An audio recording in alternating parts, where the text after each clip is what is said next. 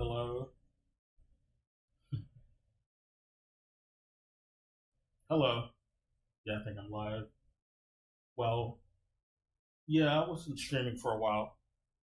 Uh, just got out of it.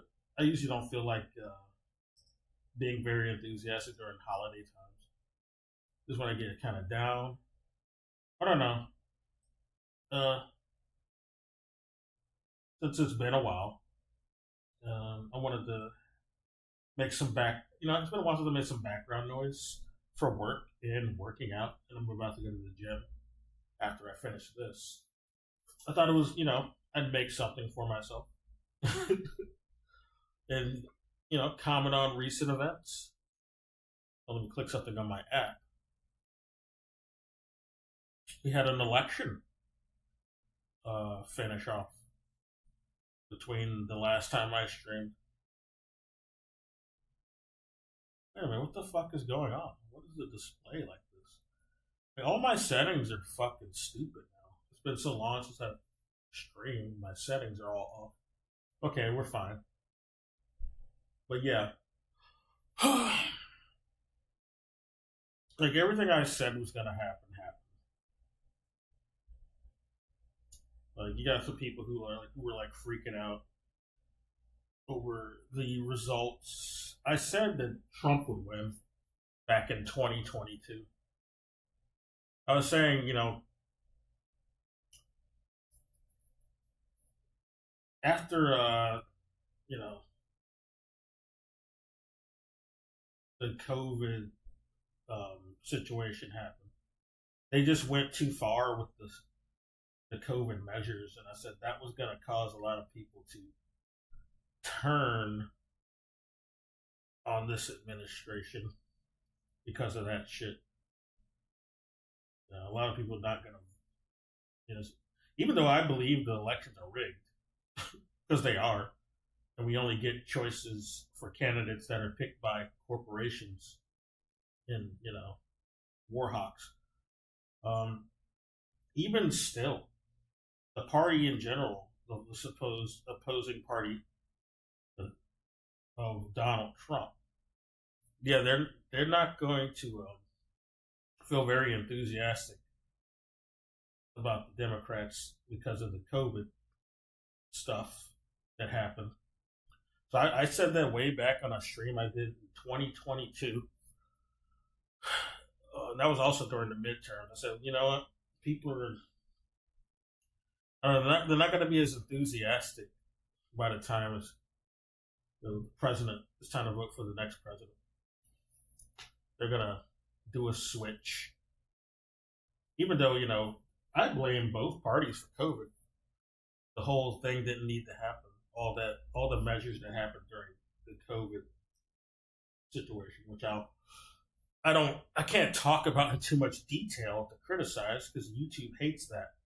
The last time I did that, I got my video removed, even though I showed on the stream actual receipts for what I was pointing out, undeniable facts. But YouTube doesn't like it when you tell the truth because YouTube is controlled by vested corporate interest, and vested government interest, even. So they like to remove shit that hurts a narrative that our rulers want us to believe. So yeah, I wasn't surprised that although you can suspect that there's some rigging too because there's like 15 million less voters. So that like you have a lot of people now. They're ready to get on the voter denial train.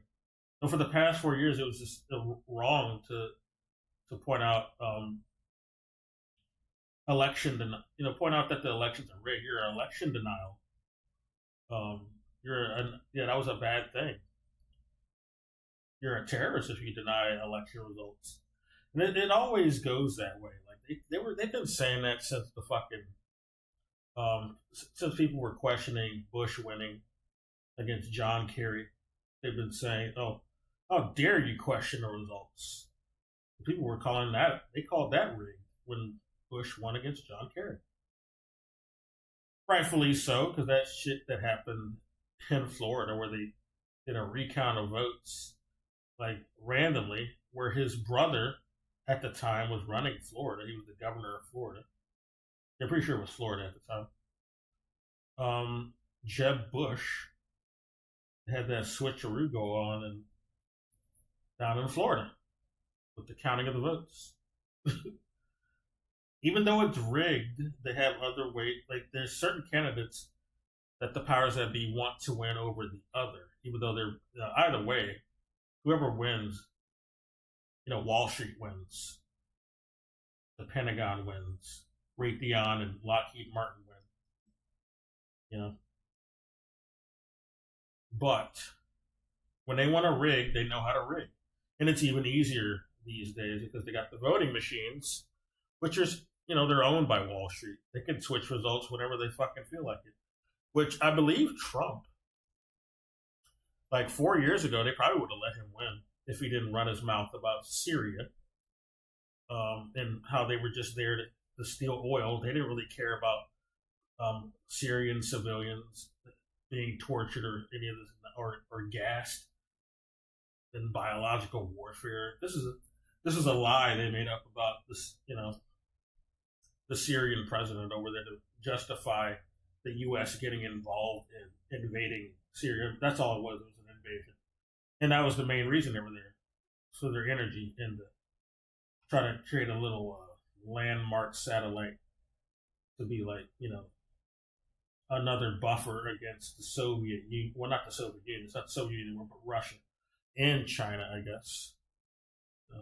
Somewhere kind of close to Asia Minor area. But yeah, they wanted, it's like the Greater Kurdistan Project, which is an old Defense Department project, which is still, something they want to do, but they rename it different things. They just want to set up another sort of colonization, militarization effort over there in that area. But yeah, Trump ran his mouth about that, and that's probably why they decided to punish him last election. But they decided to let him, take it this time because he's more confident than Joe at the moment, who became senile. And Kamala couldn't carry the torch because she's not. I guess they just didn't think she was as she doesn't have like a presence or anything. She's not as commanding. She's not forth. She's not very forward. She just her only answer for anything was like, I'm just going to do whatever Joe Biden does, which doesn't make her sound unique. And you don't want to say you're going to do what Joe Biden does because Joe Biden is senile right now, so that's not a good answer. So they just let Trump take it this time. Not that it matters because Trump and Kamala, it didn't matter who won. They're going to follow the same roadmap.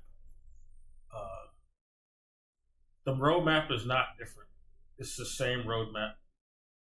It doesn't matter who gets in that seat in the Oval Office.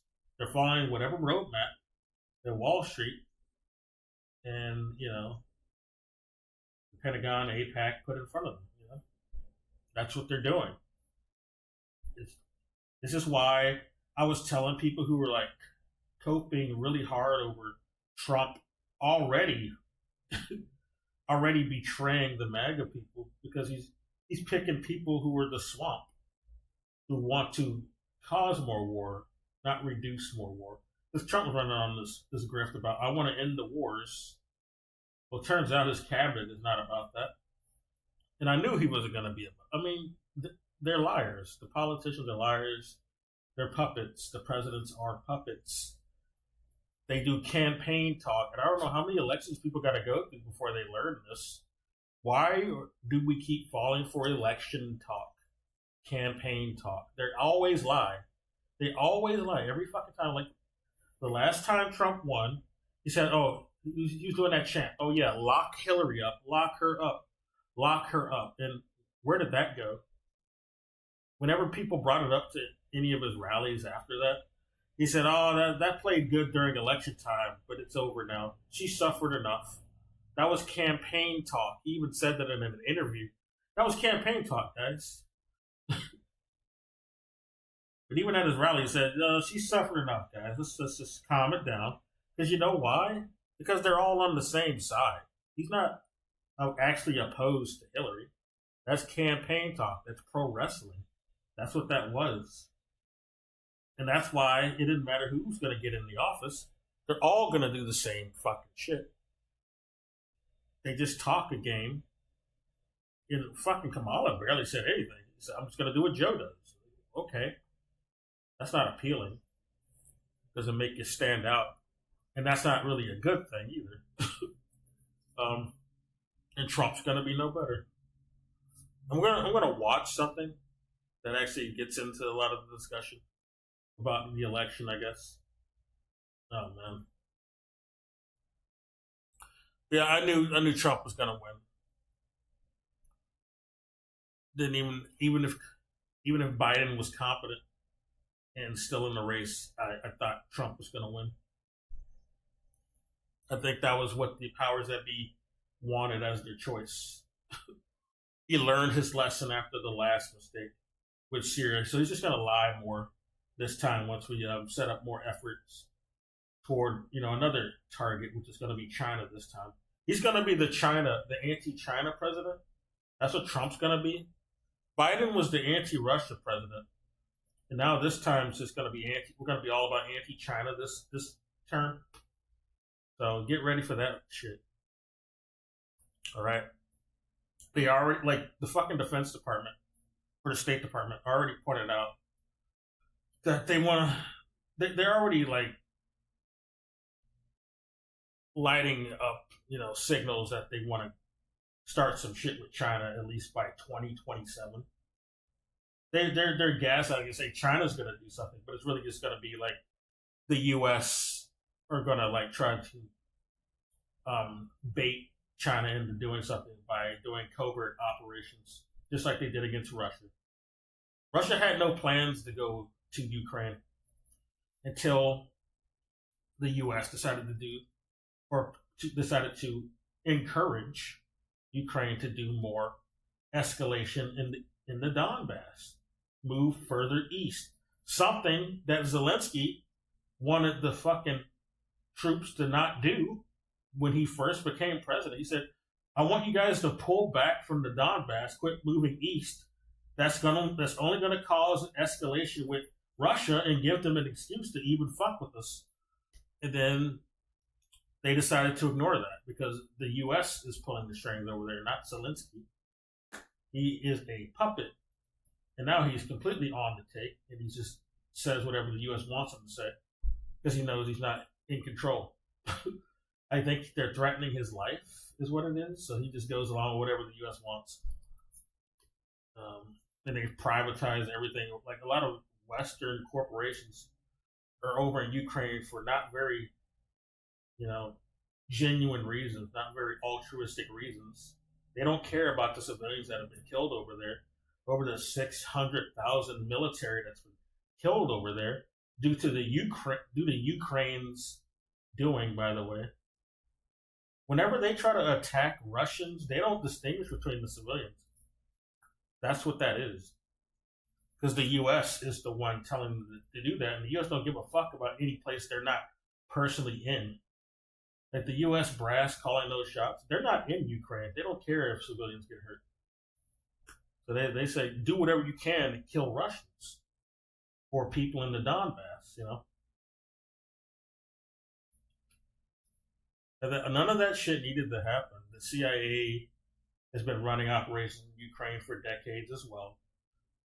Ever since Operation Aerodynamic officially. I think they were doing shit before Aerodynamic.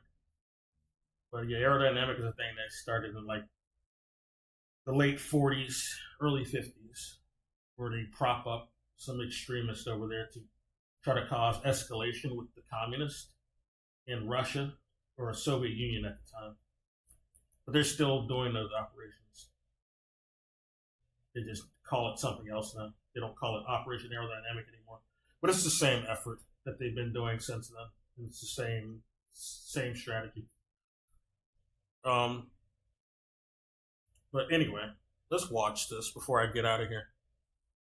I think it's this shit.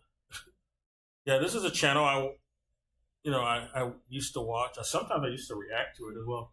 I still watch it. I just don't react to it on stream like I used to.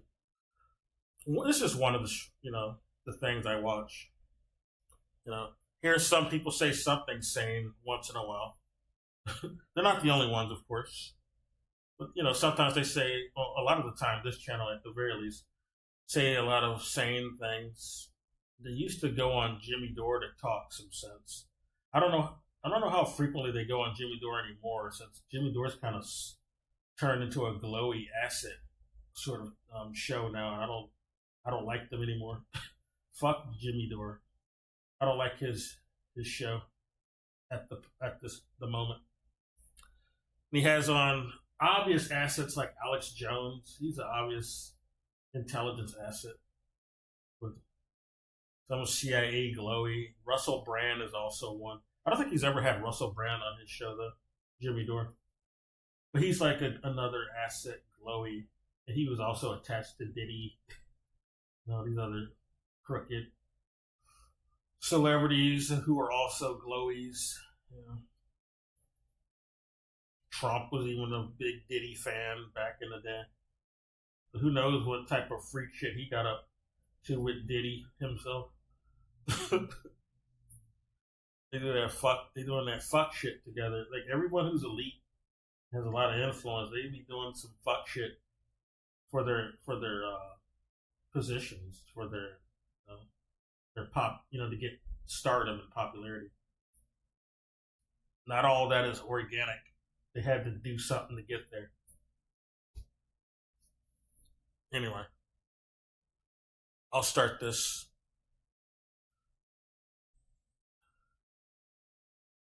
Yeah, if I was this channel, I'd stop going on Jimmy Dore. Jimmy Dore is I guess it is good because he has a big audience. So if he's gonna let you on to say something truthful, then that's actually good. But fuck Jimmy Dore in general at this point. I don't like him, and I think his show is like it's been glowy infiltrated. Donald Trump asks Warhol Mike Waltz to serve as his national security advisor. Hold on, Mike Waltz, as in the same Mike Waltz who's an advisor to Dick Cheney, Mike Waltz? Oh, I'm sure this is going to go well for everybody. Yep. There were a lot of people who were hoping that maybe Trump had learned his lesson from the last time he was in office, and that perhaps he wouldn't pick Hawks to run. Why are we acting like he just didn't know better? Right? He's just gullible. No, Trump is on the take. That's what it is. He's not some gullible fool. He's not trying to do the right thing. He's doing what his handlers tell him. It's not like he made a mistake. You think he cares about going over to other countries to blow people up and steal resources? He's all about that. That's why he wanted to even be in the position that he is. He's about that. Administration while claiming to be the anti-war candidate. Yeah, I'm here to tell you don't get your hopes up because it looks like he'll lie to his constituents and, the voter constituency anyway, not his actual constituency. He'll lie to them to make them want to vote for him. But that's about it. He's not going to follow through with his anti-war promises or anything. Because not only recently did he announce that he wanted Stephanie to serve as his ambassador. Yes, one of the most Zionist legislators in the U.S. who is trying to get students and administrators fired and kicked off campuses for protesting Israel's genocide. But it's great, isn't it? To follow that, totally anti-war, totally free speech. He's such a free speech advocate that he put someone like that on his cabinet. Picking Mike Waltz as his national security advisor? One of those people who are holding up any kind of hope that Trump resolves the situation between Russia and Ukraine. Yeah, fuck Glenn Greenwald. I'm tired of him with his gaslighting, trying to make us. He's playing stupid too much. He's like, I can't believe Trump. He just didn't.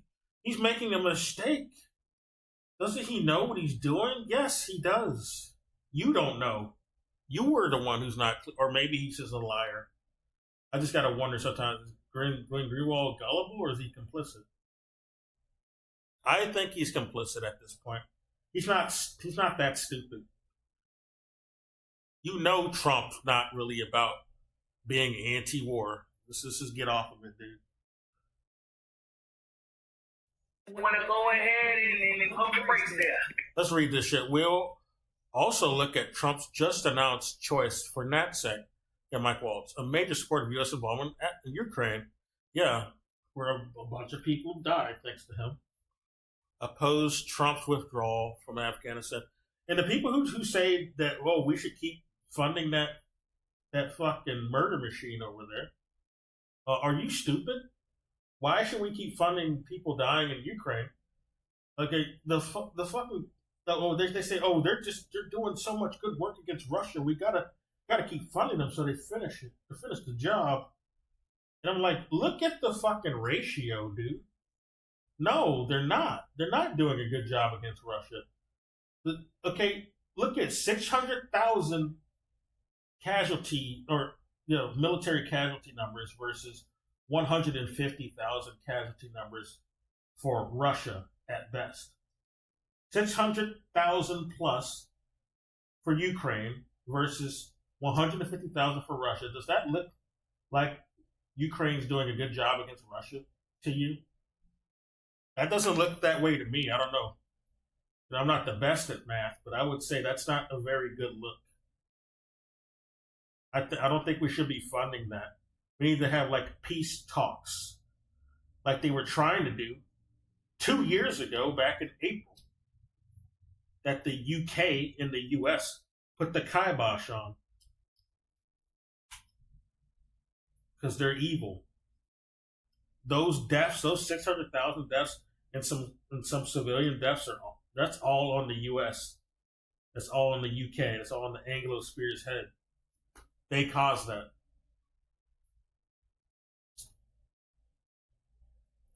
Because this is the same Mike Waltz who said. Oh yeah, not even just the casualty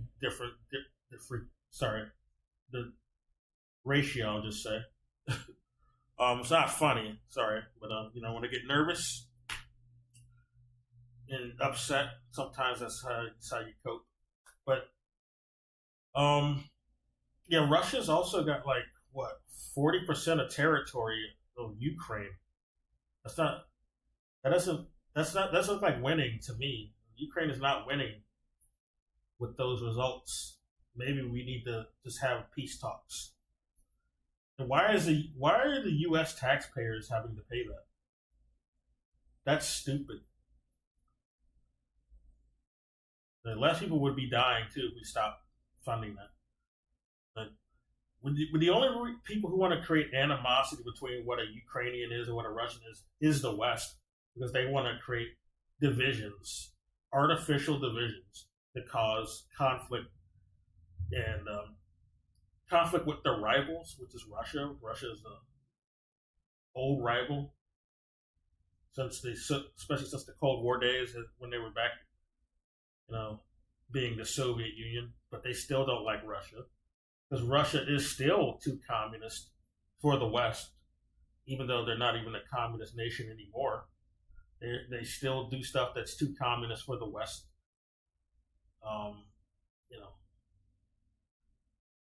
The West, they're not satisfied with that. Basically, they're not satisfied with how Russia is. Like Russia's done stuff like nationalize some of their resources and industries. And the U.S. is not about nationalizing anything. They're about privatizing everything. That's another plan that they want to do this term. They'll privatize more public infrastructure and public services in general. Just privatize it, They already privatized shit like NASA, FDA, basically. Which are, that's why we get bad results with both now. And NASA's just twiddling their thumbs and jerking off. And just letting Elon Musk rip money off. They just get free government money to do nothing. Fuck Elon. If you want to resolve the situation and achieve peace, you actually need to escalate the war in Russia even further. This is the same Mike Wallace. That's great logic. He's criticizing that. He's pointing out what they are saying. This is what Mike Wallace is saying.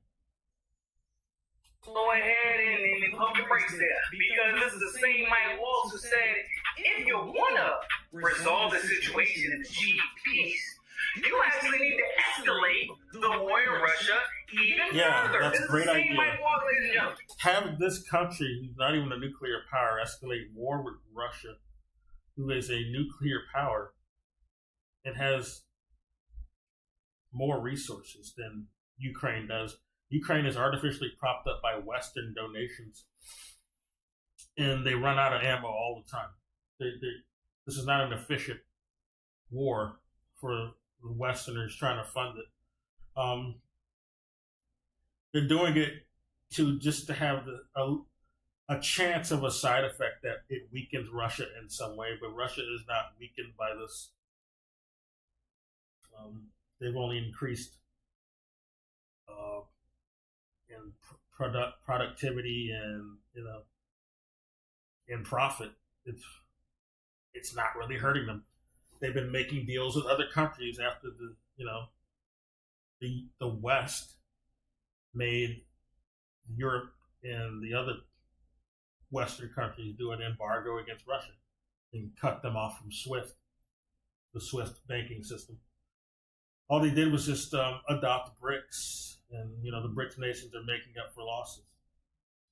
So this is a bad way to weaken Russia. Who was trying to convince the Biden administration? Why do we need to weaken Russia? The only reason they want to weaken Russia is because the U.S. wants to be the only big dick in the room. They don't want multipolarity. They want monopolarity, or unipolarity is what they call it, but it's not really but it's only one person, only one nation that's benefiting. To stay in Afghanistan. But as he waxed poetically about how dangerous the Taliban is, how the U.S. needs to stay to deal with them, he forgot to mention the part where he made $26 million off of defense contracting. And while we were in Afghanistan, he personally was training and mentoring Afghan security forces on his route to that $26 million. And I bet you can't guess where he got the majority of his campaign money. Oh, you already guessed AIPAC? Well, yeah, because of course it's AIPAC. Because how else would you get in a position like this if you weren't willing to kiss Israel's ass while they commit genocide and try to start World War III? So you get rid of Nikki Haley. Yeah, Trump don't want to stop that. Netanyahu was like hard when Trump won. So I don't know why anyone thought that Trump is gonna really stand up to Israel. He's gonna stand up to them. You got a lot of these people who like Trump, who are not everyone who likes Trump is necessarily a racist, but you got the types who are, and they like Trump because they thought he was gonna stand up to the Jews, basically, and obviously not. I don't know why they got this idea that Trump is opposed to Jewish people in Israel in any way. Dude's been saying, there's many pictures and videos of Donald Trump dapping up Netanyahu. And, why does he think he hates Jews? He married his daughter off to a Jewish man. He's in the family. He doesn't hate Jewish people. I don't know why they think he's the super Untermensch, or not Untermensch, super Ubermensch, Aryan master race savior of the white race or something. I would say that a lot of those people in Israel are white to begin with. Most of them are from Europe. They're not natives to that land. They're colonials. They invaded at the behest of the British Empire, who wanted to do a Cecil Rhodes type of project in Asia Minor. All right. Using the people who claim to be who are calling themselves Israelites today, even though they have no actual roots there. They're just claiming to be Israelites because they practice the Jewish faith, and that's it. And you bring in Stephen, get rid of Putin, and you bring in Wolf. Trump has not learned a damn thing since leaving office last time. And all you MAGA folks out there, if you're expecting something to change between now and the beginning of his term, I suggest y'all start criticizing him right now while he's still listening. They're not going to. Well, some of them are. Y'all are about to end up with an administration just as bad as Joe Biden. And Lord knows y'all don't want that, because we're going to be on his head just as much as we were on Joe Biden's head if he continues with this imperial, war hawkish type of governance that we just got rid of. So you're going to be on his head for the entire term. That's the only reason he's in office. All right? That's the only reason they let anyone sit in that seat, if they're on board with the war. They're on board with that type of agenda. People need to learn that their rulers in this country, especially, they're not altruist peacekeepers. They don't want peace. They're like, their whole business model revolves off of leeching off of other countries and committing genocide and invasions. All right, I don't know why people don't understand this at this point. They're not peacekeepers. They're not good guys. Our country is evil as fuck. I noticed this pretty quick once I joined the military back in the day. It was pretty obvious at that point. I was kind of, I thought, well, we got to defend our country. Like, a lot of the stuff we're doing is not for defense, I realized when I got into the military. But this isn't defense. We're just harming people. We're instigating shit. Fuck that. We are colonizing this country. Like, I went overseas, so it wasn't to like Afghanistan or nothing, but I still went overseas, and we still had military bases in these foreign lands that, it kind of looks racist when you think about it. Why the fuck? It's this white military base in this non-white country, and they have so much influence over the fucking country. What the fuck is that about? That looks racist as fuck to me when I start thinking about it. My friends, my family, welcome to the second Nick and New in a row this week. We are still greatly enjoying not only the liberal meltdown, but the MAGA meltdown as well, because people who voted for Trump because they thought they were voting against neoliberalism, they're going through some things right now. The Tucker Carlson right. Tucker Carlson's another glowy. He has I think his family is also he has a whole family of CIA fucking glowies. So never could trust him. Even when I was I used to play him on my show sometimes. Even when I was playing him, I said, take everything this motherfucker says with a grain of salt. Some things he was saying in the clips I was playing, it's correct. This is correct about Russia.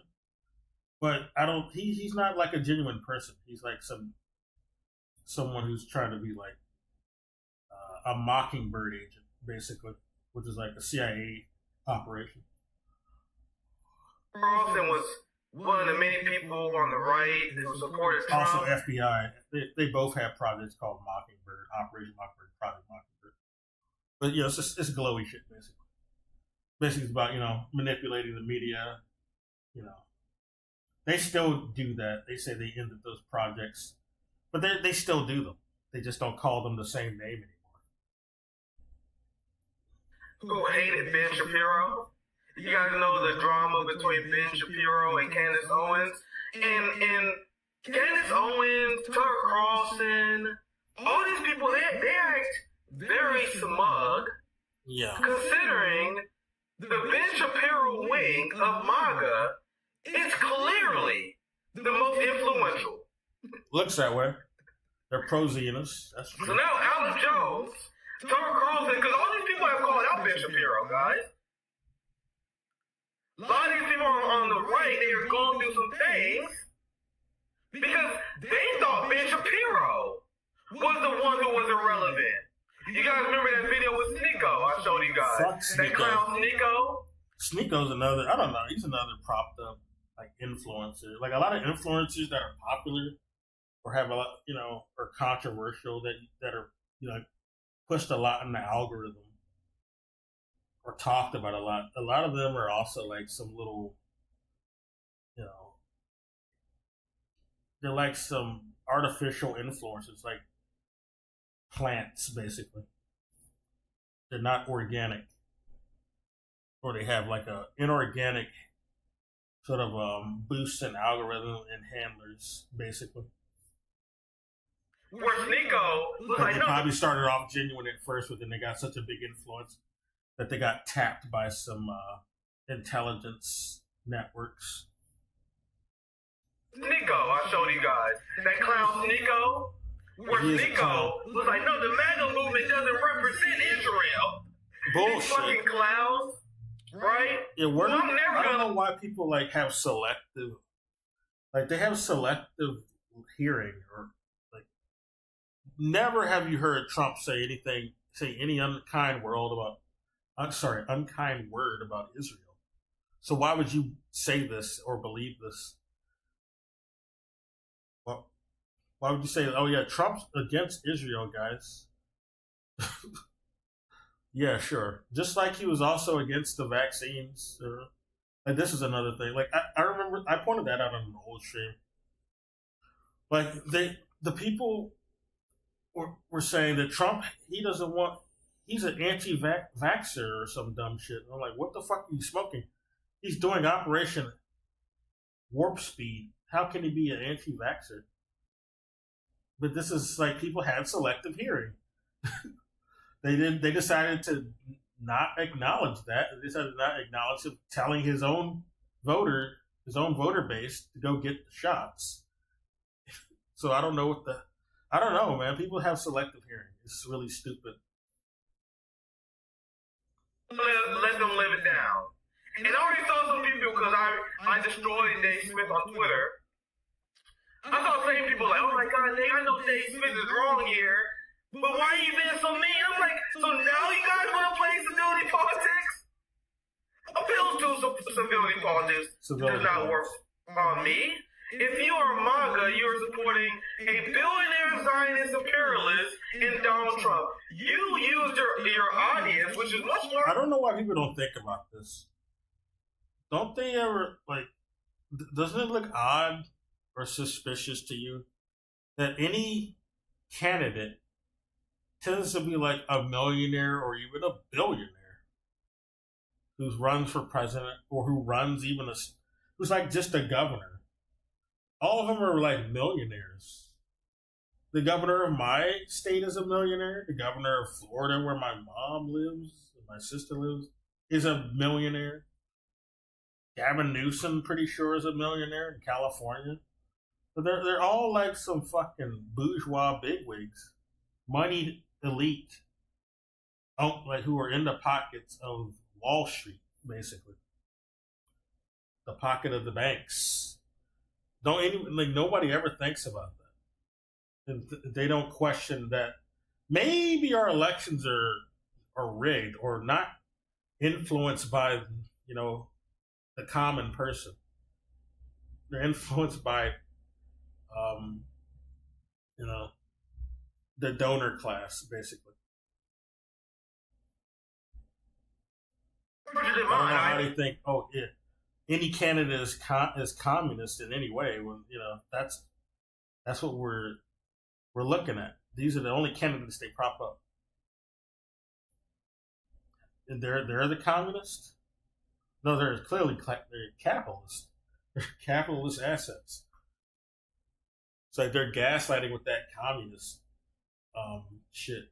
They say, oh yeah, we're going to have communism if we vote for this candidate. Oh, the one who gets paid six figures to talk in front of corporate offices, to do talks for corporations.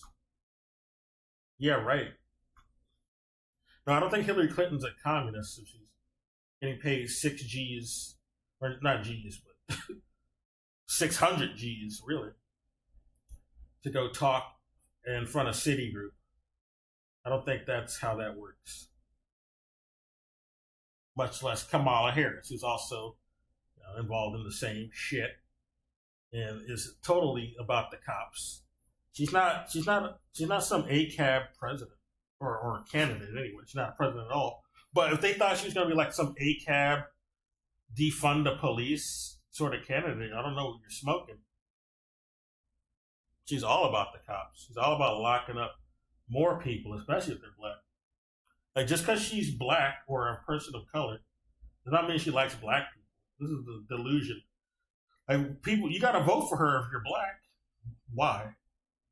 She doesn't like black people. I'm not voting for Trump either. Like, none of these are good choices. They're doing the same shit anyway. Like, it doesn't matter what they say in their campaign rhetoric. They do the same they're going to do the same roadmap. You get like a participation, all voting is in our elections, at least in the U.S. and a lot of the West, to be honest.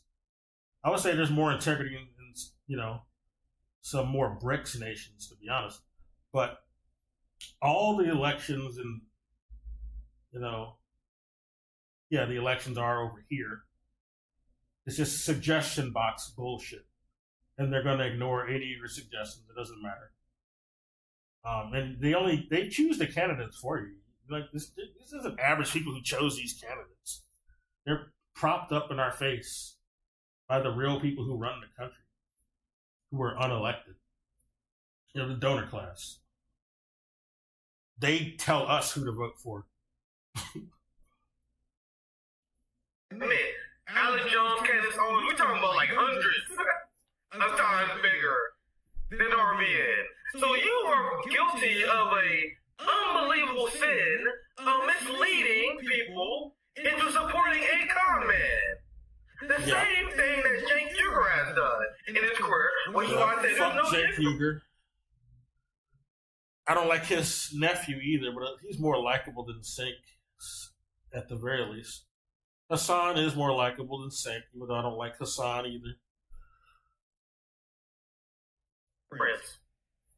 Between a Tucker Carlson and a Cenk Uygur.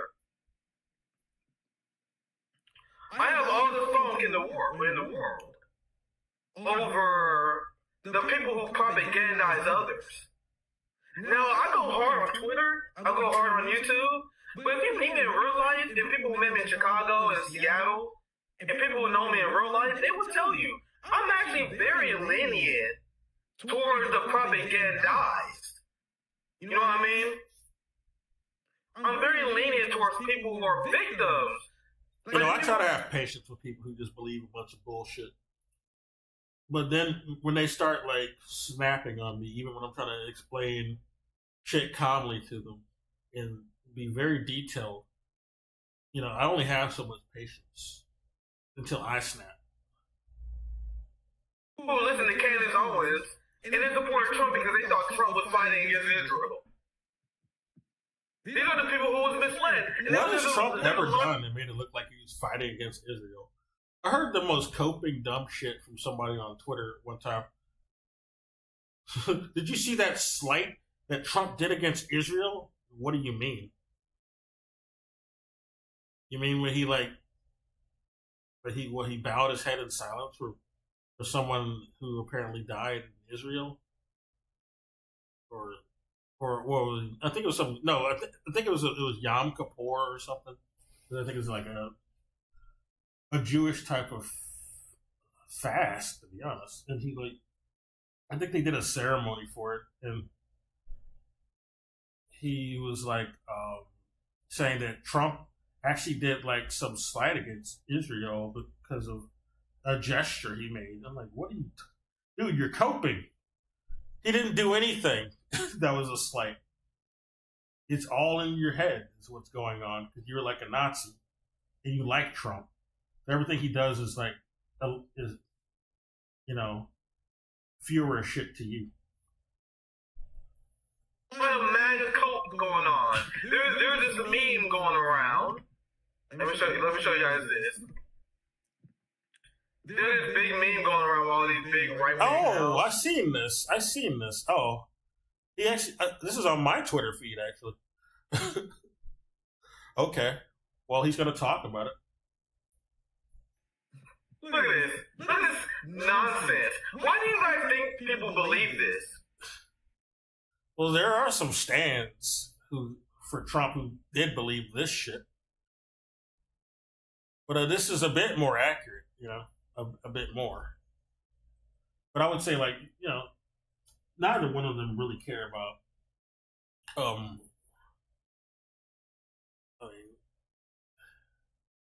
it's all the same thing, to be honest. These flags, there's not much difference between them, is what I want to say. They stand for the same shit. Colonialism. These are colonial flags. So not much changed. Only if you're a Nazi is this like an issue for you. If you thought Trump was going to go, if you liked Trump and you thought he was going to, really oppose the Jews, this is a problem for you. But if you already liked this image, this colonialist crusading image, then I don't know. You were probably just a Nazi, and if this bothers you. Because I'd say both of these are not good. Not a good look. They're spreading this picture showing how when Donald Trump was running for election, he was promising to put America first. Yeah. And now that Donald Trump is president, he's now selling out to Israel. Sir and ma'am, Donald Trump smeared Americans. He smeared Americans as terrorists because they had the audacity to protest the genocidal war crimes of Israel. And now he is putting a team together. Yeah, you're a terrorist for protest, but not for blowing up babies. That's not terrorist shit at all. That's good. Jesus loves that. He loves when babies are just blowing up. It's great. Cracking down on the free speech of Americans, something that he said he would do while he was campaigning. So Donald Trump was smearing Americans. This is another reason why I haven't been streaming for a while, man. Like, the whole fucking... Like, all this bad shit's happening with these... Like, I had a conversation about the Palestine situation on my last stream. Like I said, when you got shit like that going on, that just makes me demotivated about the world, man. Or much less streaming video games, as if that's so important. So I just took a break. I didn't feel like doing shit because that type of shit just really puts me in a bad mood, man. You got these kids being slaughtered.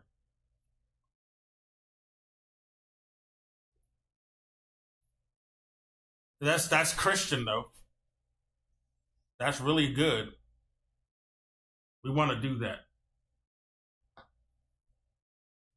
But those guys are terrorists. Those children are terrorists.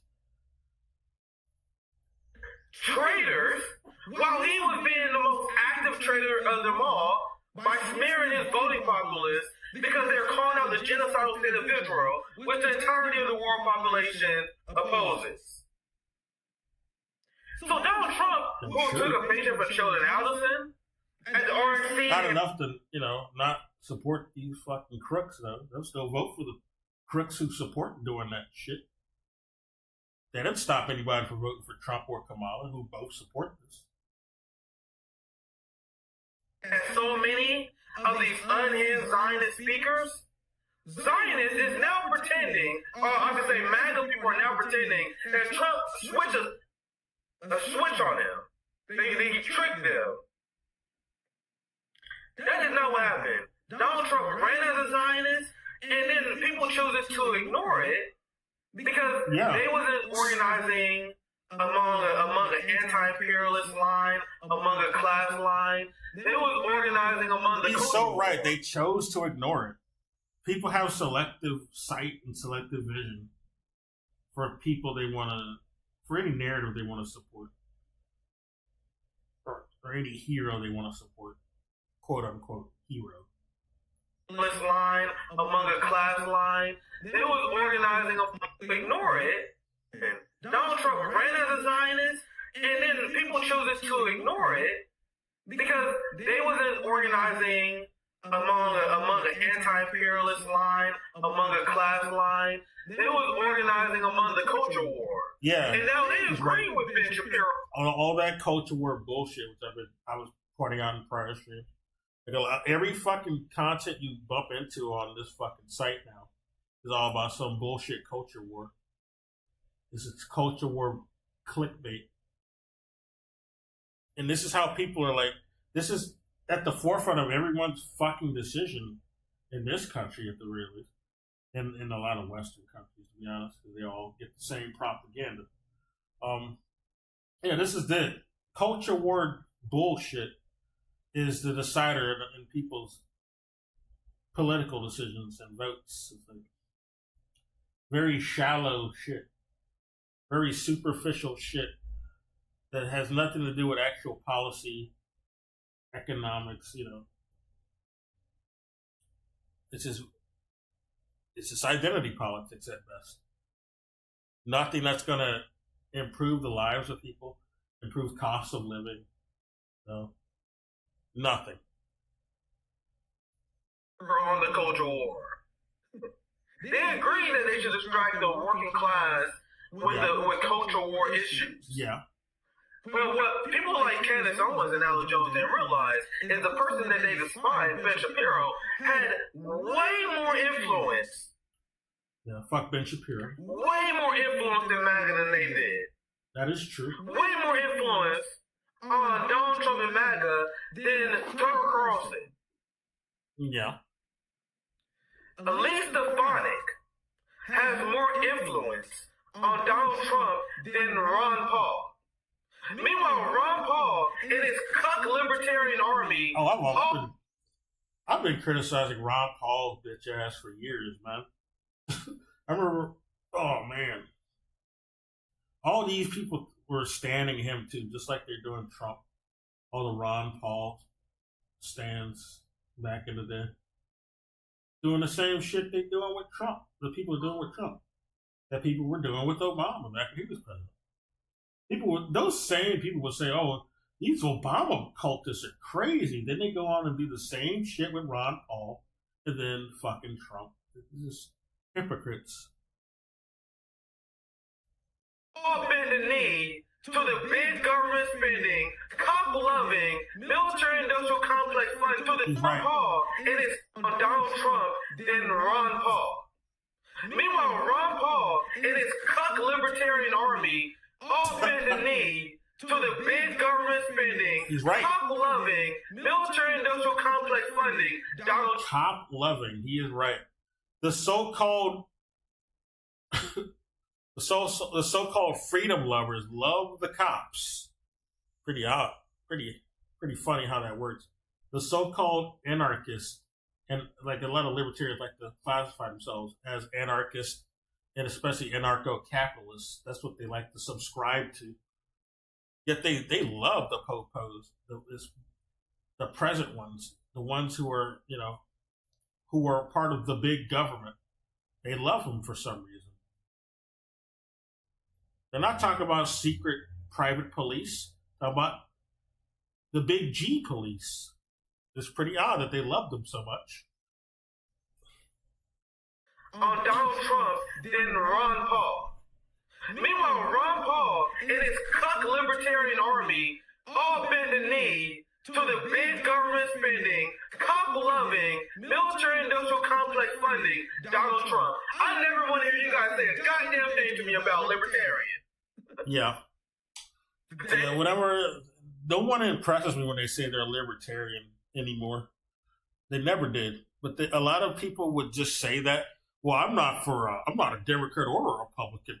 I'm a libertarian. That just means you're just a non-Christian neocon. That's it. You're just not a religious neocon at best. At best, that's all that means. typically at the time, because typically Republican is associated with they at least have like religious moralism that they subscribe to. But the libertarians just like the same. They subscribe to the same principles, only they don't. They're typically not religious. But then I think Ron Paul and his son are religious.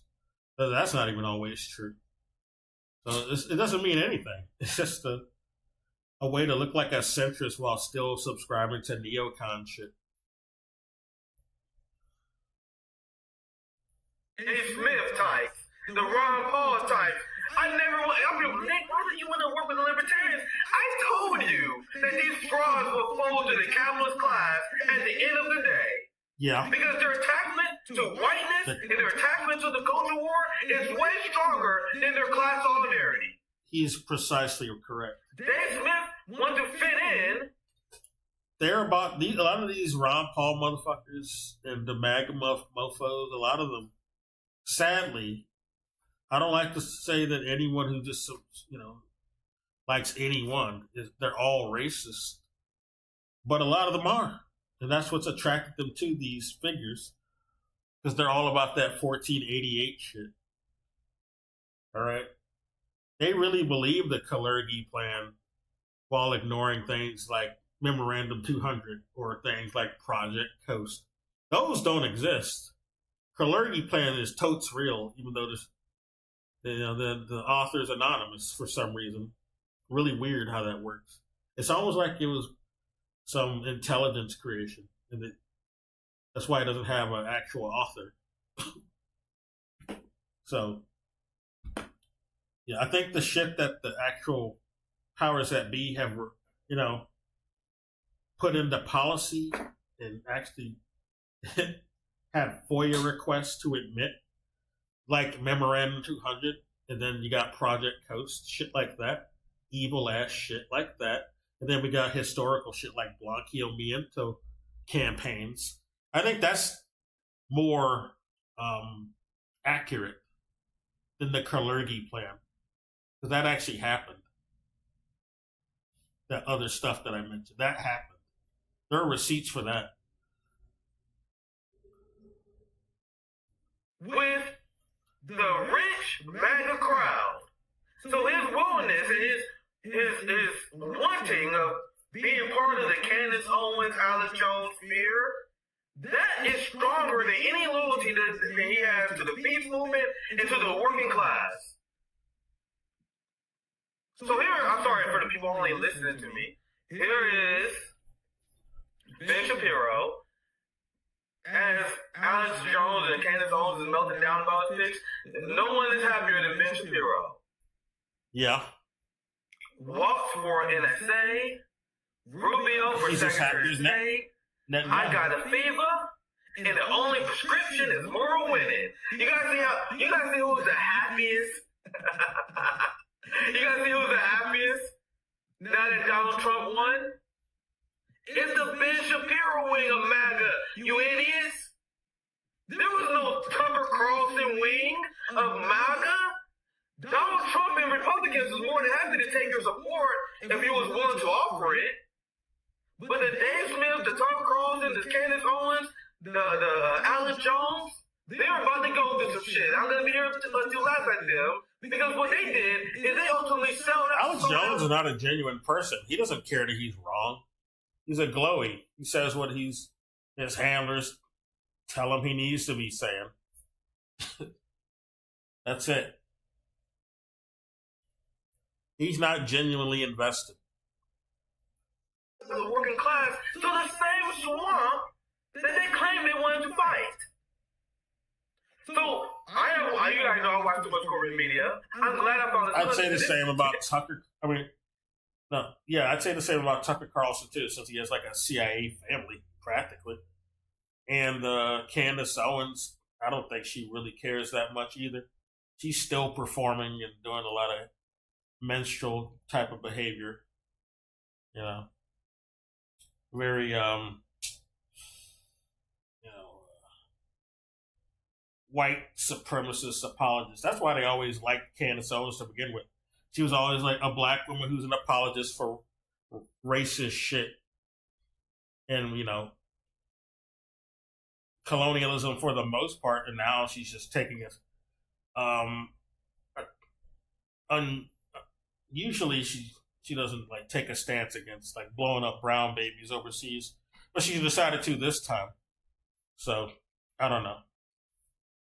I don't know what they want. I don't know what they want to do with her at this point. The people who were handling her handlers, basically. This clip sums up essentially every single MSNBC story about Trump cabinet picks, where they're like, "Holy shit, man! Shit, this pick's not that bad, man. You got Marco Rubio, you got Liz Stefanik. Holy shit! He got fucking Mike Huckabee. Yeah, Mike fucking the all-star lineup. All the swamp people, all the swamp creatures. He's really draining that swamp. Swamp monsters. Oh, he even says it. He even says it. Shit, this pick's not that bad, man. You got Marco Rubio. You got Liz Stefanik. Holy shit, he got fucking Mike Huckabee. Holy shit, he put in the all-star lineup of swamp monsters. So here's just one example of like what the corporate media is running. Big picture here, as we're seeing with Marco Rubio and Mike Waltz, the National Security Advisor, combat veteran, pleasantly, some Democrats are pleasantly surprised with the caliber of people. I'm not. They're not people they're going to. I kept telling motherfuckers this is what he was gonna do. Nobody fucking believed me. No one ever believes me when I'm saying I'm precogging this shit, man. I'm like a goddamn psychic. And nobody believes me until it's too late. Agree with. None of this is surprising. But these are people with records in the foreign policy area, people who understand the world, and who are not necessarily on board with shrinking and this America First idea that the United States should not project power around the world, which is a bit of a Oh, man. I got to pause right quick. I'm going to go back a little bit. But yeah, this needs more focus. I'm going to leave the room in a minute, but I'll be right back in like 2 seconds. But yeah, he's going to make a point that I wanted to get into. Like, he made a point already about, like, some of these people on these factions like MAGA, or the Ron Paul motherfuckers, they value just the identity of whiteness more than class solidarity. So that's what they voted for. Or that's what they support. The votes are pointless anyway, because they rigged the voting. The elections are rigged, basically. But, they still voted for this shit because they, for the identity politics reason, culture war reasons, in spite of that. But I'll be right back.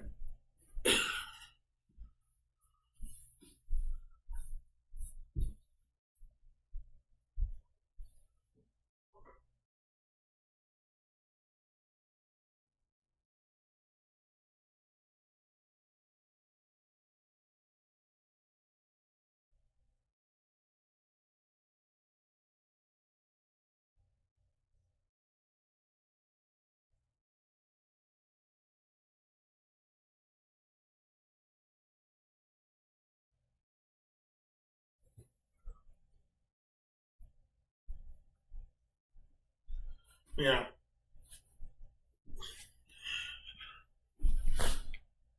The CJ right here, he's pretty, I like that he points out the bullshit of the elections and the candidates. Because he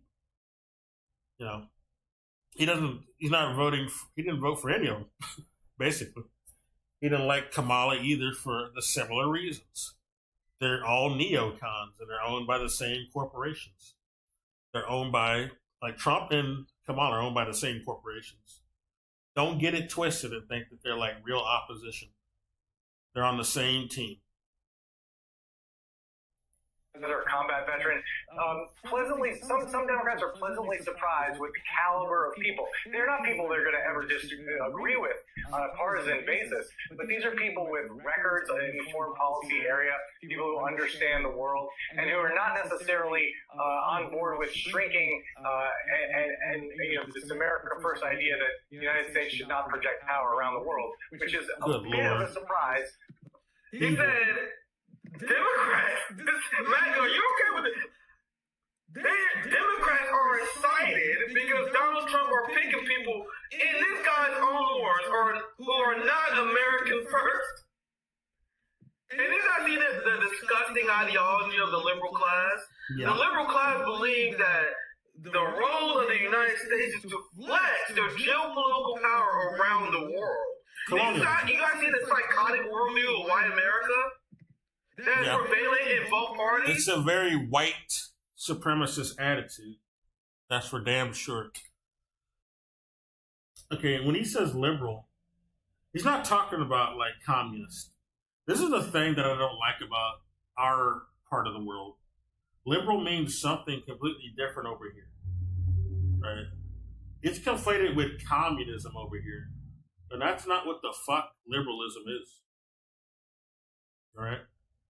The liberalism to other parts of the world is understood as, that libertarian shit, that neo-lib shit, Ron Paul shit. That's what other countries recognize liberalism as. And that's how a lot of our politicians act, privatizing everything, liberal markets, right? Not communism. They want to privatize shit, privatize natural resources. You can't drink this water unless you pay this CEO, okay? You're not allowed to have water. Basically, that type of agenda. Worldview of white America? This stream belongs to us, all right? You can't have access to water or air. If they could privatize air, they would. These are stages to flex. They've already, like in some places, they make it illegal to capture rainwater. All right? It's really fucked up. Excited because Donald Trump are picking people in this guy's own words who are not American first. And this I see the disgusting ideology of the liberal class. The liberal class believes that the role of the United States is to flex their geopolitical power around the world. You guys see the psychotic worldview of white America that's prevalent in both parties? This is another thing I brought up, basically, is what my last stream was bringing up in a subtle, or maybe not so subtle way. This is an attitude I notice around here a lot, and online a lot. And it made me, like I pointed out in my last stream, like basically Nazi impulse has kind of won out over in this part of the world. All that propaganda and indoctrination by our actual rulers who run shit and influence the media that we see, they've successfully,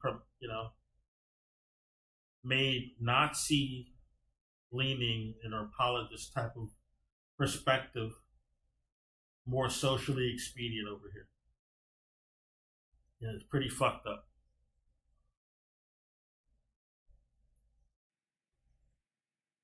Full spectrum dominance, genocidal ideology, imperialism, colonialism. This is what white America stands for. And I know you guys hate when I say it, but you guys gotta have tough conversation with your family members, because you got white Karens on one side voting for warmongering Democrats, and you got white Karens on the other side voting for Republicans. These aren't Republicans, or they're not all Republicans. You got Democrats, like this evil motherfucker saying this shit.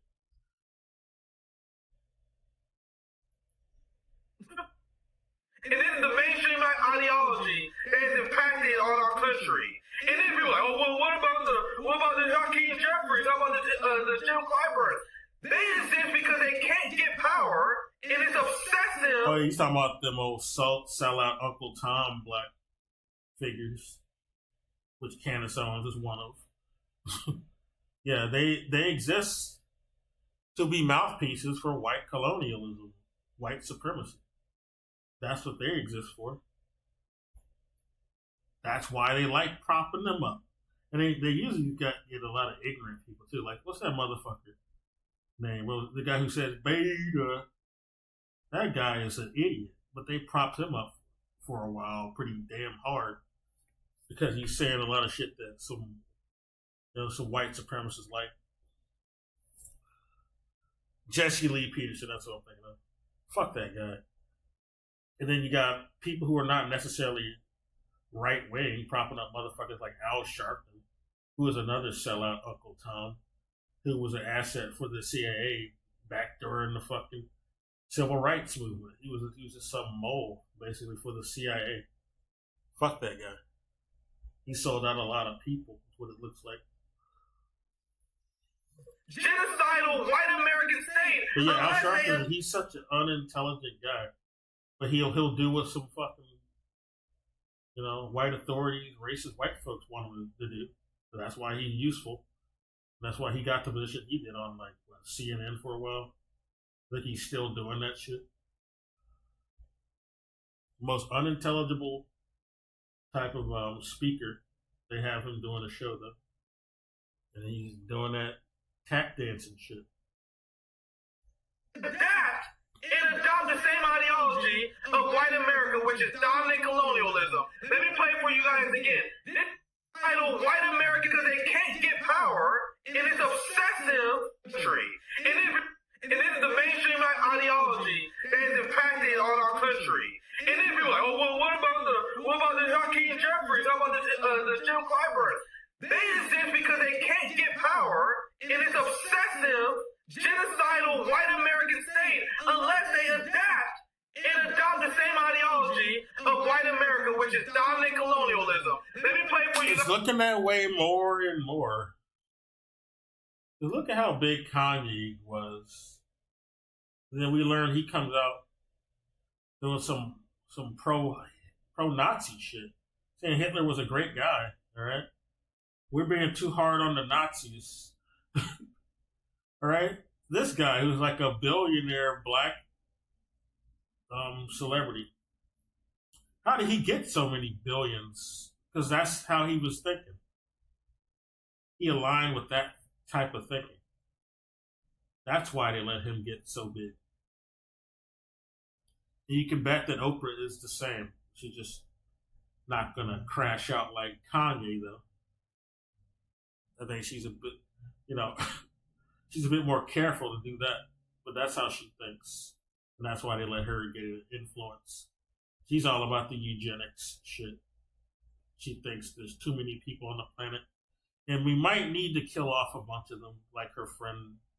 Like she's friends with all those eugenics billionaire guys. It's really fucky. She's the only black person in her circle, in that circle. What does that tell you? Guys, again, this is prevailing on both the liberal class and the conservative class of white America. Let me show you guys. Or with shrinking, and yeah, the people they usually point to when they're saying there's too many people on the planet, it's typically those non-white countries.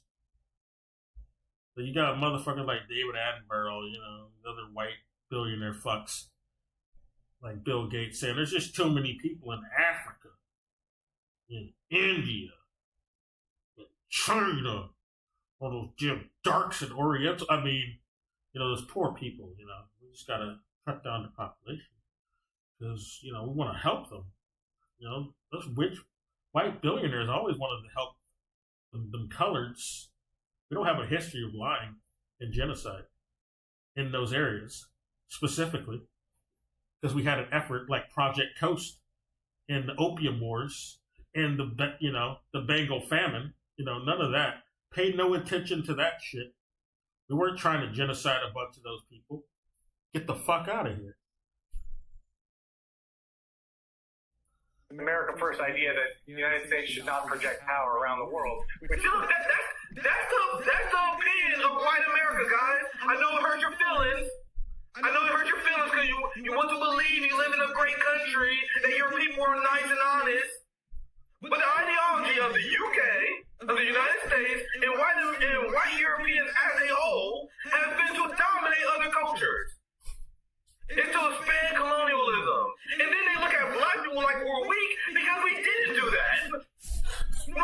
Yeah.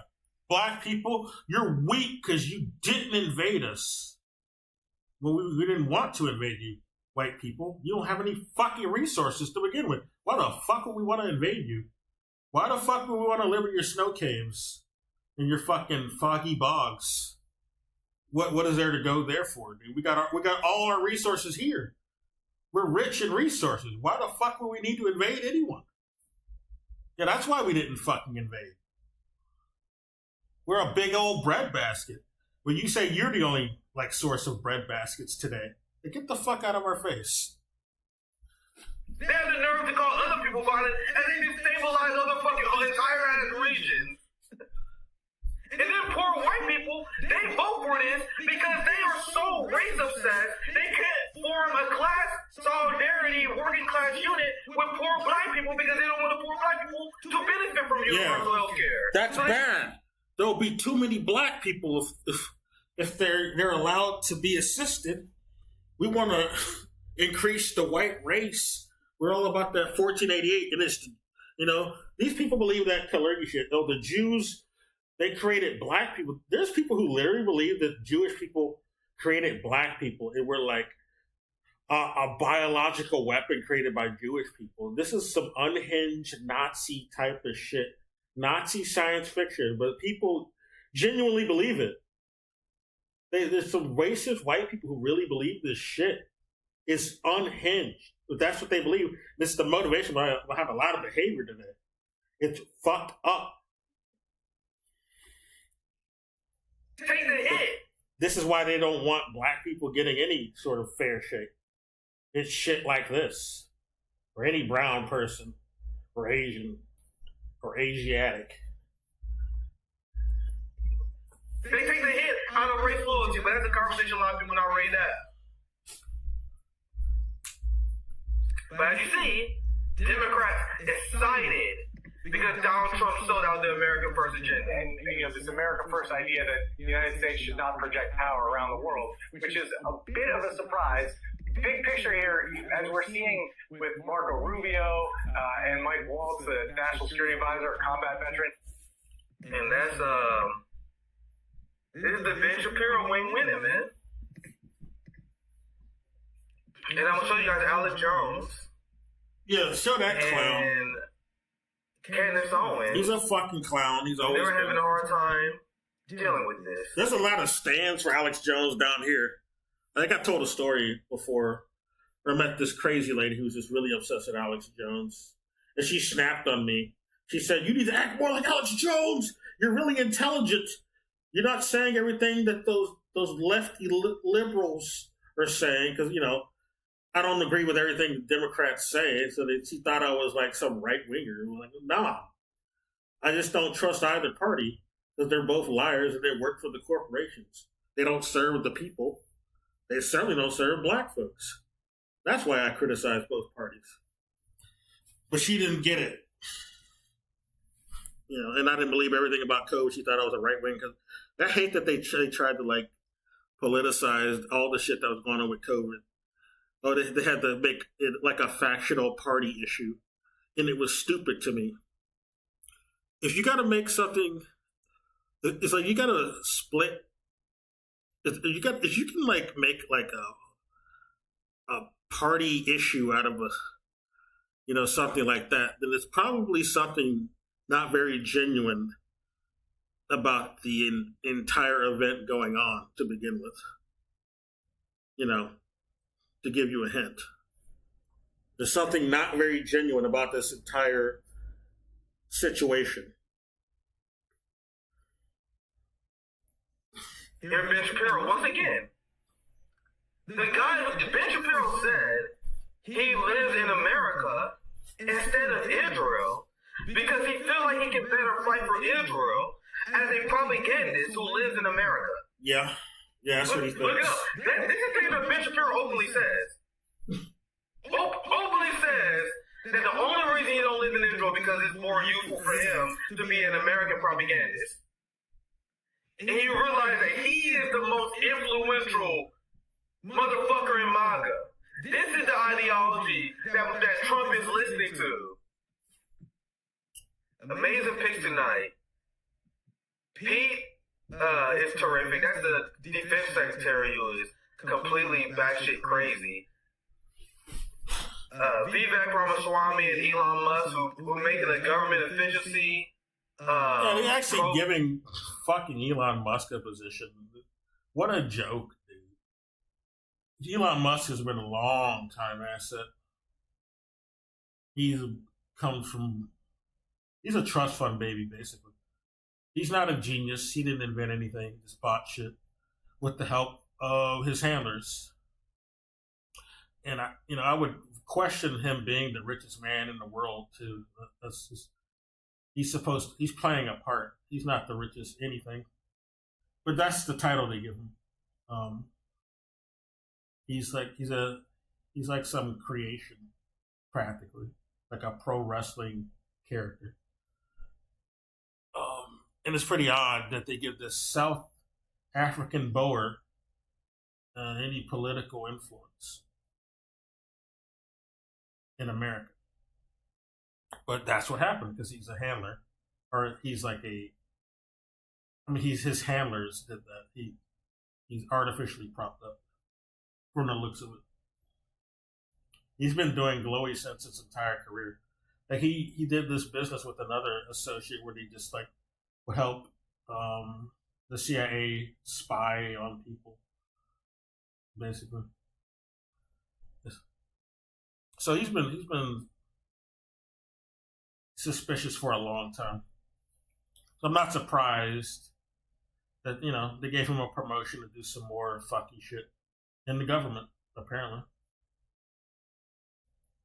Program, which I promise you, it's going to be very pro-Kwame and Elon Musk who are making a government efficiency program, which I promise you, it's going to be very convenient for the ruling class that they're going to make a government efficiency board. Yeah. Or program. I'm sure they're going to whistle-blow on themselves. Yeah, they'll call out a bunch. I'm so sure that they're going to regulate themselves. I promise you, they will not investigate the Pentagon. Oh, they're definitely not going after the Pentagon. Are you crazy? Elon Musk is another. I mean, yeah, he's pro-Israel. They're not gonna do anything to stop that going on for sure, and he's not gonna stop any other wars like against China. I don't think I've ever heard him say anything kind about China. Maybe I've missed it, but they're not gonna stop that effort, which is going through. State Department already has plans to fuck with China this term, even before Trump won. Record this, mark down the date, save the stream. I promise you right now. Cash in the bank. So get ready. I'm just gonna say, get ready for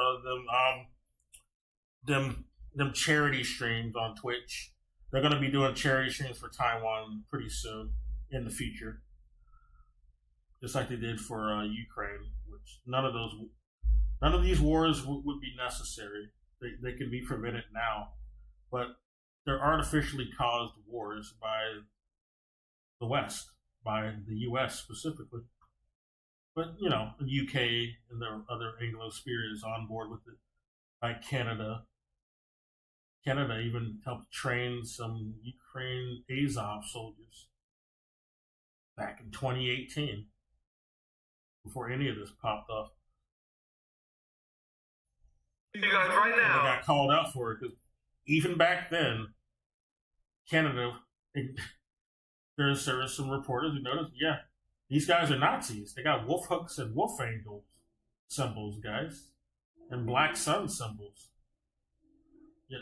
How did you make the mistake in not knowing they're Nazis? They did know, though. They admitted that they knew. The Canadian government knew they were Nazis because the Canadian government they're not opposed to Nazis. All right, they're part of the Anglosphere, and the Anglosphere is not Nazi opposed. The West always supported the Nazis. They were secretly propping them up ever since the 20s, I would say. The only reason Hitler came to power was because the Anglosphere had treaties and obligations to where they couldn't do things publicly. So they needed a proxy to get away with a bunch of shit like looting countries' gold so as to pay the war debts for World War One. All right? Britain couldn't do that themselves openly. They needed a proxy like Hitler to do that for them. And that's why they approved of his gold donations from the Czechoslovakian gold he stole and other parts of the Eastern Europe that he stole gold from. Bank of England approved all of those donations. And Hitler never stopped paying one Versailles debt,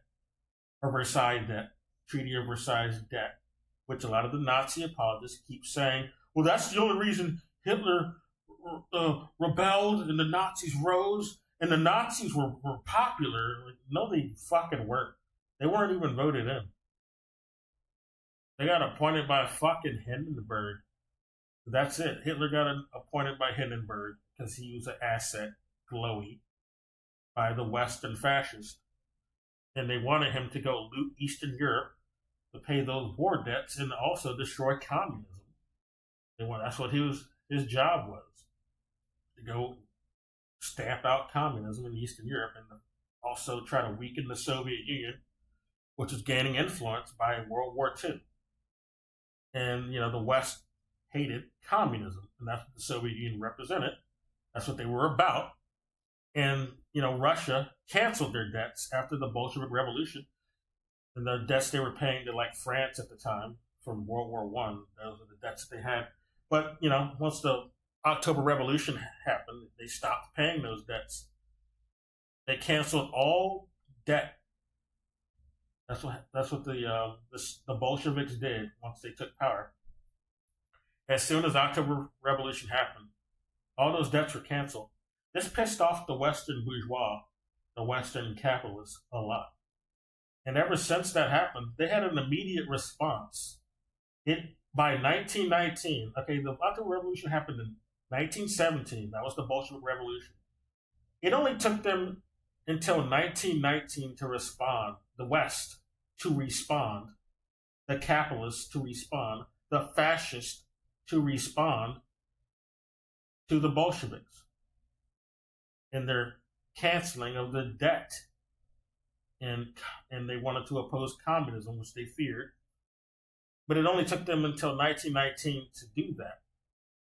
How long did it take them to react to Hitler, the West? The West didn't interfere with anything Hitler was doing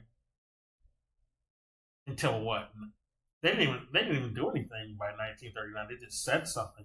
Yeah, that was when they decided to we want to be in opposition to Hitler. 1939. But he took power in 1933. And he had influence even before 1933.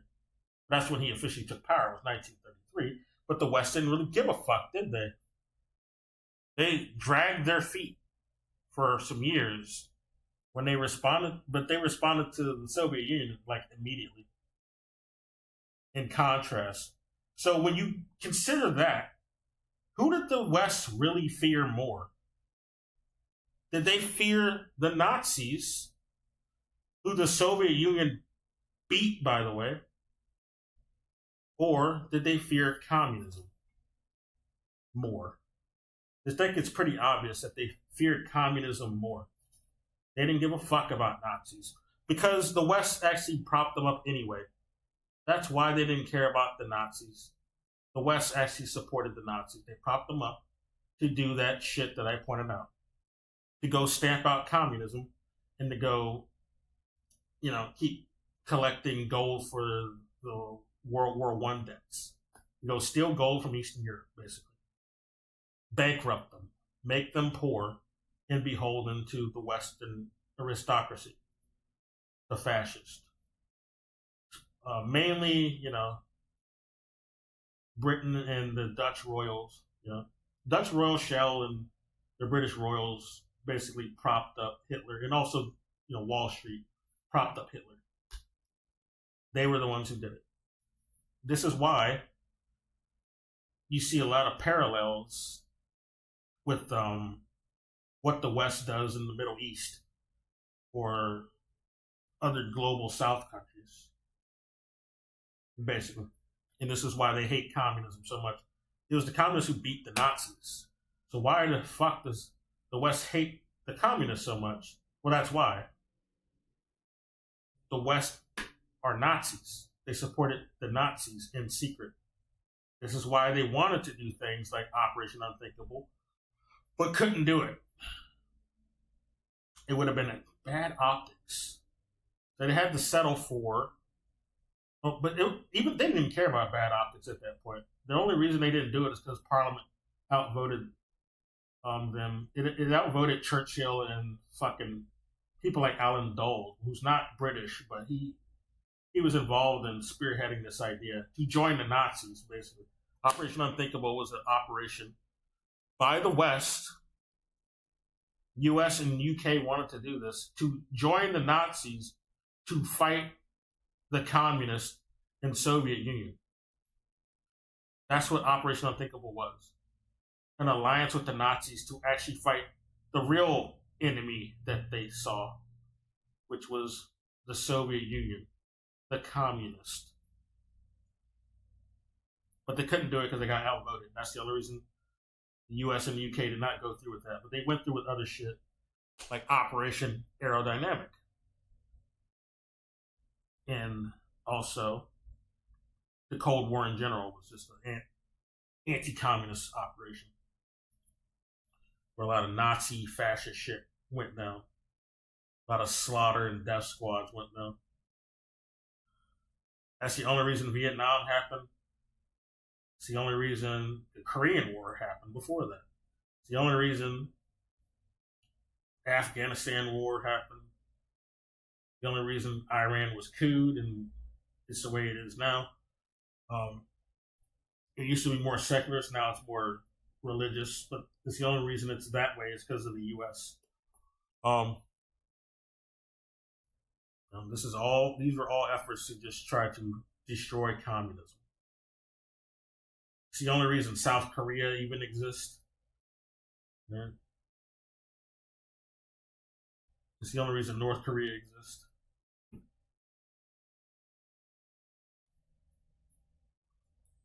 This fucking government efficiency board that Elon Musk is making, I promise you that they are going to conveniently ignore the Pentagon who can't pass an audit. Oh yeah, I also got to point out something. I've talked about this before about like Japan and how, Japan used to be like a big fucking deal economically. But that was artificial. It was artificial propping up by the West. And I'd attributed that incorrectly before to the Marshall Plan. Because what happened was similar to the Marshall Plan, but it was not considered part of the Marshall Plan. But it was basically Asian donations, I think is what they just solidified it down to. But it was like donations to parts of Asia to try to bribe them into not aligning with communism, basically, and just going along with Western capital influence, capitalism. And this is the only reason Japan came as influential as it was, these donations that they got. They call it the Japanese economic miracle. You can go look it up. It talks about the donations from the West, which were responsible for that. A lot of the Japanese economy is just artificially propped up by Western influence, sadly. It wasn't because of capitalism just so good.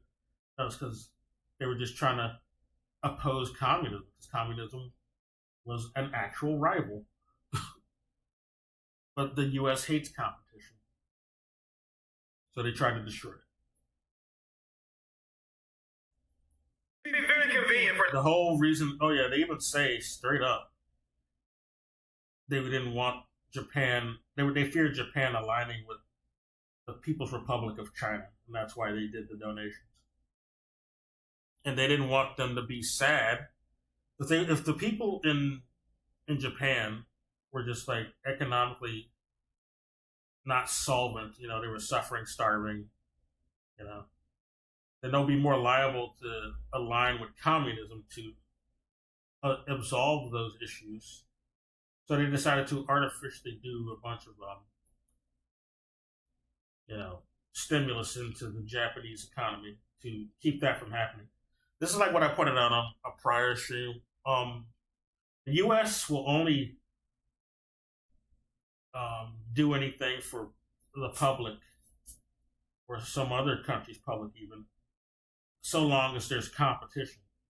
So long as communism exists as competition, that's the only reason they'll try to do things for the people, because they don't want they fear the people being enticed by communism. If they don't do that, the communism was actually present at that time and popular enough anyway to make the West scared. Communism still exists, but it's just not as prominent as it was before. Although there might be a reverse of that with a bunch of trends going on in the other half of the world, which would be good, I think. You know, I'm pro-communist. Depending on, I promise you. I'm anti blowing up brown babies and stealing resources from their countries, you know, just so a bunch of rich white billionaires can prosper. You know? So yeah, I'm not a capitalist. Sue me. That's how that's gonna work. And you have Elon Musk and all these poor white boys cheering this on. Governor Mike Huckabee is a spectacular choice. And let me show you guys about Mike Huckabee. And this is who Ben Shapiro is praising. And I'm gonna show you guys Alex Jones how they coping with this, because we should have Midwestern Mark join us here soon. Let me show you. Midwestern Marks is okay. The Israeli ambassador to the United States. He's pretty decent. I like a bit of what Midwestern Mark says. He's also, you know, workout enthusiast, health enthusiast, you know, which I respect. I don't agree with everything he says, but he typically has good shit to say. Ben Shapiro is so happy right now with the pics of Donald Trump. Basically, they're really tough to say as, and I'd be careful saying this, there's no such thing as a Palestinian. They just completely trying to, you know, present the picture that, yeah, we don't want any Palestinians to exist in the future, basically. That's what that's about. First, you know, This is Huckabee. He said this. This is the guy on Trump's cabinet now, guys. He's totally anti-Israel. Sure. There's really not so much. Funny that everything, and for one, this is genocidal ideology. It is. But isn't it funny that everything... That's the only reason that they even, like, they've been genociding over there since they were been allowed to settle over there by the British. Right? Palestine was an Ottoman territory. Then after World War I, British gained control of that territory and started doing their colonialism.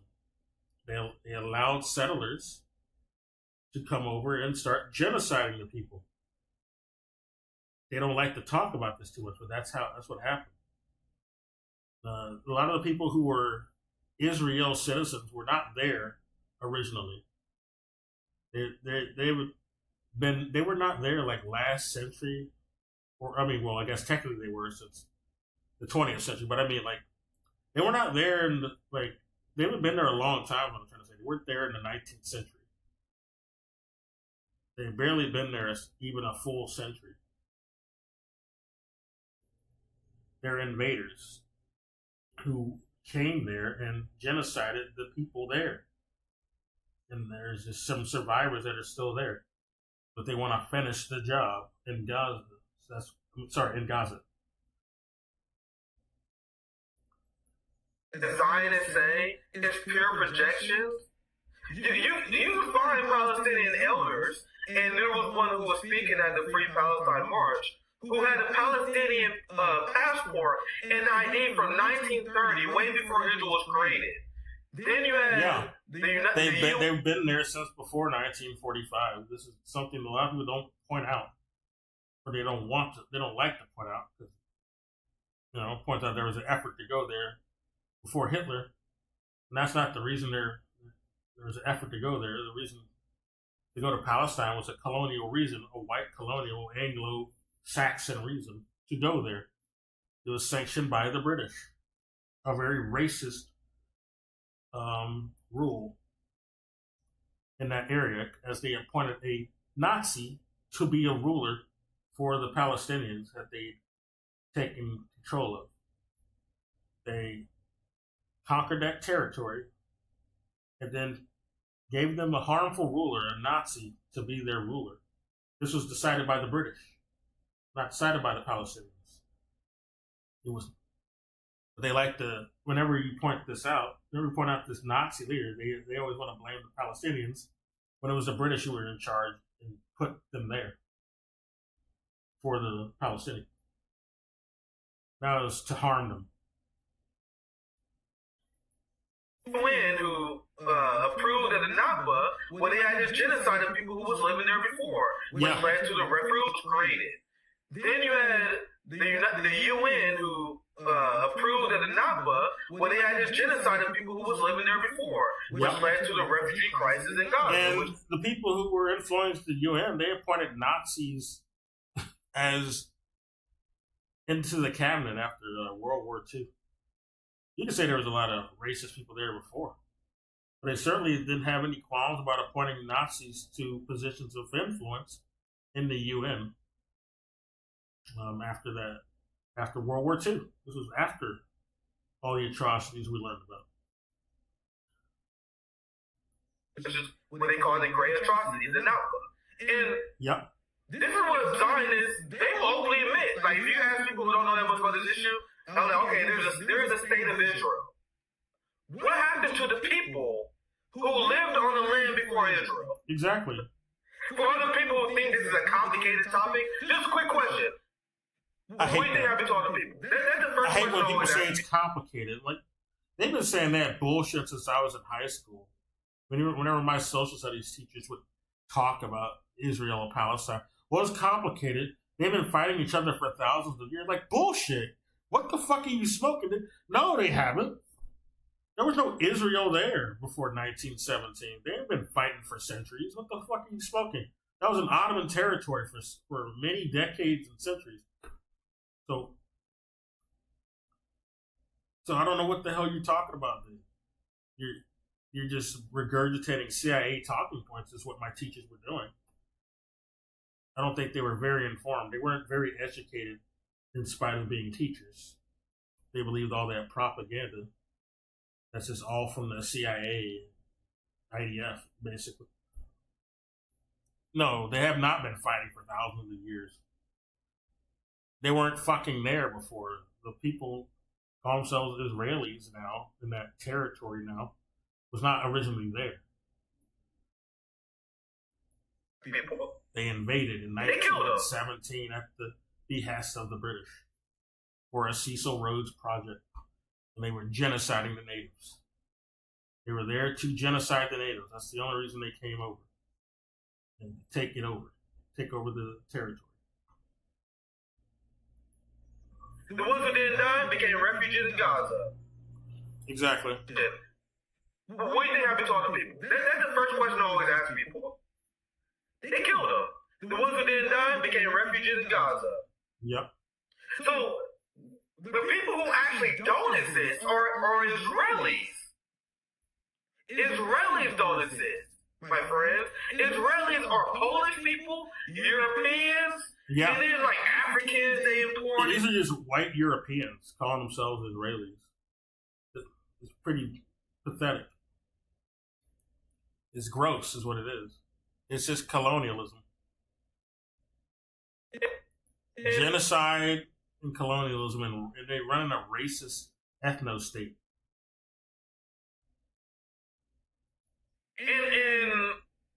In other fucking European constituencies, You have people who live in New York who are Israelis. Israelis is Hey, motherfuckers are from goddamn New hiding. York. They have no roots there. They're not from the Asia Minor area. They're fucking colonial settlers, invaders. That's it. No different from, or even worse, because they've even been there that long, than the white colonials over here, the white settlers over here. They're not from here. They're invaders. They're not indigenous. And they want to wonder why there's so many more brown people than them. But what, motherfucker, you're not indigenous to this fucking continent. This is a brown continent. Brown and black. They've been here for a longer time. All right? They were the original indigenous over here. You are an invader, and you had to artificially inflate your numbers with real illegal immigration. That's it. You were an invader. I did. A lot of the people they call an alien, they're from the fucking continent. They were pushed out of here originally. Their ancestors were pushed out of here. Like, Mexico used to stretch up further than the territory it's at now.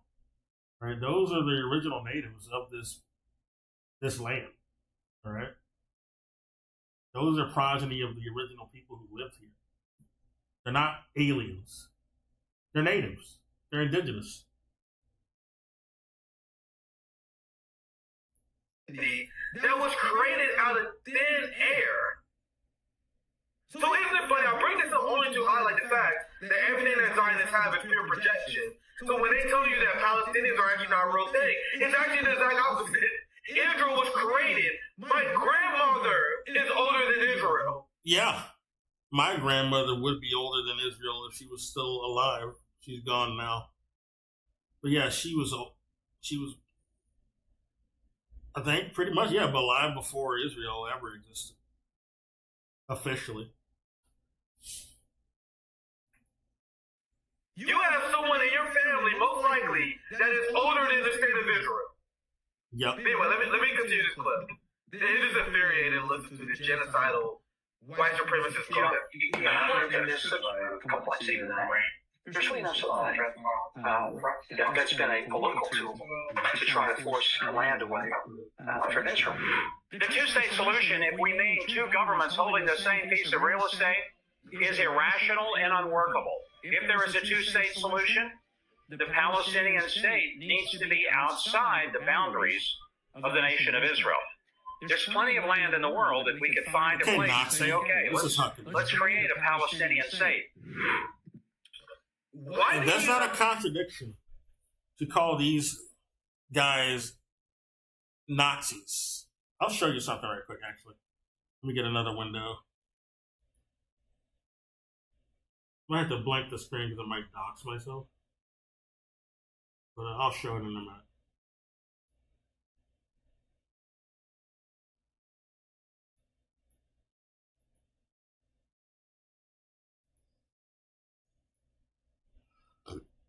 Oh, excuse me.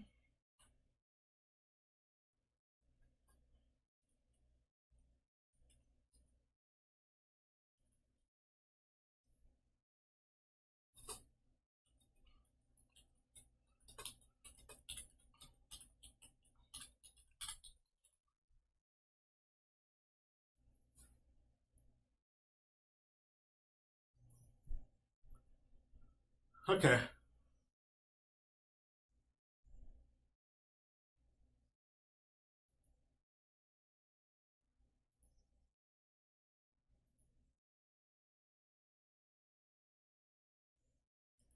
This book is on Internet Archive, but I don't know if it's working right now. But this is something I would always, or I link to in other discussions with people online. But I also did it on a stream once. But now it won't. The last time I tried to do that, it wouldn't link me to the archive of it. But I'll just show this instead. 'Cause, I'm tired of them fucking with Internet Archive. There's too much documented receipts on Internet Archive, so it gets attacked a lot. They're trying to shut it down. The powers that be, basically.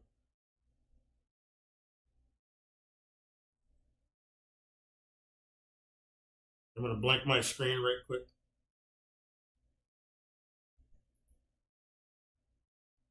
Just a second, man. Just in case I dox myself. I think I'm logged in on here.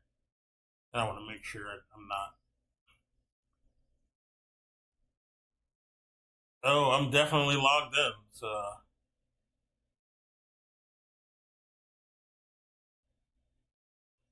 yeah, I won't show that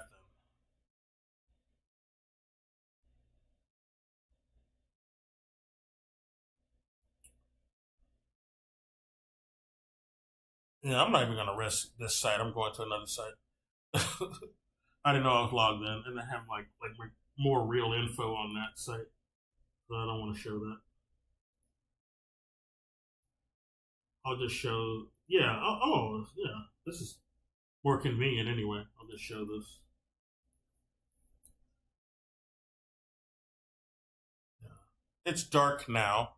If anyone sees this, I doubt it, but just in case, I will be showing the screen.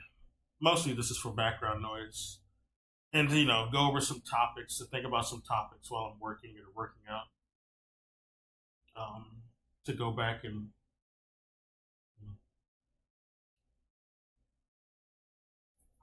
think about.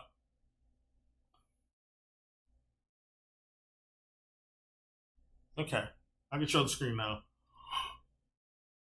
I got to get out and go to the gym pretty soon, but I might do like 20 more minutes, and then I'll leave.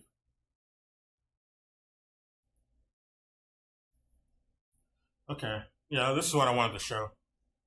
Yeah, there's a reason I compare.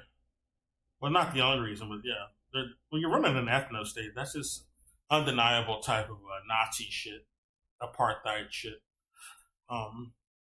But yeah, this is a book, 51 documents of Zionist collaboration with the Nazis, basically, showing there was no contradiction in their collaboration. In 2002, a book by American Trotskyists, who I don't like Trotskyists, but sometimes even people you're not aligned with will they'll point to some receipts for something, basically. Yeah, Trotskyists were basically like spoilers or anti-revolutionaries who were like moles, basically. I don't like Trotskyists.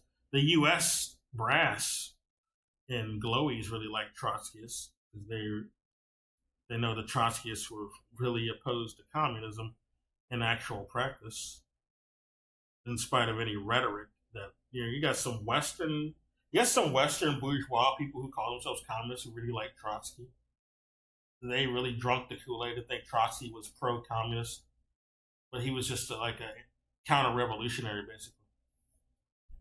Who was running glow ops and backstabbing people. And he seemed to really love Mussolini. But yeah, let's read this.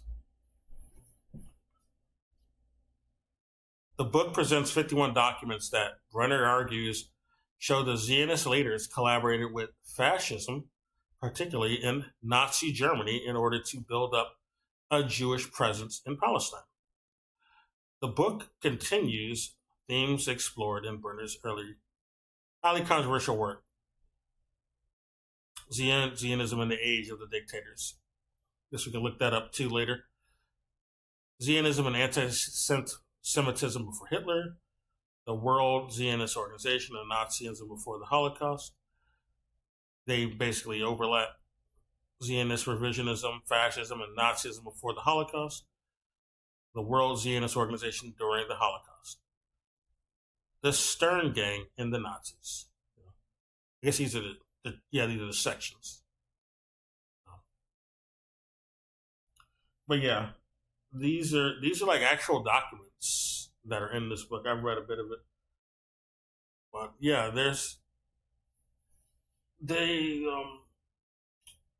fascism doesn't care what identity it has, basically. If a fascism is helped in any way, they will don whatever hat that they need in order to accomplish it, basically. Be it Zionism or communism. This is why there's no real contradiction to say, like, well, it can't be Nazis over in Ukraine because Zelensky's the president. But then you look at who funds them. It's a Zionist who aren't necessarily it's not like they won't work with Nazis. If they can accomplish a fascist goal, they're going to work with Nazis and vice versa. Zelensky is kind of a beard over in Ukraine right now. And it's not like it's something Russia made up.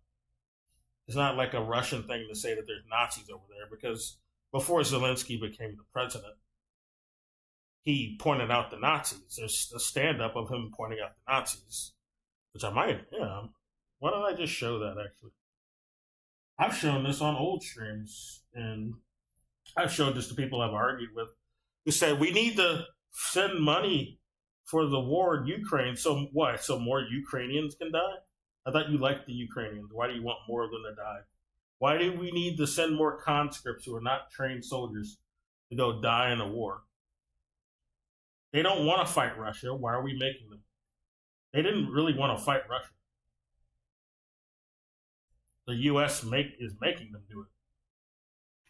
They were brothers. Like, the Ukrainians and Russians are like they're ethnic relatives. They're not different from each other.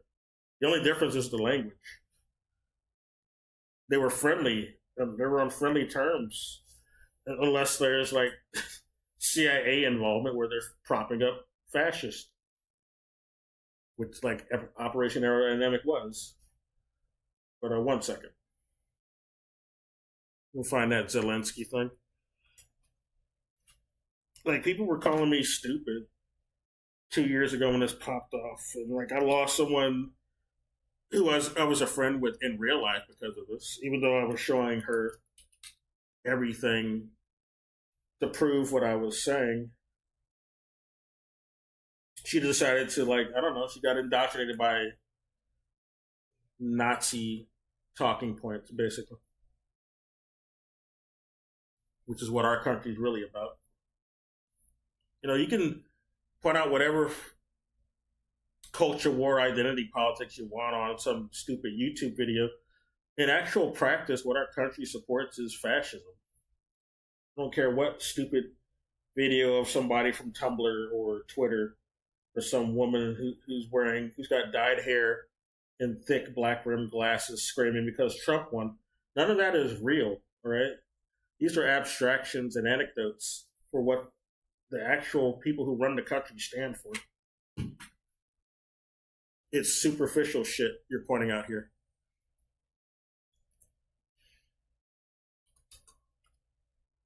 So I always got to roll my eyes when I see people show that. They say, well, this is what the country really represents. No, it isn't. These people aren't in charge of shit. You think that woman crying because Trump won is running shit? No.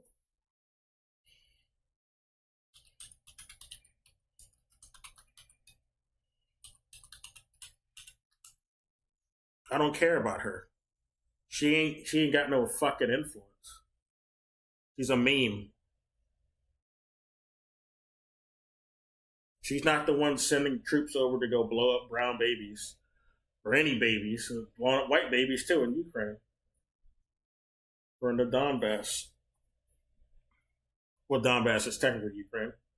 But, you know, they like to play fast and loose with the Donbass.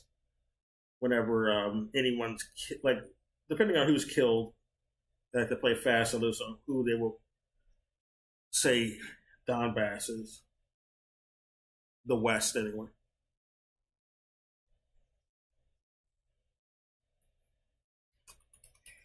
Still trying to find the video. I have it in a playlist if I can't find it from just a rough search. But I thought I can just do a search and find it. But I'll just go to a playlist.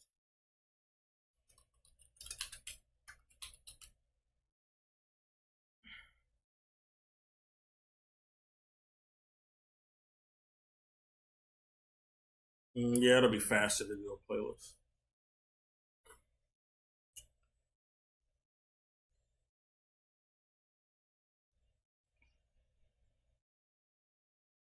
Oh, I gotta log out though, so I can't do that actually.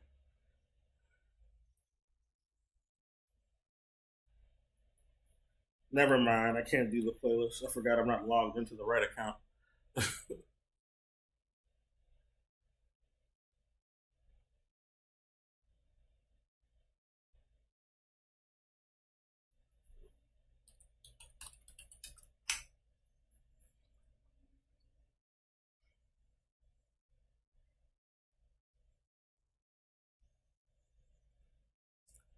I will find it, if nothing else.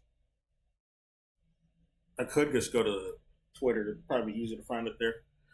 YouTube censors a lot of searches. I've noticed, like a lot of shit I used to be able to find in the search, I'm not able to find as reliably anymore.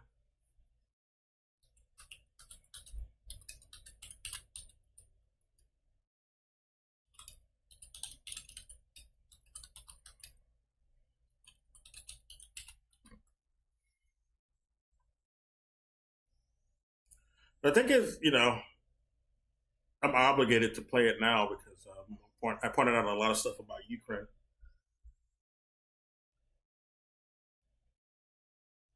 And this will just like really support what I'm pointing out even more. There's also a thing where he's getting dressed down by some Azov soldiers on the Donbass border, which is very telling, and it supports what I'm pointing out, that he's a beard over there. They don't really respect Zelensky over there. He's a beard for the Nazis and the fascists who are really running shit over there, that the U.S. propped up over there. It doesn't matter that they're not popular either. Like, neither was Hitler. Hitler was not a popular person. He was just given power by Hindenburg. But he still had influence over Germany, now did he?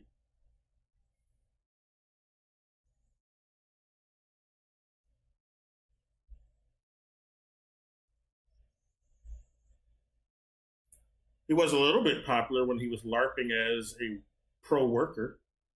And then they found out later, even Goebbels was disappointed to find out later, that, oh no, Hitler's more aligned with capitalism because the capitalists propped him up. But yeah, fuck Goebbels anyway. He sucks anyway. But still, he was more pro-worker than Hitler, apparently.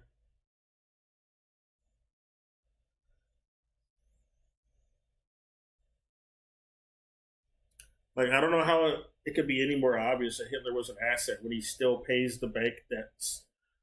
He never stopped paying any Versailles debt, or debt, I mean. So I don't know how you can just say he opposed the banks in any way. Meanwhile, the Soviet Union did cancel their debts. So what does that tell you?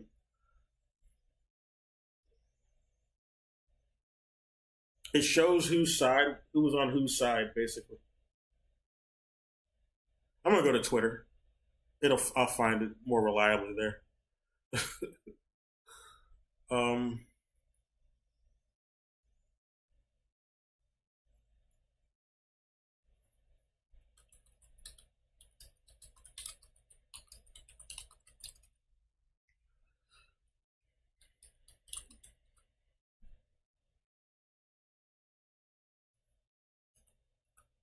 I don't know how many times I've showed this on stream, but it's been a while, so I got to show it.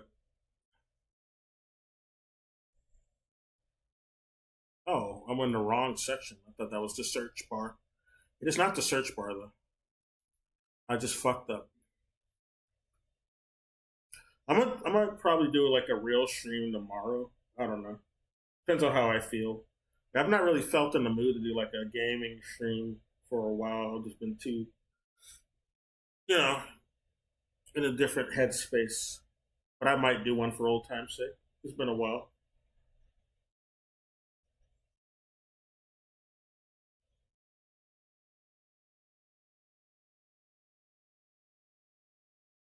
Here it is. I found it. So I'll just link this.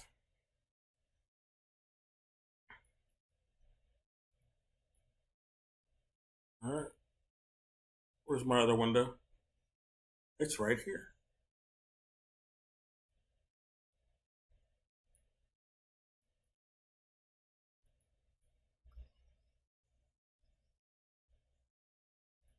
Oh, I guess I'll play the sound.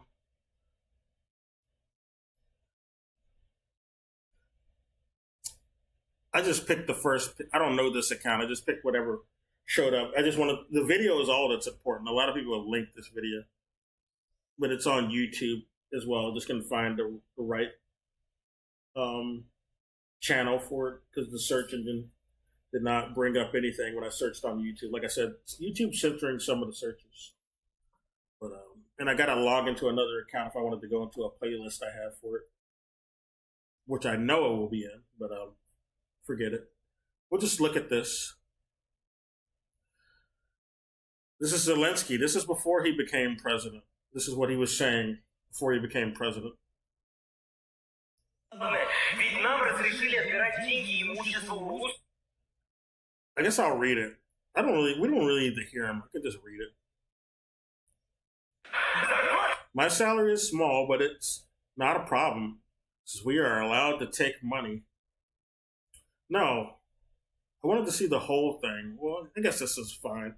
But there's some stuff he says before this, but I guess this is fine.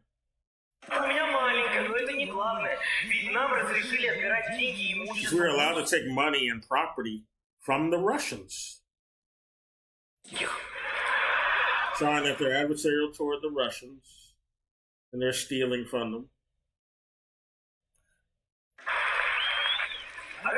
And earlier, the same applied to the Jews, showing that, yeah, Ukraine is full of Nazis.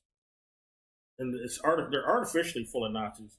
It's not because Ukrainians are just organically racist.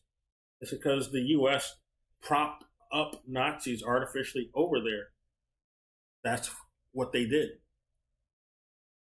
They do this in other countries, like all those ISIS extremists you hear about. Those are also just factions that were propped up by the West.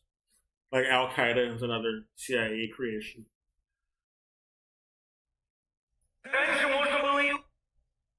Al-Qaeda before ISIS. ISIS is just replacement, basically.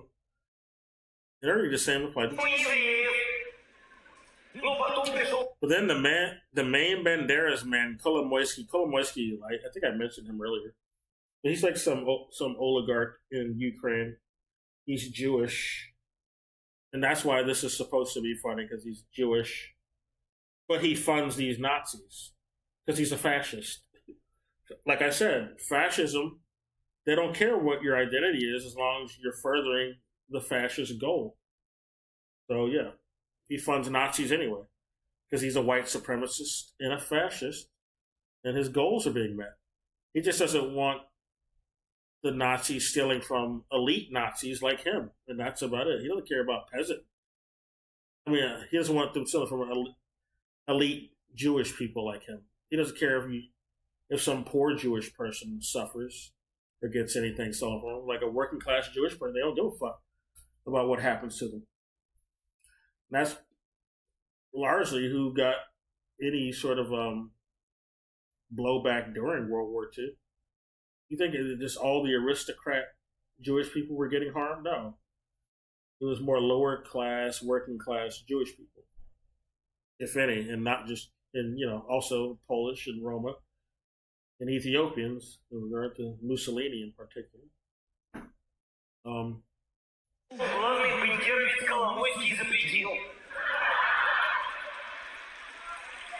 Yeah. And the Bandera is, he mentioned Bandera here. He's not alive anymore, but he's an old Ukrainian figure who was a Nazi, basically. I'm not even making that up. It's not something Russia made up.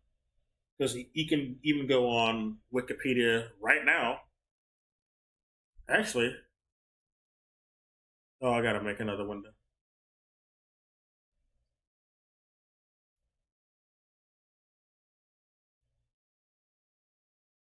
I'll just go back. Stefan Bandera.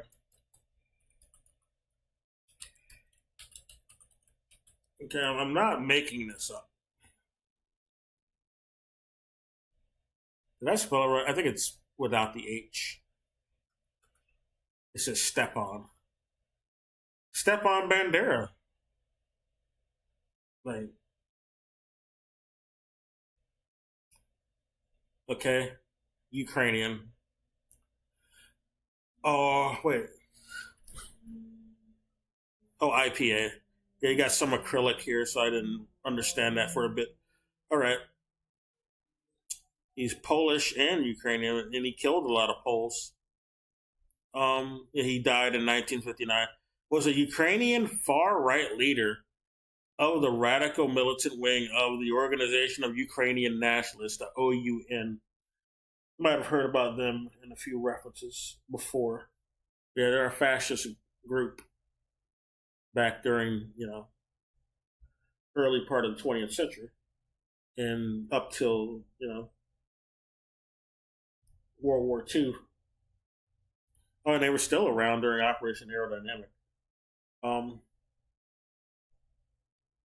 Bandera was born in Austria-Hungary. Okay, that's where he was really born. And Galicia, into the family of a priest of the Ukrainian Greek Catholic Church. And grew up in Poland, involved in nationalist organizations from a young age. He joined the Ukrainian military organization. In 1904, he became head of propaganda of the Organization of Ukrainian Nationalists. He later became head of the OUN in Poland. In 1934, he organized the assassination of the Polish Interior Minister, Bronisław Piotrowski, and was sentenced to death after being convicted of terrorism, subsequently commuted to life imprisonment. Bandera was freed from prison in 1939 following invasion of Poland, Germany, and moved to Krakow. In 1940, he became head of the radical faction of the OUN. And this is also the only reason that the West decided to even get involved or say anything. The invasion of Poland obligated the West to do a performative response and act like they cared, because Britain had treaty obligations with Poland. So when Poland got invaded, they were obligated to respond. But they really weren't, like the British brass really did not want to fight the Nazis because they hired them. They propped them up to begin with. But they had to keep up performances. This is why they didn't do any really harsh fighting of the Nazis. Most of the hardcore fighting was being done in Eastern Europe. The British fighting was like a petty squabbles, I guess, as George Bush would say. It was not even on the same scale of the fighting in Eastern Europe. If the West really wanted to pretend like they cared about any of the Nazis, they would have acted earlier, and they also would have, opened up a second front, which the Soviet Union was begging the West to do, since they were pretending like they gave a fuck about the Nazis. They didn't do anything to really stop them by putting up a second front. So, Soviet Union had to do all the heavy lifting and ended it in Barbarossa. So, the West was not serious about stopping Nazis. Maybe some actual soldiers, well, not the people in control, not the people in Wall Street, not the British royals, not the Dutch royals either, not the aristocracy of any of those countries. They loved the Nazis. They were doing everything they wanted. Okay. And let's continue. The same day Germany invaded, and he moved to Krakow. In 1940, he became head of the radical faction of the OUN and OUNB. On the 22nd of June, 1941, the same day Germany invaded the Soviet Union, he formed the Ukrainian National Committee the head of the committee, Yaroslav Stetsko, announced that creation of a Ukrainian state. In German captured Lviv, part of Ukraine, the proclamation pledged to work with Nazi Germany. The Germans disapproved of, he wanted to work with the Nazis. Okay? Because he was one. The Germans disapproved of the proclamation, and for his refusal to rescind the decree, Bandera was arrested by the Gestapo. He was released in September 1944 by the Germans in hope that he could fight the Soviet advance, which he was more than obliged to do because he hated communists. Bandera negotiated with the Nazis to create the Ukrainian National Army and the Ukrainian National Committee. After the war, Bandera settled with his family in West Germany. See? In 1959, Bandera was assassinated by KGB. Good. Fuck him. Good KGB. Good fucking job. Fuck that Nazi. But yeah.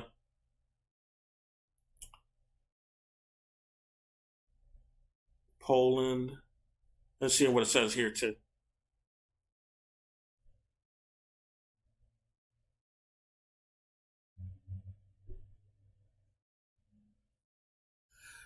These are just Ukrainian Nazis, basically.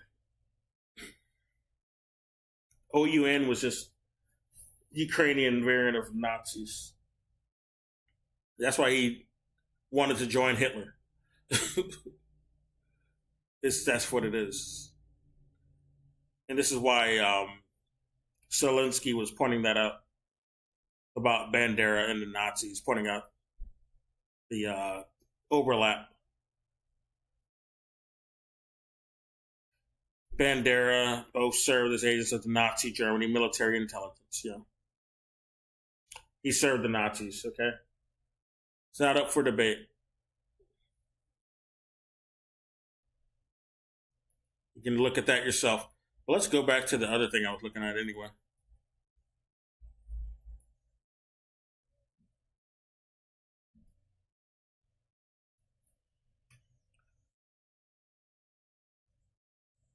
See, a lot of things about history you need to go back and reevaluate. Like, I'm talking a lot about World War II, but that's because it's important. A lot of what's been happening lately is like they're trying to attempt a repeat of history. A lot of the things you're seeing in Ukraine, the things they were attempted, with Germany and Ukraine before, just some years ago, a little bit after World War II, though. But still.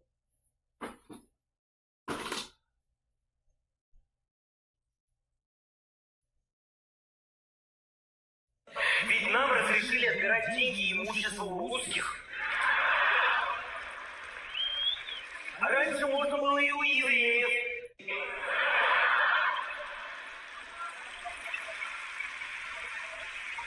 These are Ukrainians. Some of them are not amused, and some of them like Nazis. But you do hear and see some clapping. Yeah, you're not allowed to steal from Jewish people anymore. Only Russians, because Kolomoisky's Jewish, and that's the only reason. Despite the fact that he's still funding Nazis.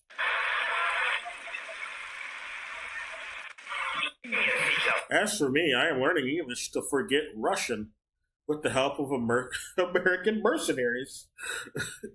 Just pointing out that America's been over there and, they've invaded Ukraine and been over there influencing things over there for a long time or for a while.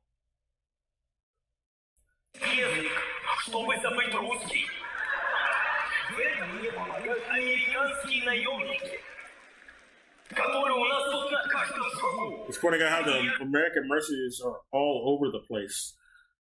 He's making fun of this. It's kind of fucked up. I'm married again. His name is Vedic. This is kind of a a gay joke that might offend some people, but yeah, this The type of jokes he was telling, anyway, some of them were like this.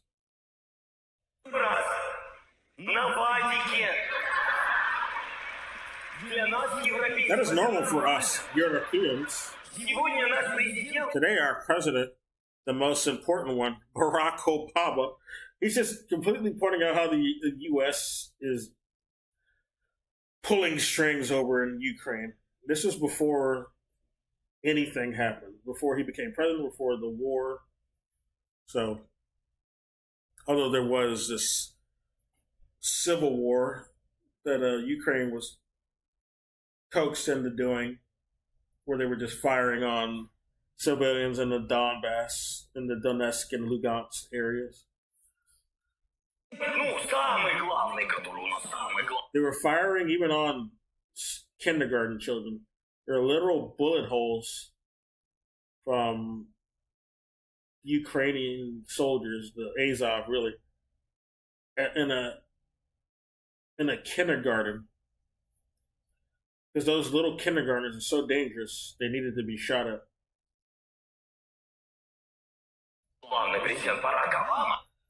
So, yeah, okay, I already read that. We will join NATO soon as an American henchman, of course.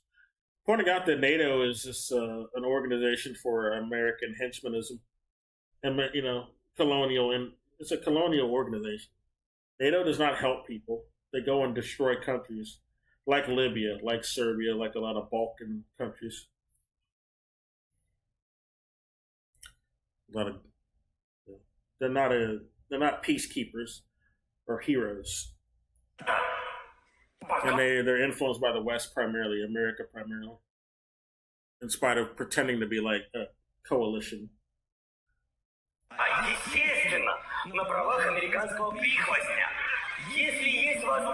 You can please send me Hitler's book, Mein Kampf.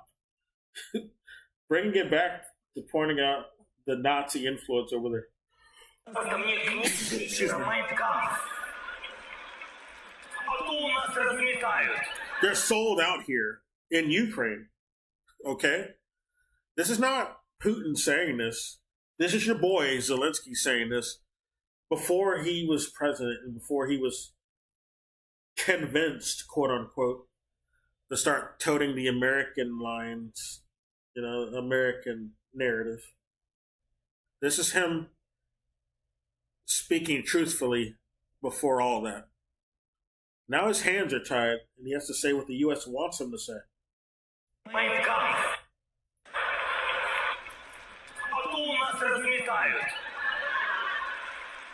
They sure are sold out there. Sometimes I do morning exercises on the balcony. I do it like this. From the heart to the sun. From the heart to the sun. Yep, Sieg Helling. It's a very intensive exercise.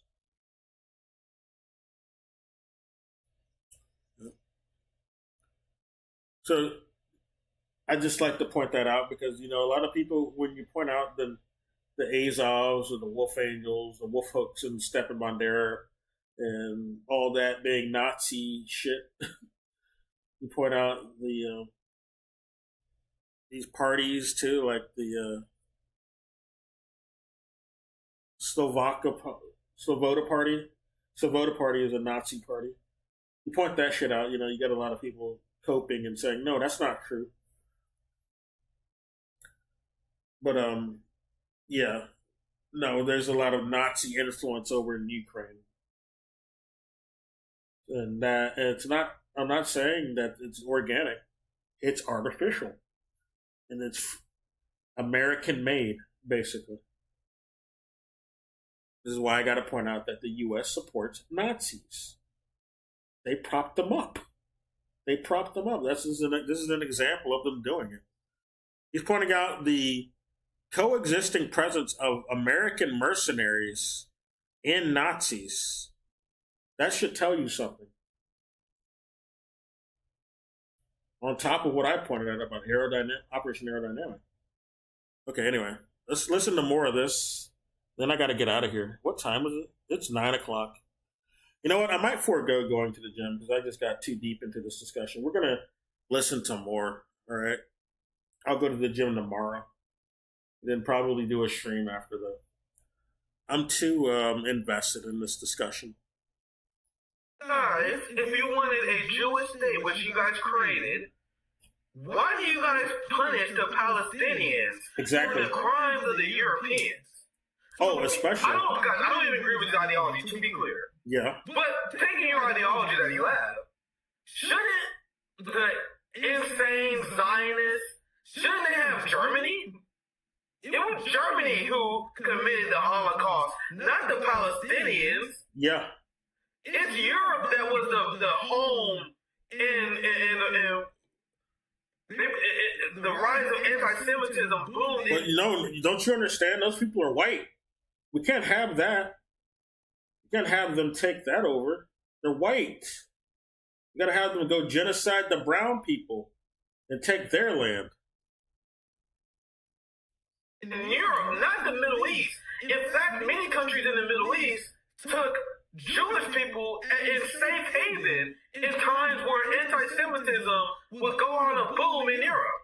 But white people pulled the biggest trick, probably of our lifetime, probably of this century, where white people managed to shift the blame on what they did to Jewish people onto the Palestinians. Yeah. Isn't that incredible what they pulled off? Incredibly bullshit, yeah. They always get away with that. Any problem that's clearly caused by some white megalomaniacs, they always shift the blame onto some brown scapegoat. Like, wages are worse. Cost of living is going up. Oh, that's because of them damn illegals and black people. Affirmative action. That's why you don't get paid enough and why the cost of living is going up. All these billionaire CEOs, they have their money. They're the reason why that happened. But no, it's because of them black people and them immigrants. The indigenous, it's their fault. White man. Look to them, not to us crashing the economy in 2008 or anything, deregulating anything, going to back-to-back endless wars, spending trillions on those. No, don't look at that. That's a distraction. Bailing out the banks, that's a distraction. It's because of the black man. It's because of the Mexican. Right? The Native American, it's them. Them brown people. Don't blame any white people for your problem. Okay? Don't blame us. That's why you got to genocide the brown people. All right, I'm long talking like a Midwestern Mark that's joining us. Hopefully you guys join the rant. Always I do a little pre-show rant before my guest joins. Damn, we got 1,050 people watching on X and YouTube. Make sure you guys share. I have my good friends, my comrades, Midwestern March, who will be joining us. Look, everyone very excited. I'm sure a lot of people who actually do stuff, you know what I mean? There's nothing that annoys me. Candace Owens, corny ass. Fuck her. I don't like her. Always been a fucking sellout, Tom. Yeah, I don't like her. Or, even though she said something good about Israel, I don't like her. And she's gonna, just roll back to her old habits anyway. She's still saying stupid shit in spite of defending Palestinians. Then do nothing fucks. Like, these do nothing fucks with anime profile pictures who does nothing but critique actual activists. Oh yeah, these motherfuckers, I can't stand these. Oh, they say communism is bad, and I don't know anything about it, but it's bad. They get the same fucking Asmongold type arguments where something is bad that they can never explain why because they don't know anything about the subject.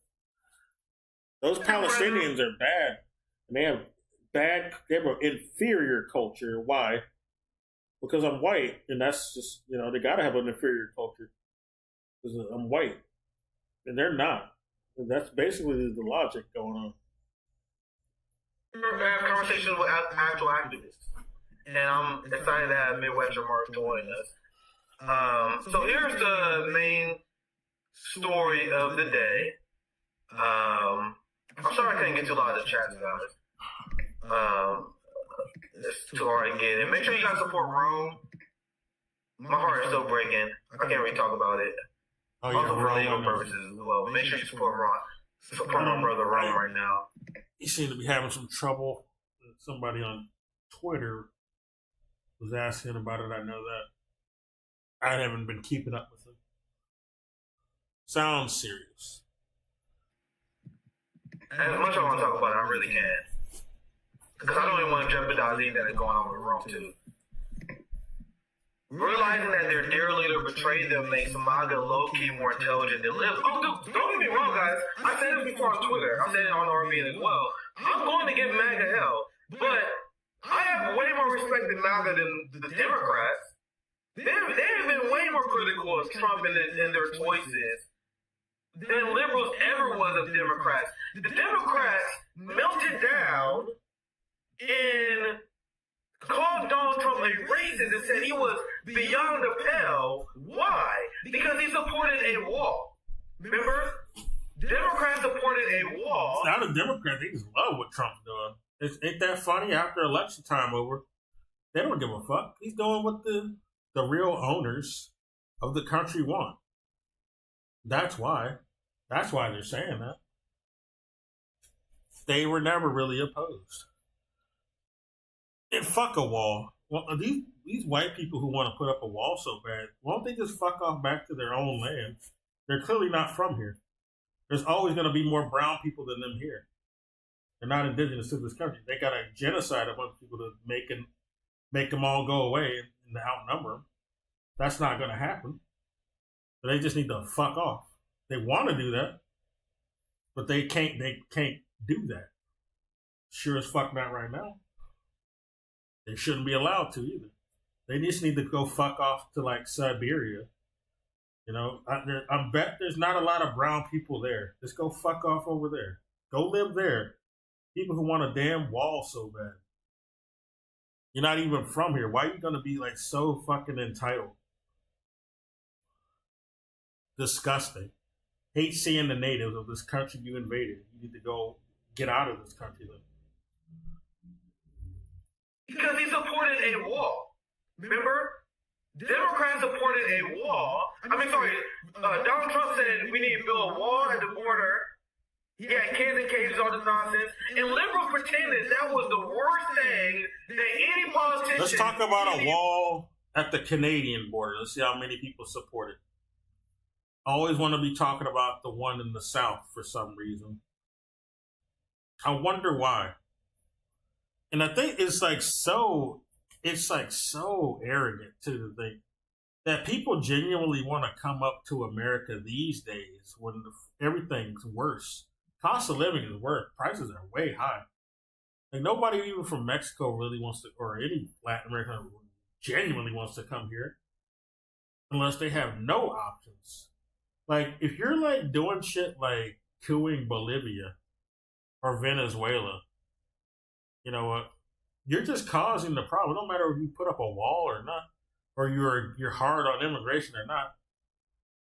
Like you can say that, but you're doing actions that are causing more people to come up here. Like you're just doing a self-fulfilling prophecy. Like Trump, back when he was president, he tried to do that coup in Bolivia, which caused a big migration up here. In Guatemala too, I believe, or was that? It might have been Biden at the time. But, you know, shit like that is going to cause that. You know, in Venezuela, they tried to do a coup in Venezuela. They've been trying to do that for decades, especially once Hugo Chavez died. But yeah, you fucking with all of these Latin American countries, even polluting them. They're like literally dumping garbage into some Latin American countries and polluting their water. But you fucking up their water system. Yeah, they're gonna kind of migrate a bit, and that's they got to be desperate like that to be wanting to come up here. But if you just stop doing that, there'll be less people from there trying to even come up here. Even though the only real reason they even give a fuck about these people coming out. If they were all white, they wouldn't give a fuck. I just gotta say it. That's what it is. It's just the white people in charge are afraid they're gonna be outnumbered. That's the only reason they give a fuck. It's not that they're dangerous or they're eating the cats or any of this dumb shit, that racist ass argument that I can't believe a bunch of people fell for. But they're just such subhumans. They're eating cats. They're crazy. Even Asmongold did a video on that piece of shit. That race baiting shit pissed me off. Yeah, stop doing coups in Bolivia and Venezuela. Much less people will be migrating up here. Stop polluting their fucking water and their land. Less people will even be coming from there. Like, America's not that desirable, to be honest. I'd rather not live here at this point. Kind of making motions to try to get the fuck out. And now it had nothing to do with Trump. I've been wanting to leave for a long time. I'm tired of a lot of the people over here. A lot of them piss me the fuck off. Too ignorant, too Nazi-loving. Even the people who claim to be leftists, they love Nazis in secret. Don't even realize it either. They just say the most Nazi apologist shit. They don't even see it. The United States have ever done. So then, I would think, genociding a bunch of people would be the worst. Not that Trump's not also involved in that. He did help with Syria, and he did continue the drone strikes. A lot of the people looks like they attribute drone strikes solely to Obama for some reason. But no, multiple terms or administrations have been doing it. From Obama to Biden, and now back to Trump. I'm pretty sure he's going to keep that up too. Just like he did in his first term. He's going to keep up the drone strikes. took office, they realized building the border wall was popular among duopoly voters, and then they switched their opinion on a dime. The Democrat leadership told the voters, hey, by the way, we support the wall now. In the response of the liberal class, after deeming Donald Trump the most evil person of all time because of the wall, was to say, oh yeah, I guess the wall is a good idea. You guys see how the liberal class, they are way more coachy than MAGA. So I'm going to continue to give the business to MAGA, but hey, at least these motherfuckers they are on the ball with calling out the government. At least they're calling out these picks. I haven't seen nobody on the fucking Dem side or liberals calling them out because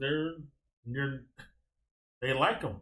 The establishment shit libs like those guys.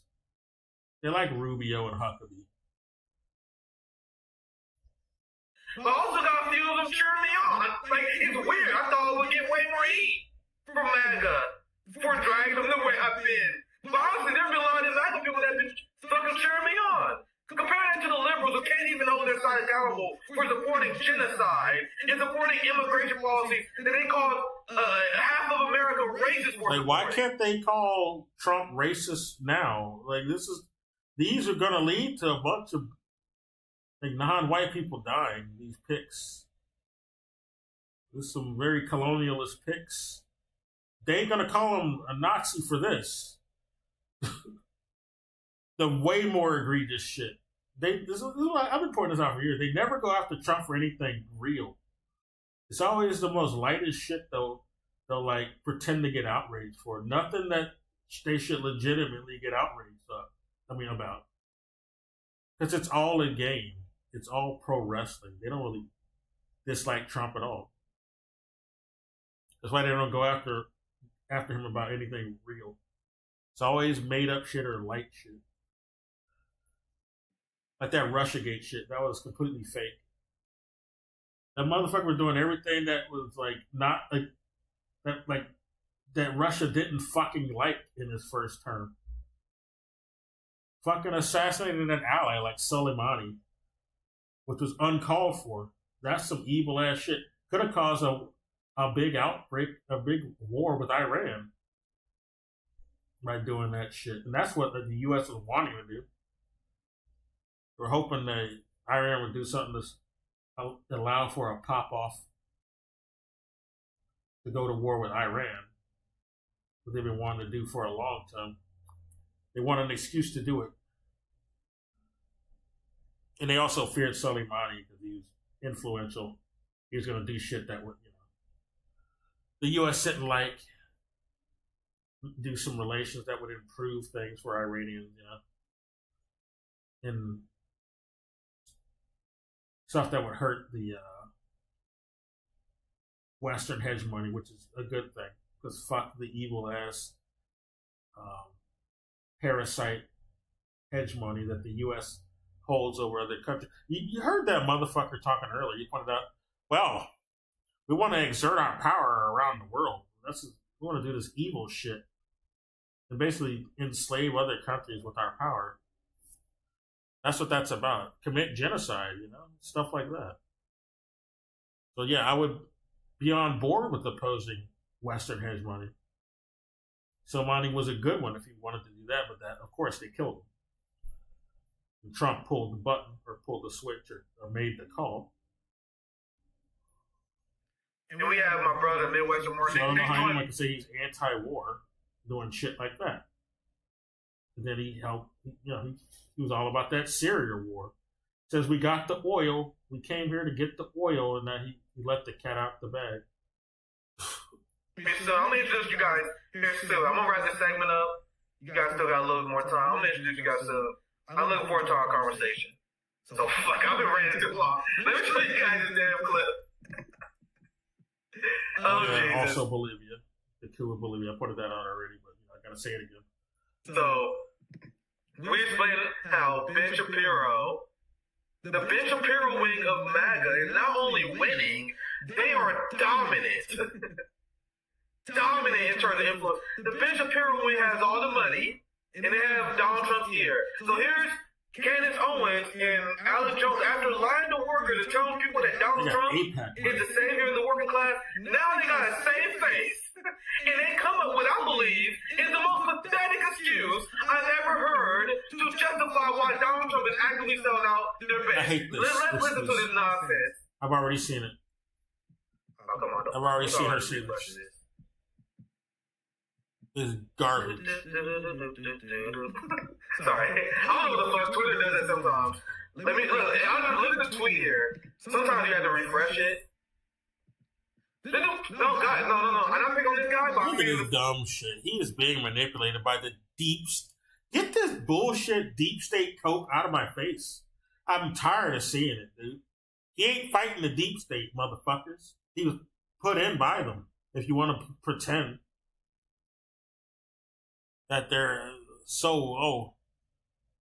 nah, dude. He knows what the fuck he's doing. He knows what he's there to do.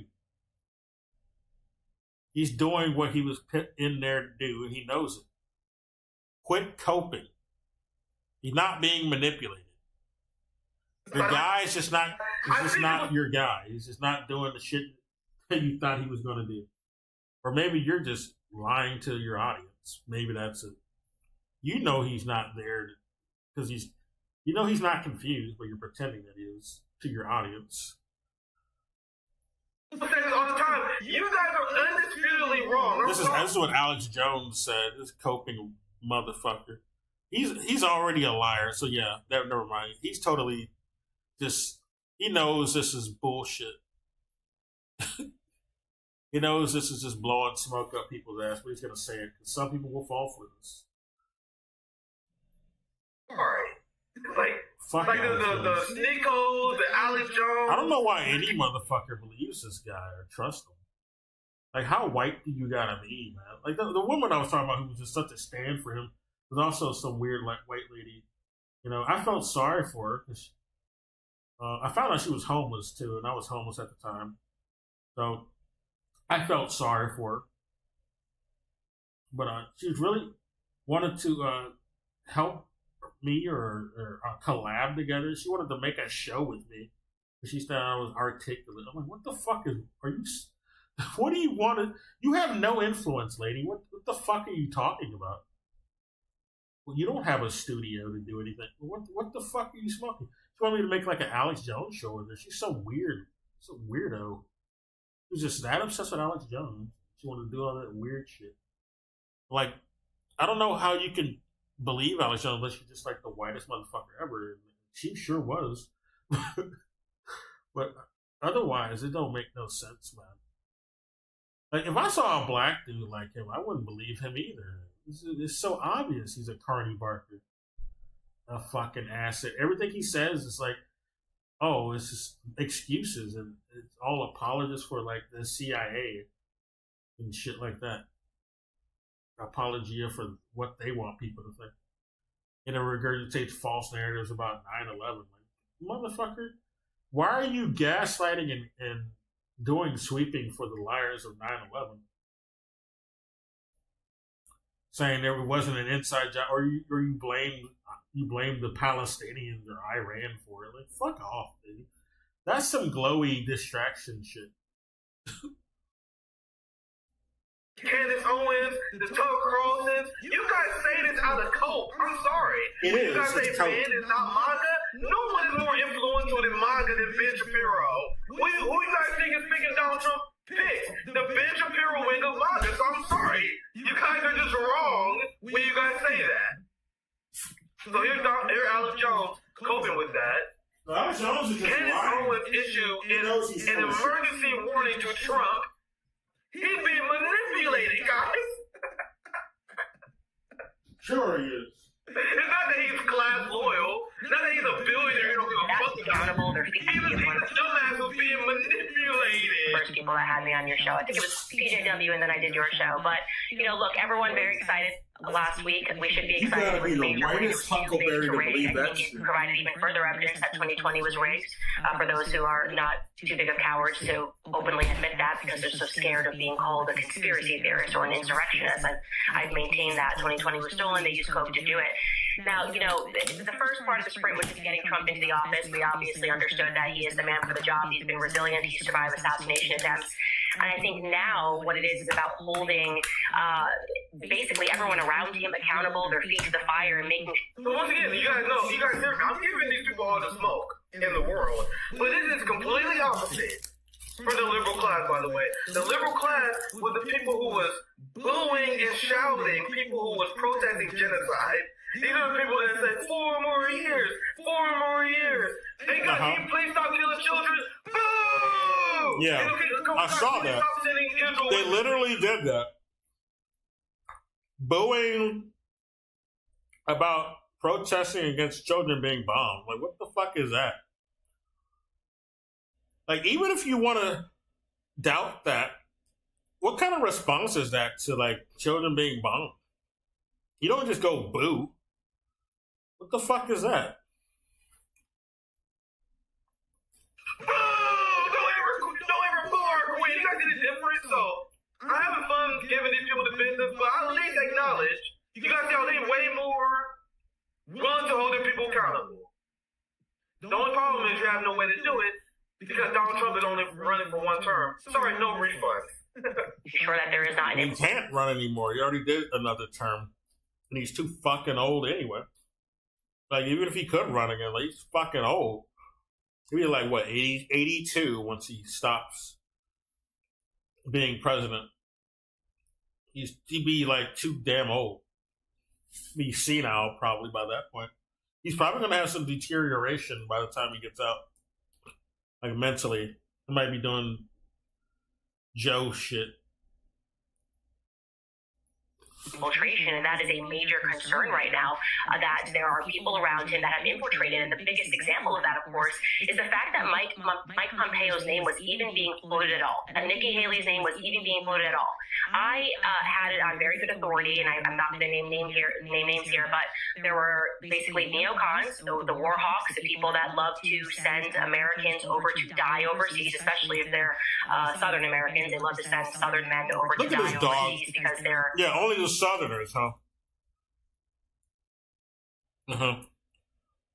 She really liked the Jim Crow. She's trying to dog whistle to the Jim Crow pioneers.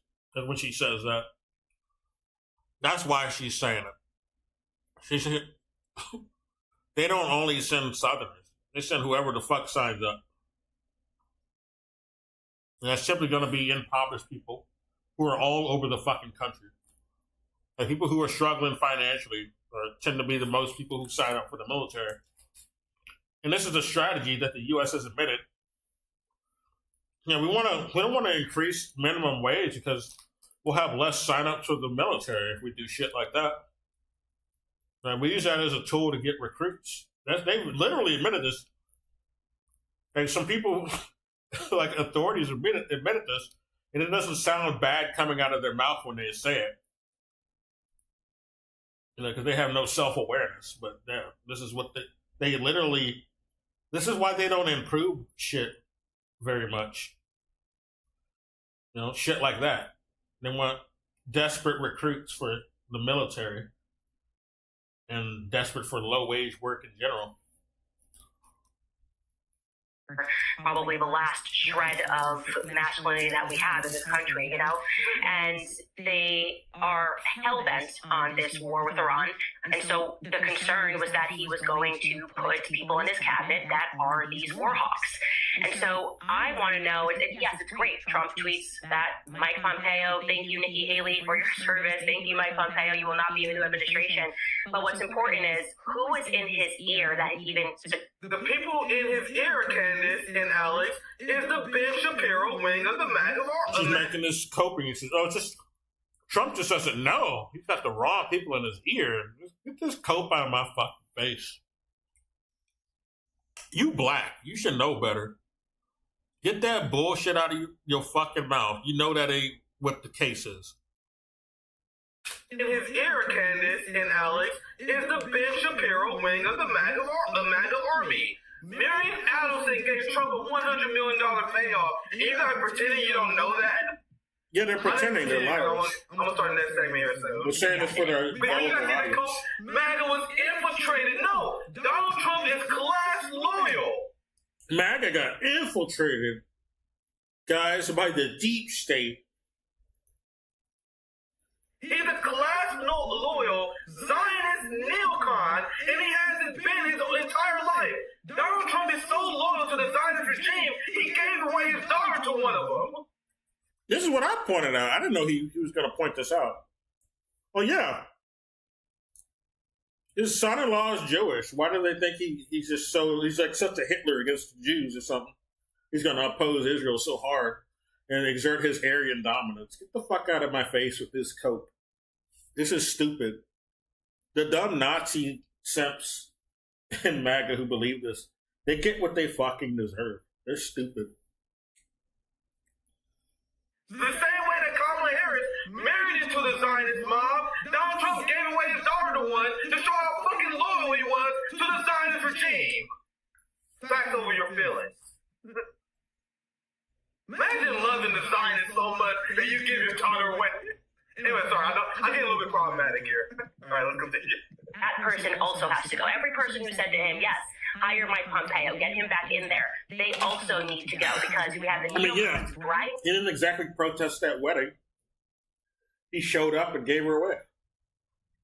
He didn't care about Jewish people. He don't hate them.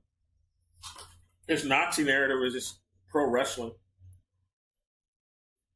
I mean, he is a Nazi. Well, he's a Zionist, which is pretty close to being a Nazi. But I'm just saying, you're not just hating on any Jewish person, right? If you're for fascism, you're a good Jewish person to him. In private, that they've got a guy on the inside. And here's what they're saying. This is what I was told by somebody who was present for one of these conversations held by a neocon. They basically said they know how to manipulate Trump. They know that all they have to do is to flatter him, right? You're not embarrassed. You're not embarrassed that you voted for that guy.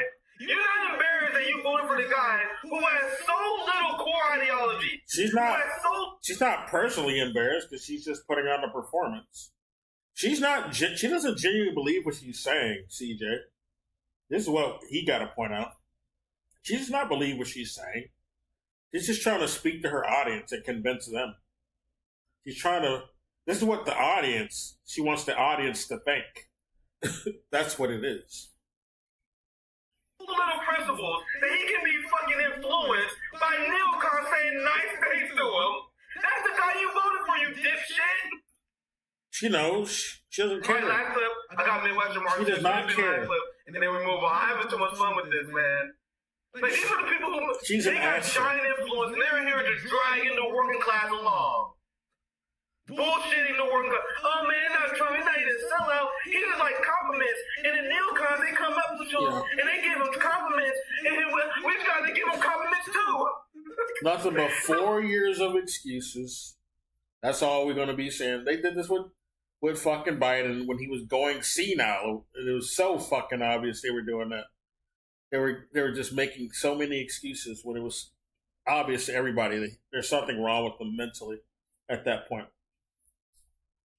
Like, I think they ran Biden purposefully in the early part of the election, just so Trump could have an easy win, and they switched it to Kamala really late, just so nobody could get excited for her. They didn't really want to pick her.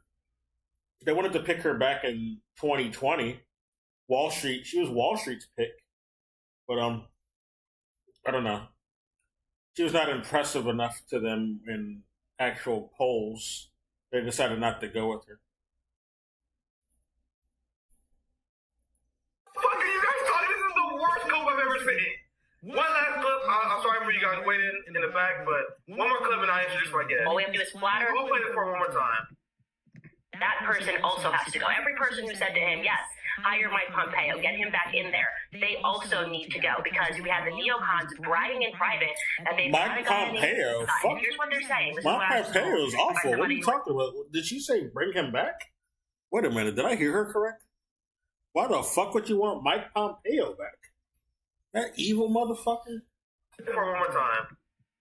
That person also has to go. Every person who said to him, yes, hire Mike Pompeo, get him back in there. Oh, okay. She's saying everybody who said to hire him, like that was in his... Yeah, Mike Pompeo was in his first administration. Yeah, get rid of those guys, Trump, because they're just lying to you as if Trump isn't on board with what they want. He knows. He knows what he's doing. He's not fooled. He's doing what he's paid to do. They also need to go because we have the neocons bragging in private that they've got a guy on the inside. And here's what they're saying. This is what I was told by somebody who was present for one of these conversations held by a neocon. They basically said they know how to manipulate Trump. They know that all they have to do is to flatter him, right? All we have to do is flatter Trump and tell him that if he does, it's going to be perceived. I have a secret guy, this anonymous source. Yeah, I totally believe you. Right. None of this is believable. Trump is just doing what he wants. He knows exactly what the hell is going on. And because they came in at the end with money, that Trump will do as they say. Now, I So you just admit that you support a sellout.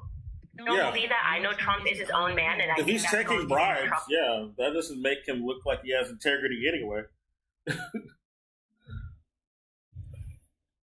But we're whining and dining him and schmoozing him and complimenting him.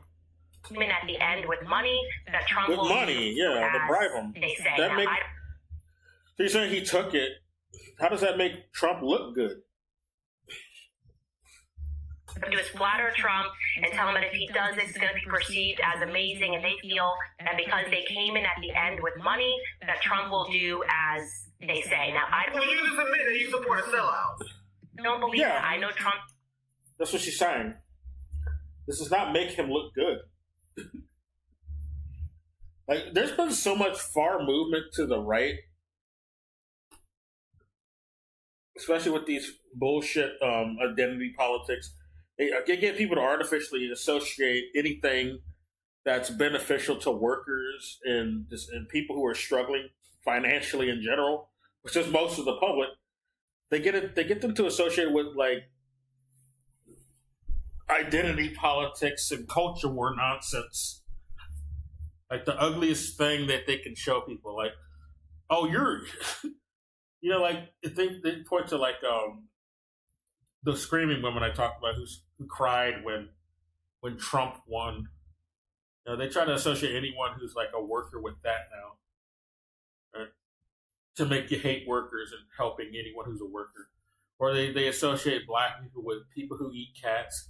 It's a lot about all the Haitian immigrants who are only coming up because their country's being polluted and got a lot of CIA glow ops going on in Haiti. But they're saying those darkies are eating the cats. So whenever they think of a black person, they just think of a cat eater. They're gonna eat my Chungus cat. All them Redditors, them white Redditors, are they really hating black people more now because of bullshit like that? But this is what they've been doing. They use culture war bullshit and other things to move everyone further to the right. They use these bullshit elections, especially. That's why they do these elections. Every election, everyone moves gradually to the right. They offer less and less every election. They're not trying to convince you with anything that's populist. It's all shit that's more business, like business apologia or appealing, appeals to corporates, not average people.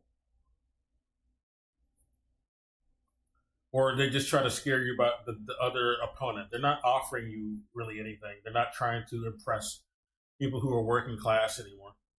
Oh, Trump will put on the veneer of doing that, but the policies he prescribes are just corporatist garbage. That's it. We need to privatize more. It'll trickle down. More trickle down garbage. Like Trump is more right wing than fucking Reagan at this point. He was already right wing. But you've been moving shit further to the right, People don't notice that. And even the left, the fucking Democrats are more right-wing than Reagan at this point. Even Obama pointed it out when he was president.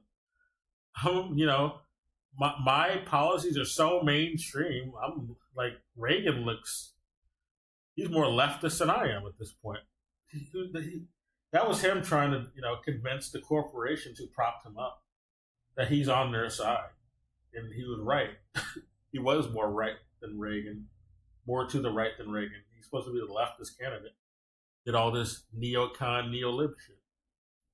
Bailed out the banks when he should have just let them die. But, he was only in there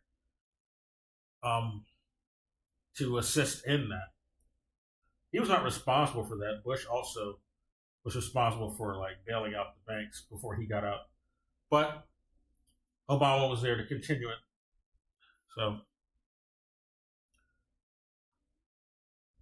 that's why they even let his ass in, to assist with being a mouthpiece for corporations and to help them keep their operations winning. And also assist in the war campaigns. They liked propping up a black candidate to make apologia for colonialist adventures overseas in the Middle East, which was where we were still when he took office, thanks to Bush. And then he continued that shit and expanded even more into Afghanistan and Yemen. And also did some operations in Chad where he bombed hospitals and marriage ceremonies, shit like that. Libya was a big one. He was there for that. They destroyed Libya because it was, the U.S. wanted to exert its power, its global power, like that guy at the beginning of this video was talking about. We want to exert our global power over this upstart African nation. They're getting too big for their britches, and they're getting out of line. Us Anglos in the Anglosphere don't like that shit, right? They want to do stuff more independently and not be our slaves. We're going to make them real slaves after this. And now there's open slave markets in Libya after the West destroyed it. And Hillary Clinton's bitch ass cheered that shit. Evil ass fuck. She likes that white colonialism winning over there. Just as evil as any other fucking right-wing Nazi. It doesn't matter what party they're on. That's what I'm trying to point out here. It doesn't matter if they're Democrat or Republican. They're all on the same Nazi colonial right-wing campaign. We have two right-wing parties. They don't serve the public. They're not populist in any way. Trump is his own man, and I think that's going to give them trouble. Is Trump is an alpha. He's not going to sit around. He's an alpha. Shut this gaslighting garbage up with this alpha talk. What the fuck are you talking about? She really thinks, well, I guess her audience is stupid. They would fall for this. He's an alpha, guys. So if you don't like what he's doing, you're not an alpha. And I won't fuck you. And no right-wing woman will fuck you. No trad woman will fuck you. You gotta believe the plan, trust the plan. This fake plan that does not exist. Like the conflicting feelings. How can you say this man's an alpha when his entire opinions and positions on geopolitical politics can change based on who gives them the best belly rubs? Yeah, that's not alpha to me. He's like very influenced. He's on the take. All right, he has no resolve. They're giving Donald Trump belly rubs, and he fucking changes opinion. And you calling him an alpha? Yeah, I'm not solidified in any positions I take. No, I'll do whatever. I'll take the highest bidder. I'll change any policy for the highest bidder. I'm up for sale. My ass is open for the highest bidder, basically. That's not very alpha to me. That's some 304 shit to me. Around and be bossed around by a bunch of people. But of course, this is a major concern for us, and we're still happy, we're still celebrating, but now we have to make sure that these cabinet picks are correct. Too late. No refunds. No refunds. Anyway, I apologize. Here's Midwestern Marks. I am joined and some by other people. I don't know these other guys. They got their channels there, I guess. Oh, they're all from Midwestern Marks. I only know the one guy, though. I usually see his tweets. I think I'm subscribed to him. But yeah, he's got two other guys on his show, I guess. Amazing comrades, friends of RBN. It's great to have Midwestern Mark join us. What's poppin', Eddie, Noah, and Carlos? Thank you for joining me on RBN again, guys. You bet. Thanks for having us. What's poppin', guys? And I've been after this election, I think this is a great time to. Oh, but yeah, they like to point out that these Latinos also voted for Trump because they really were afraid of the border. I didn't point this out. They really want to pigeonhole any reason for any Latin vote was all about the border if they voted for Trump. But this is like ad hoc ergo propter hoc. That could be it, but it could also be because it could be for the border, but it's also because they've been gaslighting to them about what their problems are. Like their bosses are probably saying, if you don't vote for Trump, we're going to fire you from your job and deport you and all this type of shit. We're going to call ICE on you for all we know. Or, they just been scaring people say, well, we don't want to be considered a cat eater, so we're voting for Trump to get rid of those cat eaters. Like a lot of people fall for the same propaganda that's against them. It doesn't matter that they're this race, this particular race. People of a particular race can fall for stereotypes that are directed at them because we're all getting the same propaganda. So whatever is mass marketed to you, or a lot of people are going to be influenced by and fall for it, even if it's about them. So it could just be all those campaigns about they just got brainwashed. Like in the border crisis is actually something artificial anyway, caused by white people in charge. Not because there's too many brown people who caused that problem. It's some glowy shit going on, some military industrial complex shit going on. That's the reason for why there's this artificial border issue going on. Like a lot of those volunteers who decided to do something on the border, well, why didn't anything improve when they went to do that? It's because they went there to actually cause the problems that are being complained about to begin with. those volunteers or provocateurs causing issues to then blame on the immigrants, the brown people. That's what it is. So a lot of those Latin votes, they thought they were, some of them probably thought they were going to do something about those volunteers causing the problems, for all we know. And not just about just getting rid of all the brown people for this Kalergi plan bullshit, this narrative that a lot of these Nazi apologists have. Continue to radicalize the working class because there are liberals who are going through some things. You guys see that MAGA? They're currently going through. And like this issue about the border, like we got too many. We got to get rid of all these people coming in, or else we'll get less money. Like, why would that be the result? Why does that have to be the result anyway? Why are we going after the victims and not the cause of the problem? Why are we going after the symptom? Why are we allowing corporations to get away with exploitative labor? This should be like a fair trade violation. This is silly. Go after the actual businesses exploiting labor like this.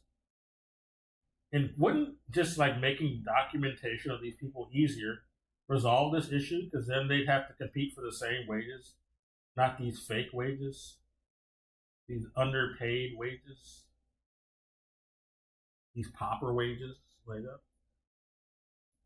This countries like China have solved issues like this. There's better ways to do things like this. The West try to make everything difficult because they don't want to actually solve any actual issues.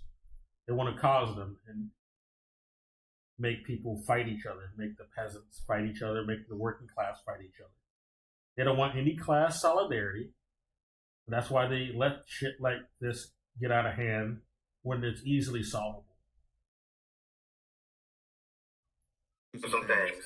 So guys, there was a time, thank God, I didn't have social media back then. Are you guys would have been screenshotting me saying, this you, Nick? Because there was a time when I was a shit lib, back in my teenage years, when I was... One second, I'm going to mute right quick.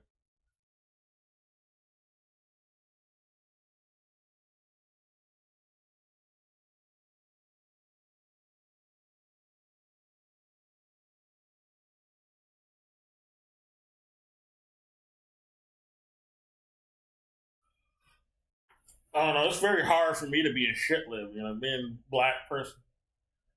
Like, you got to be really bougie and comfortable to be a shit lib in my book. I didn't believe everything any of the parties were saying ever. So it was hard for me to be a shit lib. Like, even when I was like, well, never mind. That'll give too much away. Supported Obama and them, and I just think that the reason why the Democrats lose to Republicans is because they were simply incompetent. so then when I see it, I never believed that.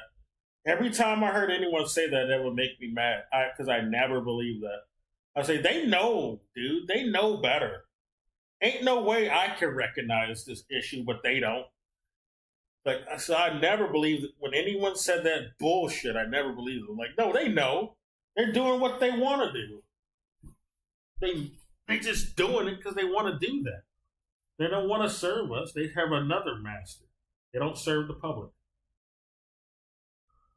I saw like Obama lost 1,000 seats. When I saw them constantly cave to Republicans, that's when I was going through my face. I was like, man, dude, there's something wrong with liberalism. And I was a young, dumb teenager. Then I started looking into things. All of a sudden, I became more radicalized. There are a lot of Gen Z dumb liberals right now that are asking questions about how Kamala lost. And they're becoming more radicalized. So we're supposed to be here to pick them up and radicalize them and pick up the MAGA people. I don't think many people are that surprised about Kamala. I've seen like some anecdote TikToks of people freaking out, wondering why she didn't win. But most people will know. Like, that's why I keep seeing the same TikToks over and over. When you start seeing the same TikToks over and over about that, about why Kamala didn't win. You know, there's like not that many people really feel that way. And I think a lot of people are waking up to the fact that our elections are not genuine anyway. It's like a one-party system. We don't really pick these people. And they tend to end up doing the same bullshit anyway. They don't please anybody. And at the end of the day. So you're gonna have to, like, if you want a real revolution, but you're not gonna be able to vote out the tyrants. Tyrants don't leave because they're voted out. That ain't how that works. Sometimes they don't even care about votes, as we saw with. You want to look at real Hitlers, the actual Hitler. He wasn't voted in anyway. He was appointed. It don't matter if they're popular or not. That's not how things are going to change. And just Trump will inevitably throw them out. So with that said, I'm going to pass it to my brother Eddie first. You're not going to vote out the tyrants. And Carlos. What do you guys think the approach of the left? I'm not talking about Democrats. I'm talking about shitlers. What should the approach of the left be right now in this moment post-election? Thanks for joining me once again. Absolutely. Yeah, thanks for having us on. That's a great question and one we've been asking ourselves and discussing amongst ourselves. I think making the point that you just made is extremely important, and this is something that Michael Parenti was big on his entire career. Well, I know Michael Parenti writes a lot. The Democrats are not incompetent. They are just corrupt, right? Exactly. That's one of the many things I like that he points out, at least. Michael Parenti is referenced a lot in leftist circles. He's kind of over-recommended, but yeah, that's something I definitely agree with him on. They're not just accidentally lying us into these wars or accidentally making mistakes and supporting the war in Syria or the war in Libya or not doing anything for the working class. No, that is their function. That's what they do. They are a corrupt political party who knows how to play off of the Republicans in order to get elected. It's a good cop, bad cop delusion going on, but they serve the same purpose.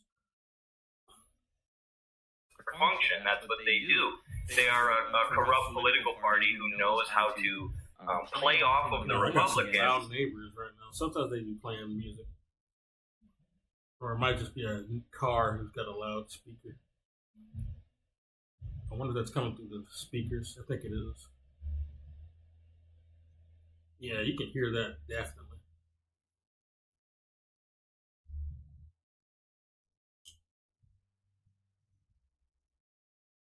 That better be a car.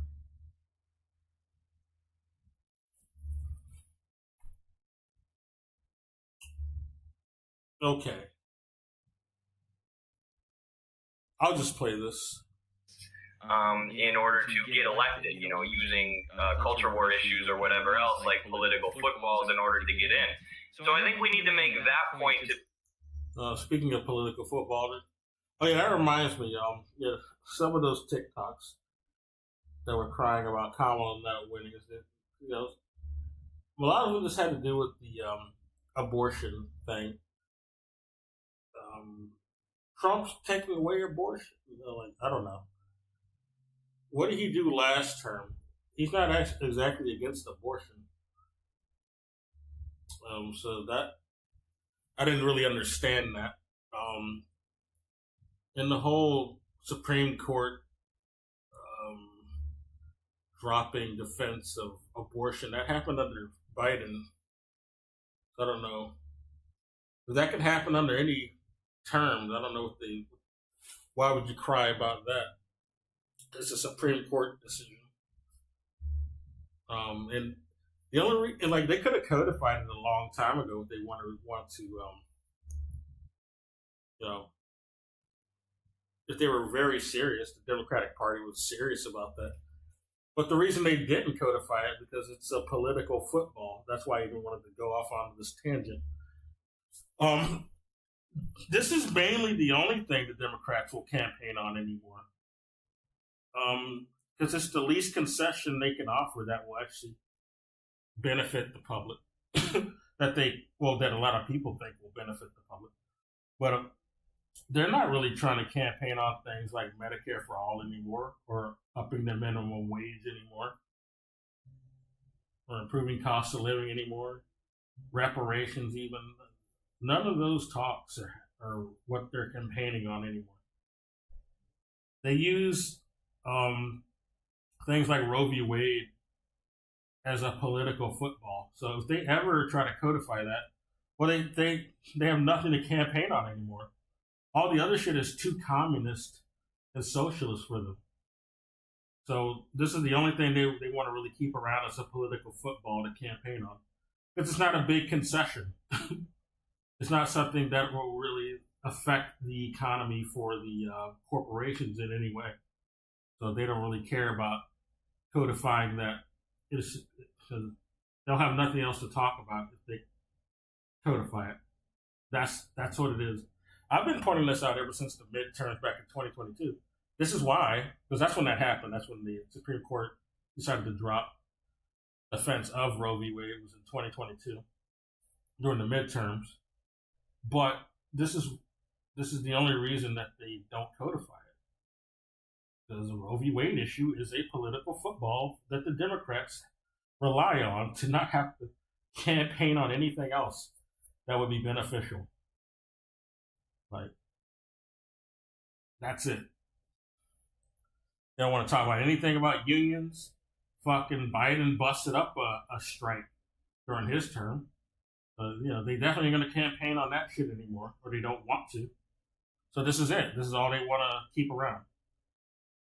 The abortion rights campaign. That's it.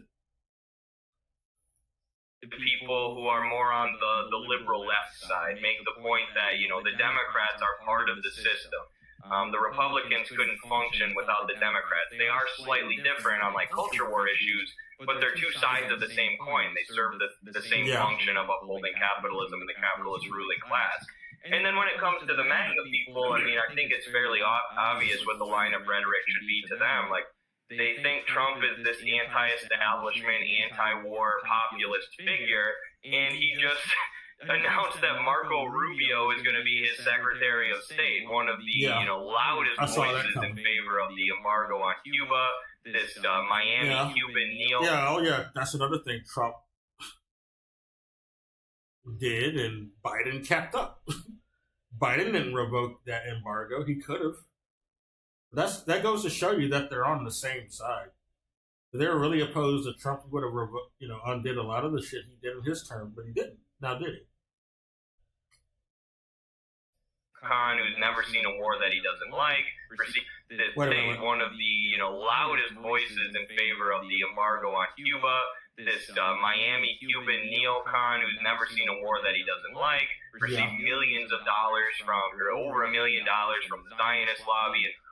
Both the parties are pro-war. They bipartisan on every military budget, every war vote. They're all bipartisan on it. Quit imagining that these parties are opposed in any meaningful way. They're all bipartisan on things that the rulers want, the big players want, the corporations and military-industrial complex want. They're all bipartisan on that.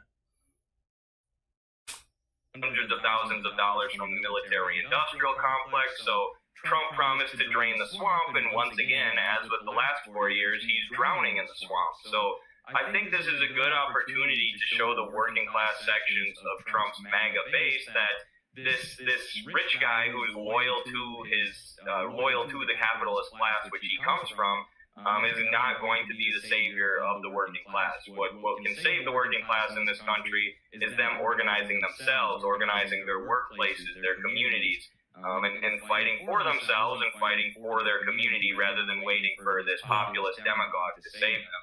The Beltway is not going to... So I'm going to get the rest of Midwestern remarks in.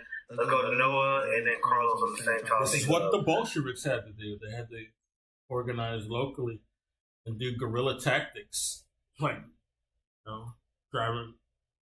around with a bunch of banners, handing out books, stuff like that. Informing people.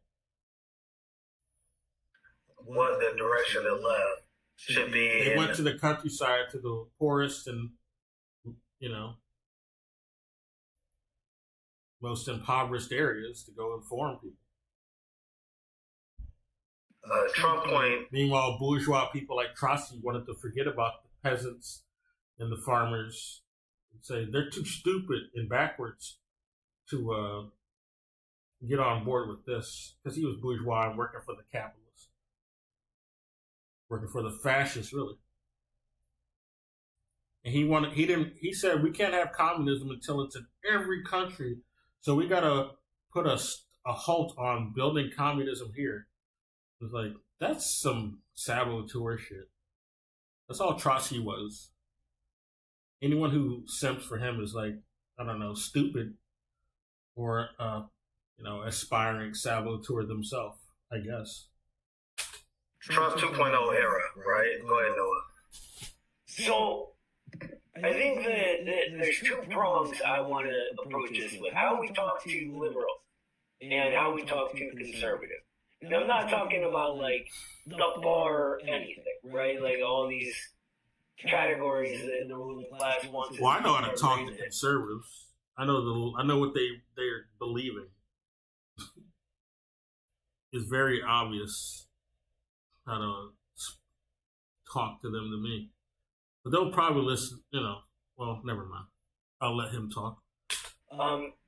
With liberals, literally the only reason any of them even went out to vote was because Kamala Harris wasn't Trump. I know, that's so not a good reason. The way I approach them is... Well, they're not this candidate, therefore I will vote for them. It's not a good reason to vote. Well, anything but this candidate is not good. They're just going to end up doing the same thing. You just voted for them because you think you're going to get something new. They're not even offering anything different. And like Kamala was not saying anything really effective or anything that was distinguishing her from anyone else. And I don't think they were really trying with her, to be honest. They didn't really want to pick her, the actual people who run our country. They already were settled on Trump. I think your strategy is flawed. If you look at the way presidential elections have gone throughout the centuries in the U.S., this is never going to be something that actually creates any sort of change. At the end of the day, these liberals, yeah, they can be annoying, but they would need the same things any of the rest of us do so long as they're in the working class. Yeah, I know they're all mostly middle class, but the ones that are in the working class is who I'm talking about. And so that's exactly not where the professional managerial class who aspire to be petty bourgeois, if not bourgeois for real. But begin with, and then I take them to where Eddie just went, right? That there's only one way that we get the things we need in the working class in this country, and it's doing it ourselves. We can't wait for some rich liberal from New York. Yeah, all these rich candidates to save people. Like, get real. None of these rich candidates care about the commons. I don't know why anybody's coping, thinking they're going to save anybody, no matter what side they're on. They're going to save their own class, their own 1%. Or wherever to save us, because they demonstrate over and over and over again that they will not. And I take a similar tack with MAGA people, right? Like, look at Trump's last term, right? He said he wanted to drain the swamp, but Rex Tillerson was his Secretary of State pick. Rex is hiring a bunch of people from Citigroup is really draining the swamp. So I don't know why anybody, like, I saw that at once and I was like, are you joking, dude? That was obviously campaign talk. Why is anyone believing he's going to drain the swamp when you see that? Tillerson, for anyone who doesn't know, was the CEO of ExxonMobil. Yeah. Like the biggest swamp monster you could possibly dream of. And now we're in this interesting time when MAGA seems to be very upset at the way the Trump administration is beginning. And you see, like Like they're beginning to cope, saying, "Oh, it's the neocons are manipulating him." All they got to do is flatter him, and they'll get their way. They were just repeating the same thing that people would say for Obama. He would do some neocon shit. Oh, they're fooling him, and a lot of these Trump stands don't know that they sounded just like the Obama stands. It's the same shit. Like, we went over this already. We're just repeating history, just on another fake opposition party this time, because they're not opposition really, but they think they are. Therefore, they're falling for the same tricks, not learning the lesson from the opposition party that fell for the same thing. Yeah, we'll have this evil thing, the neocons will take over. And to them, I say, like, do you really think your man, Trump, is that stupid? This guy who grew up super rich, that he's just going to let someone flatter him into getting their way? No, he's a really smart guy. If he isn't making change, it's because... I mean, he's not necessarily smart either. He just knows what he's doing. And nothing he's doing is an accident or an oopsie. He just got fooled. No. It's just shit he wants to do. He's on board with that. He cannot or will not. And I don't really care which one you think it is, whether he will not or cannot. The answer is the same. And again, it leads back to what Eddie just said. The only way we get change in this country is to do it our damn self. Very well said, Noah. Carlos, I'll pass to you. Yeah, well, first, thank you for having us on, brother, and I would definitely echo everything that the three of you have said. There was an American diplomat and ideologue of the imperialist establishment, Richard Haas, that wrote in a prominent Foreign Policy magazine earlier this year that the biggest enemy of the U.S. is not Iran, China, or Russia. The biggest enemy is the American people. You know why? Because empires generally fall from inside. It is only the American people that can bring about the complete and utter destruction. The rulers fear the American people in a real populist uprising that opposes their hegemony and their economic way of exploiting and harming other people, other countries too. Destruction of U.S. imperialism. Yeah. And I think that what Trump represented was a way for the American people to voice their discontent within the confines of American politics in a way that absorbed that discontent into something that's fully compatible with the establishment itself. And in a way, what Trump represents, and it's made explicit in this victory this year, is an inversal of the formula Glenn Ford gave us some years ago. You know, that the Democrats were the more efficient evil, right? Not the lesser evil, but the more effective, more efficient evil, because they put a very nice gloss on imperialism. Yeah. You know, at a time of vast discontent, at a time where there's a serious crisis of legitimacy, and where the spontaneous natural politics of American working people has to have some form of dissenting taste to it. And Trump is presenting that form in a way that's compatible with the establishment. In our era, Trump is the most effective evil. Why? Because he's the one that has been able to capture and basically recuperate. Yeah, he'll say, he'll point out that the West wants the oil of a country we're invading. He's not going to stop it, but he'll point it out. That's not good enough. But some people think that is. Some people think, well, he really wants he's just doing that to signal to the public that he doesn't really want to do this. This is how the people go through mental gymnastics. They got to convince themselves that Trump is really a good guy and doesn't want to do this stuff. But no, he's bragging about going to another country to steal their oil because that's just what we should be doing, is what he thinks. He thinks we should be proud of that, like a bunch of countries used to. Like Britain would brag about how the oil in like Bangladesh or whatever they were occupied in. They used to brag about, like, they used to say, well, that oil belongs to us. They'd say this openly in public. Not those subhumans. It's British. It's ours. All right? Those for the Commonwealth, not those savages. And this was popular to be this racist openly, and that's what Trump probably just wants us to go back to. He's not saying it because he's trying to signal to the public that he's against it. No, he wants people to accept that again. The energies, the radical dissenting energies of a good part of that base. So the question is, what does the left do, the genuine communist socialist left? Well, to borrow a slogan from our friend and comrade, executive chairman of the ACP, Haz al-Din, the whole time I don't like a lot of what Haz says, to be honest. And this channel's had some disagreement with Haz, too. Not Midwestern Marks, but CJ's channel, which is called Revolutionary Blackout.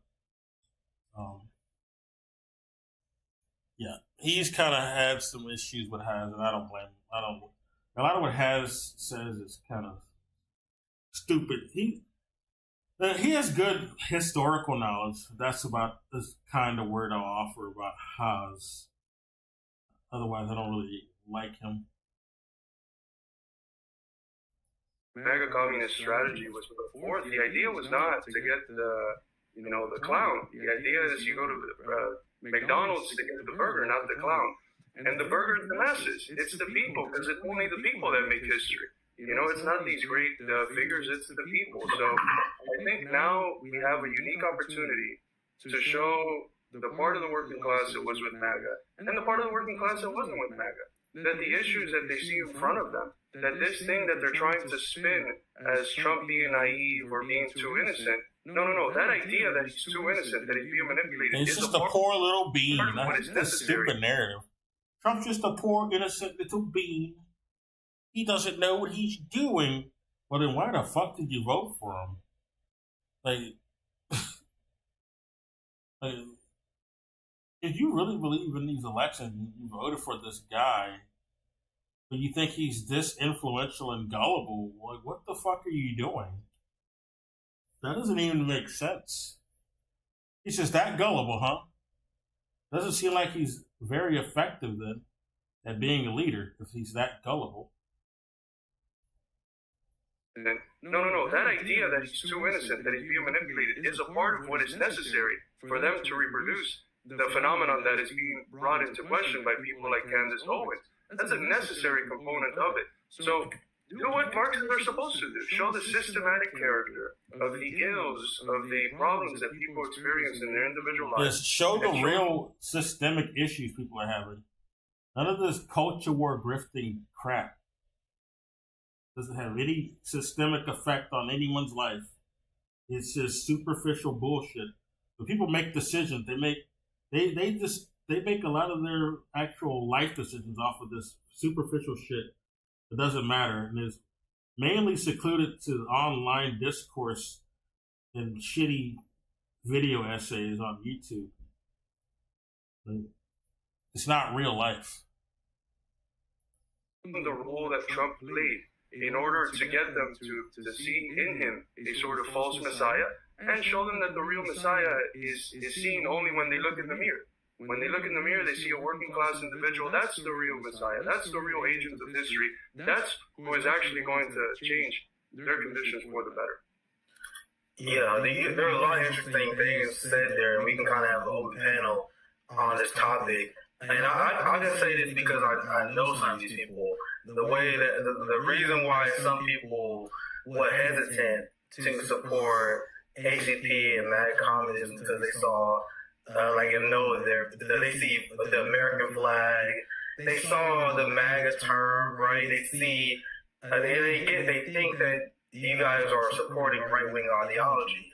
But what it seems like you guys are actually saying. Oh yeah, the MAGA communism meme. Yeah. I thought, it could have a byproduct of getting some more right-leaning people to learn about what Marxism is. But it doesn't seem to have done that. So I was wrong on that. I was wrong to hope for that.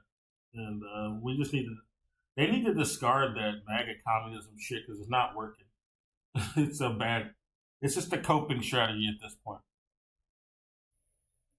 Is that you guys trying to convince people like the people who I live next to in Missouri, because in Missouri they voted I'm for from Missouri too.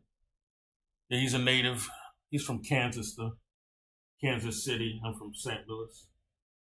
minimum wage 3 times in a row. And Medicaid expansion, affordable housing. When given a choice, these poor white people, these people in the Midwest, they get told that's only for them darkies, and so they oppose it. It's the Jewish plot to only give them housing and then wipe us white people out. That's the logic that's going on in their head. They believe this Kalergi plan dumb shit. It's the brain rot. They're very progressive. So it seems like your guys' goal is to awaken this working class and let them understand that Donald Trump is actually not on their side.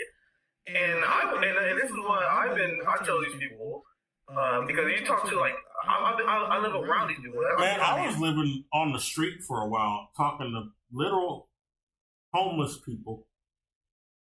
All right? They were arguing against raising the minimum wage. But these motherfuckers are struggling. I think I've told this story before. Like, they were also arguing against that shit about affordable housing. Like, what the fuck are you talking about, motherfucker? You're homeless. You're sleeping outside.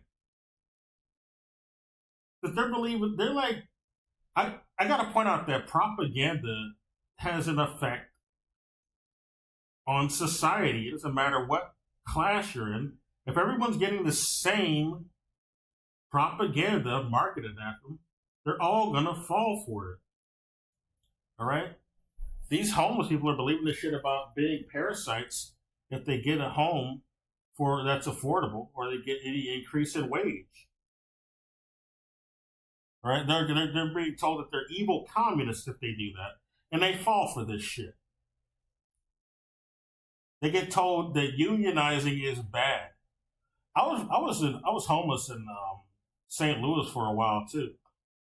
But I was homeless recently before when I came down to Texas, I was homeless due to COVID's policies, not for any genuine reason. I wouldn't say a good reason, but it's a good reason on our leaders' part, anyways. That wasn't a good reason. But I was homeless before that a few years prior in St. Louis, and I went to this charity organization or program that was affiliated with a church. And you always got to be suspicious of these fucking 501c places that are associated with the church. Because they only care about getting money, free money, not actually helping people or being religious. It's a grift, basically. They got grants to not spend on helping people, just to pocket. But that was they were supposed to help people. I think the government didn't really care. They just wanted to have like some money laundering facility to do shit that's probably more political than it was to actually help anybody. But it's a convenient little front organization, I guess. And they were doing programs where they do these work programs, educating people on how to write resumes and shit, and giving them tips about work. And I noticed a common theme in all these courses and training they were doing there. They would always consistently, without a fail, discourage unionizing or badmouth unions. And it just shows who was really influencing this charity, quote unquote. Neocon interests. It made me more suspicious of that charity. And I bet if I dug a bit more, I found out some really corrupt shit. But they were very against unions and unionizing. They discouraged us anytime they were talking about anything work related. It was really weird to me. But a lot of homeless people fell for this shit too. And this is why they would, typically have more right-leaning business supply side opinions. Because they're being taught this neoliberal supply side trickle down shit in these very charity courses. That's why shit like that happens. And the other indoctrination, even without this charity, that exists, they fall for it. They get a bunch of propaganda, basically.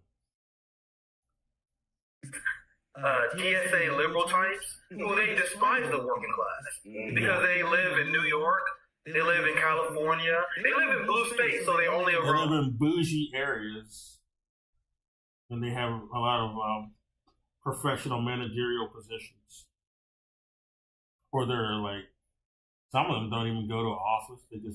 They're remote workers. They laptop class is what happened during COVID. A lot of these people were shitting on other people who got pushed out of work, and saying, well, we gotta save the world, so you gotta be fired and live on the street and die and starve and get sick that way. So I lost all respect for people like this. I tried to reason with these people too. That I can't do it in the future. Never again. Never again. If this shit happens again in the future, which is bound to happen, and they take these same shitty measures and be this callous with people, yeah, I'm not even going to bother trying to reason with these people. Liberals, so they have this warped misconception of what people. How do you think fucking up supply chains is going to do for people? Going to make people starve, especially in the global south areas. A lot of people, hurt economically that way. They don't even have enough money, much less food, to even have a place to live in. They can't shelter in place. A lot of them are going to be homeless, which is what happened. A lot of us black people suffered. They don't give a fuck, though. They didn't even give a fuck about them experimenting on black people in impoverished global south countries with these fucking questionable shots. They didn't give a fuck. Well, as long as my white ass is saved, I don't give a fuck about them darkies being guinea pigs. This is what the response I got. Practically what they were saying. And then they had the nerve to say, well, black people, they're the most vulnerable. Those white people are going to save them. They just need to listen to us. That's the only salvation you have, black people, is to get this corporate multinational injection from these predominant white companies who've always had your best interests at heart. So we want to say, no, there's no good track record with these corporations that were pushing this shit. One of them is new. One of them has a bad track record of malpractice and many fines. And another one had the same type of fines and bad practices. History of it. We're supposed to not question that, though. You're a stupid black man. Don't ever question these people. All right? The white people know more than you. They never fucking lie.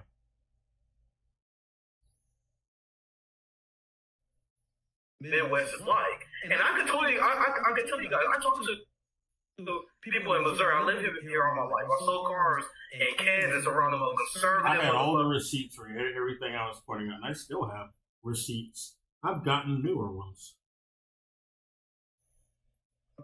You can think of, they all support progressive shit. They all knew I was a Bernie bro. I was talking to them about, y'all support healthcare. I was supporting Bernie before these fucking elections. I've been following Bernie ever since the Citizens United discussion. And then he turned out to be a fraud. So fuck him. he just supports the same corrupt system. He was just another. Well, even he realized it. He realized it late. I realized it early. He was still supporting Bernie up to the 2020 elections. I knew Bernie was funny during the 2016 elections. I knew he was going to throw the fucking race because the shit he was doing. But yeah, I support that too. So what we need to do, we need to have a politics that appeals to the entirety of the working class. To let them know that you're not a patriot if you support sending money to Israel. No. You're not a patriot if you support giant police budgets. You're a patriot if you support your brothers and sisters having health care. This is what people knocking doors. Stuff like that. Like, you're not a patriot, but and that's kind of the ideology I see that you guys are bringing. So any thoughts, Eddie, Noah, Carlos, before I ask my next question? No. Yeah, I couldn't agree more with everything you were saying. You know, we talked, Danny Shaw is a part of the Midwestern Marx Institute who's out there in New York, and like, it's, you know, a different thing for him talking to people out there than it is for us here in the Midwest, which is something that we've always maintained, that there are sort of different political climates and cultures all across the U.S., but Danny's learned a lot, you know, about people in Middle America. He's realized that, as you said, when it comes to economics especially, they are progressive. They are. I'm sorry, Eddie. They get tricked by the culture war. I'm telling you guys. I talked to these poor white people. They smoking weed. They smoking weed. We talking about having health care. And unfortunately, the problem is all that culture war grifting shit that's affected a lot of decision making by people. They don't know what communism even is. They think it's that Twitter garbage they see. Nothing to do with Marx or Lenin or Mao or none of that. They don't know what it is. They don't know what working class is. They don't get it. They're not class conscious. Show them that the real Messiah is seen only when they I went back too far. Affordable housing, when given TSA liberal types, who they despise the working class because they live in New York, they live in California, they live in blue states, so they only around liberals. So they have like this misconception of what people in the Midwest is like. And I could totally these coastal snobs, man, they don't get it. They only see they're only on the coast, and then all of the media only takes place on the coast. But they have this very exaggerated perception of the flyover states, which is a very condescending description for the rest of the country. But they think it's all, they got some alien understanding. They have no resonance with the average person of most of the country. And they think they're all like they don't get it, dude. They don't know how a lot of us are. Especially us black folks over in the flyover states. They don't get us at all. I can tell you guys, I talk to people in Missouri. I live here all my life. I sold cars in Kansas around the most conservative motherfuckers you can think of. They all support progressive shit. Like, they all knew I was a Bernie bro. I talked to them. Like, y'all support healthcare. Yeah, I support that too. So what we need to do, we need to have a politics that appeals to the entirety of the working class. To let them know that you're not a patriot if you support sending money to Israel. You're not a patriot if you support giant police budgets. You're a patriot if you support your brothers and sisters having health care. This is why I used to tell people knocking doors. Like, you're not a patriot, but and that's kind of the ideology I see that you guys are bringing. So any thoughts, Eddie, Noah, Carlos, before I ask my next question? No. Yeah, I couldn't agree more with everything you were saying. You know, we talked, Danny Shaw is a part of the Midwestern Marx Institute who's out there in New York, and like, it's, you know, a different thing for him talking to people out there than it is for us here in the Midwest, which is something that we've always maintained, that there are sort of different political climates and cultures all across the U.S., but Danny's learned a lot, you know, about people in Middle America. He's realized that, as you said, when it comes to economics especially, they are progressive. They are. I'm sorry, Eddie. They get tricked by the culture war. I'm telling you guys. I talked to these poor white people. They smoking weed. Yeah, most of the people I grew up who were smoking weed were white folks. They were all, it's a stereotype that all those black people just the ones be smoking weed. No, I saw a bunch of like even people who were like upper class, like above middle class. I went to a private school for a little while in high school, where some rich kids would go. I got there by another way. I didn't pay to go there, but I was there with them, and they'd be smoking weed. They had a big old stash in their little safe in their mansions, practically. Little McMansion. And they had coke. You know they bougie. They got an easy supply of cocaine, dude. Like, what the fuck?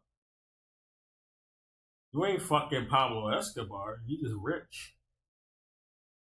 About having health care, and unfortunately, the problem is they get tricked by the culture war, by the trans issue, all this stuff, and they vote against your interests. It's something that we got to see, right? So sorry to interrupt, Andy. I want you to finish something. No, you're good. That's absolutely correct. They think, they see Trump going against quote-unquote wokeism, and they're like, oh, yes, he's our savior, when he's not, actually doing anything that's economically populist, that's actually going to change their lives. And, I get why people might be put by a slogan like MAGA communism, but strategically, like, I realize what I look like. I realize, people tell me all the time I look like a Trump supporter. So, why not use there's all this stereotype. If you look like, I hate this stereotype, like masculinity is associated.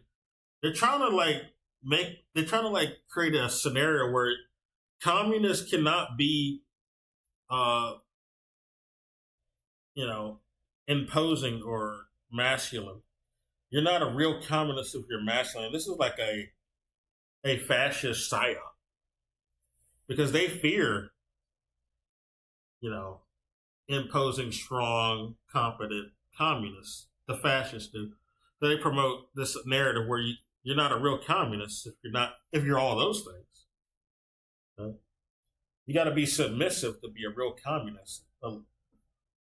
Non-threatening. Okay, and it's stupid. It's a clear psyop. Not true.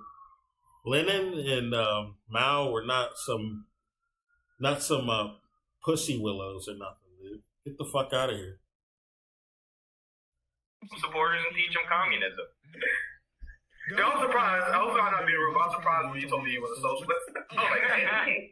The Black Panther Party were not pussies, man. Carlos, you guys want to chime in before I ask you the next question? Yeah, just real quick. I get the same thing. I'm a redneck from Ohio, right? But at the end of the day, yeah, that's right next to Missouri. That I completely blanked on what I was going to say. More so Illinois, but still. MAGA communism, this slogan, and it wasn't one the Midwestern Marxist Institute ever used, right? Our sort of the reconstitution of the communist y'all just need to ditch MAGA communism. Just get rid of it. It's not working. The meme is not working. Our sort of the reconstitution of the Communist Party in America came after that slogan kind of ran its course, but it was always about going into McDonald's for the burger, not the clout, right? Yeah, the process. Stick to a process of that effort. Just ditch that slogan. It's not working. It was always about approaching this revolutionary potential within the working class. The reason they see wokeism as an enemy is because they see it as coming down from the ruling class, right? They already have this revolutionary potential. And some of them see it that way. Some of them see it as like, oh, the Jewish plot is the Kalergi plan. That's literally what some of them see that as. It's not just because it's coming from the bourgeois. If it was coming from something like Trump is also, he's part of the bourgeois. So that's not necessarily what the issue is, that it's coming from the bourgeois. Is it because some of these people literally believe that Kalergi plan, and they really hate brown people. That's what it is. Some of them are just straight up racist. That's what it's about. So it was just about explaining how Trump is never going to be a solution. Or they've been convinced by racist rhetoric. They weren't necessarily inherently racist, but some racist rhetoric has convinced some people to be racist. Be communism, right? And I think the only reason it's stuck around, that this, we all are Trump supporters, and I saw on Twitter the other day, like, it's so funny to watch ACP realize that Trump was never an anti-imperialist communist, and it's like, Yeah, I saw that. no, this is what we've always I know it's true, and there's a lot of people who get upset whenever I just talk to you guys. And I just want to say, like, publicly, that I think you guys are extremely shady. Like, I see someone already tweeting. I don't want to blast them. I see someone already tweeting, like, man, I think it's weird. Why are being platforming ACP? I find it very shady that there are these people who they don't use their real name. They got anime profile pictures. They don't do anything. They don't do nothing. They are literally lazy bums who do nothing. You know what I mean? And then they spend all their time criticizing other activists. So I'm not saying I agree with align with ACP all the way, but I see the ACP doing mutual aid. I see them in their community. I'm not seeing them going for Democrats. I'm seeing them opposing Democrats. Yeah, that's good. That's the type of shit they need to be doing. Real shit. Not performative shit like voting in a ritualistic ceremony where it's just performative. Nothing you suggest for the suggestion box is meaningful. They're picking these candidates for you, whether you cast your ballot or not. And you only get a limited selection of candidates. You're not even picking them yourself. So we have enough we agree with, but we can have a fucking conversation, you goddamn children. I'm gonna talk to you. I'll tell you guys right now. That's not gonna happen. Go ahead, no. I'm sorry, Wanda. No, it's like these posts blow up. It's these people with like a few hundred. I can understand not wanting to use your real name in these circles though, because there's a lot of feds who like to look into these circles and collect information on people. So I don't blame people too much if they want to be anonymous, but still, offer some ideas and suggestions if you're even going to comment. Like, what is your plan? What type of organizing or movement do you want to suggest? Stuff like that. What type of strategy? Stuff like that. So just shit on other people who want to do things. Somehow get 10,000 likes when they lie about ACP, right? Look at who's retweeting these. It's NAFA. And what do we know about NAFA? NAFA, that fucking, it's an intelligence front. They work, there's just a bunch of Fed glowies who defend any evil shit NATO does. And any of the evil wars we're involved in. Made up PSYOP. Yeah, it's a PSYOP. And what, right? Look at who's retweeting these. It's NAFA. And what do we know about NAFA? It's a straight up PSYOP. Yeah. Right? Like, it's all AstroTurf. And so you gotta ask yourself. Yeah, it's total AstroTurf. If these anonymous accounts tied to neo-Nazis are trying to lie to you about the Communist Party. Yeah, neo-Nazis, they have a history of lying about communists. That's why a lot of people believe all this scary shit about communists. They were listening to what some Nazis made up. Right? And people like Robert Conquest. All that shit that they wrote about is made up. There's no primary source for there's no primary evidence for anything they're saying. It's all pulled out of their ass to scare, commons and the workers into just not liking communism, to accept their capitalist, fascist overlords. Should you take what they're saying, Yeah. Like, people literally think communism is about not working in just welfare state. Like, what the fuck? Communism is about the fucking proletariat having like a dictatorship of the proletariat. It's about workers, motherfucker. What the fuck you talking? There's work involved. Owning our means of production and getting our surplus value. It's about getting paid. Getting our real fucking value.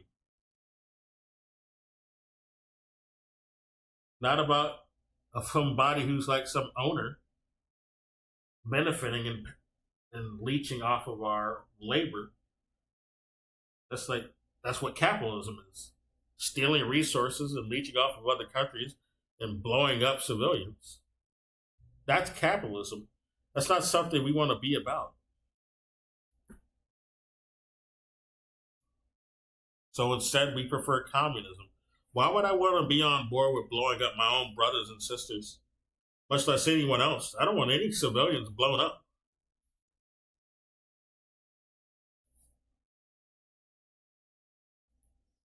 And if you're Just because, wondering, our evil ass country wants to be a fucking leech parasite. I'm extremely sympathetic with my ACP brothers because RBN would do the same thing, guys. You guys saw it.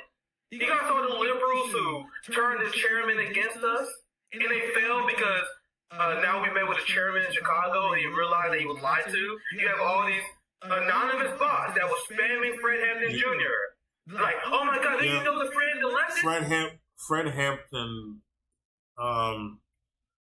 socialist is what this channel used to be called. He was part of the Black Panther Party. Got assassinated by the FBI because the FBI is a Nazi outfit, basically. Like most of them, the American apparatus is Nazified. They're fascist, okay? They propped up the Nazis to begin with. Eugenics was popular here before the Nazis. So they were all about that life before the Nazis. Same with the UK. So a lot of the fucking UK motherfuckers like Malthus and fucking Wells, Wellcome and Darwin and his brother.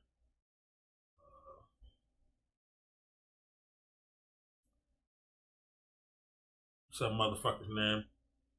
Galton, another eugenicist. They're grifters. The Fred elected, they're grifters. Don't you know they're using Fred's name in order to push right-wing ideology? And I'm telling you guys, the same Fred electors, they're grifters.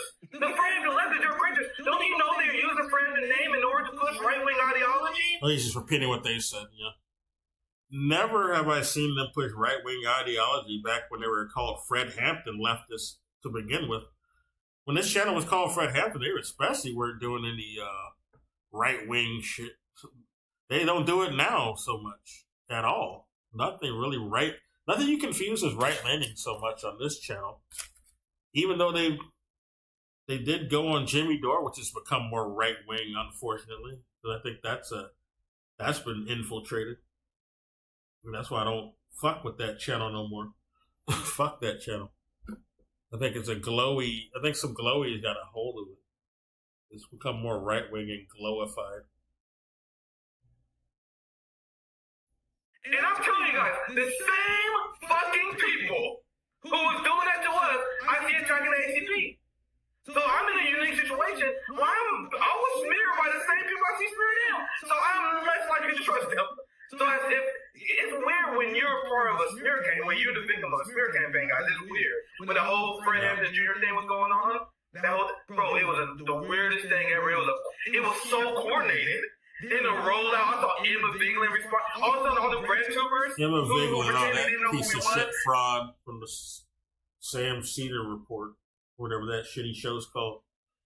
That show sucks. And she's a bourgeois trust fund baby. So, of course, she'd be behind pushing this narrative. They commentated on it. I'm like, wait, I thought you guys didn't know what the fuck? So, I've been a victim of coordinated DSA smear jobs. So, that's why when I see the coordinated smear... The DSA has been co-opted. Can't trust the DSA anymore, definitely.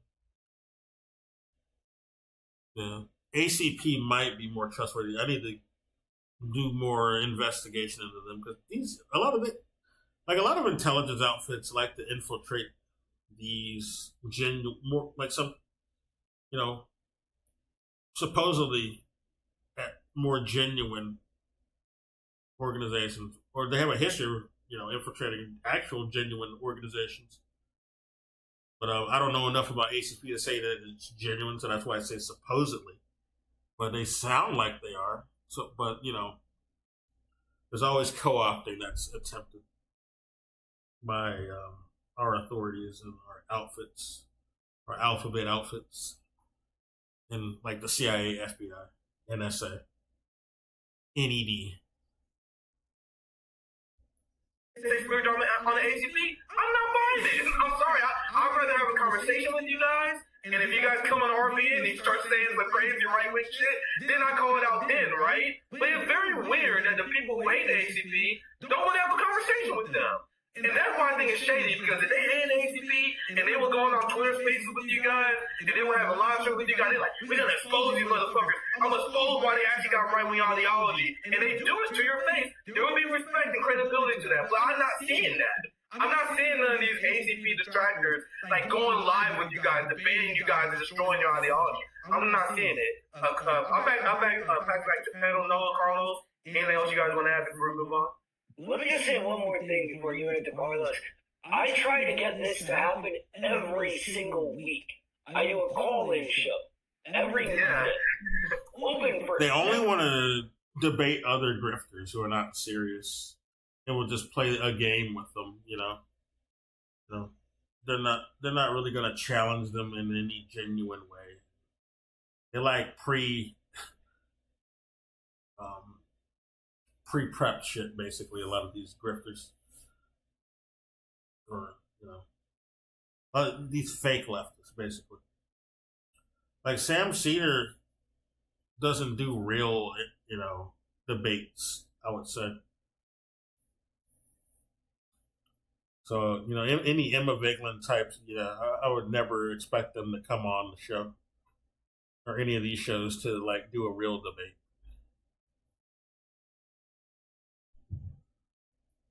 You also got to be suspicious of these shows, because it doesn't necessarily mean that they can't be infiltrated either, because this has happened before, and I wouldn't doubt that it will happen again.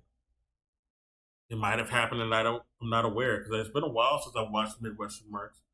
I don't know how committed they still are, but they sound genuine here for sure. Wait, not a single one is done. Yeah, and guys, trust me, I've seen this too. Cause there are people who have entire accounts dedicated towards aiding your party, right? You would think that someone who spent so much time tweeting about you guys would be down to go to join a space with you guys to explain why they think you're sellouts, and they never do it. This is why I think it's shady. There's always these people. They're anonymous, and they're the same people who smear me. They still smear me to this day. You know what I mean? Then the people call me anti-Semitic. They call me a secret sexist who don't care about abortion rights. It's the same in my profile. Yeah, it's sad. These people. This is why they this is why they don't codify abortion rights, so they can make these false allegations against people who look like they are genuine, or who are genuine. That's why. This is why you don't really want to throw around these accusations too much, because this is not going to entice your party to even try to codify something like that. If you really care, if you're that much of a single issue voter, well, you're definitely not going to get that codified. You throw that around, you're throwing that around, you're using it as a weapon. So,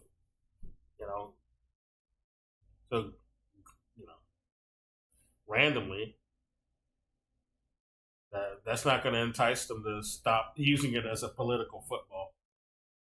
They will never codify it. It's just too useful as a weapon and a cudgel against opponents. So, and that's the only thing that they feel comfortable using as a political football, because anything else is just too communist for them.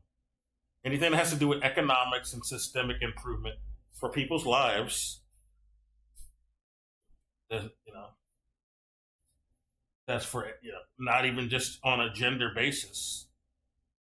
Because men who don't get abortions would also be affected. Then they don't want to discuss anything that has to do with that. They're not going to talk about affordable housing. They're not going to talk about debt forgiveness. They're not going to talk about or promote. They're not going to promote these things. They might mention them, but they're not going to promote these things. They're not going to campaign on Medicare for all. That Bernie thing was a once in a lifetime campaign. All right? Not going to do that again. Not going to campaign on raising the minimum wage ever again. Never going to campaign on Medicare for all. Well, I did say that already, but yeah. These things that they've campaigned on before, you're never going to see those again.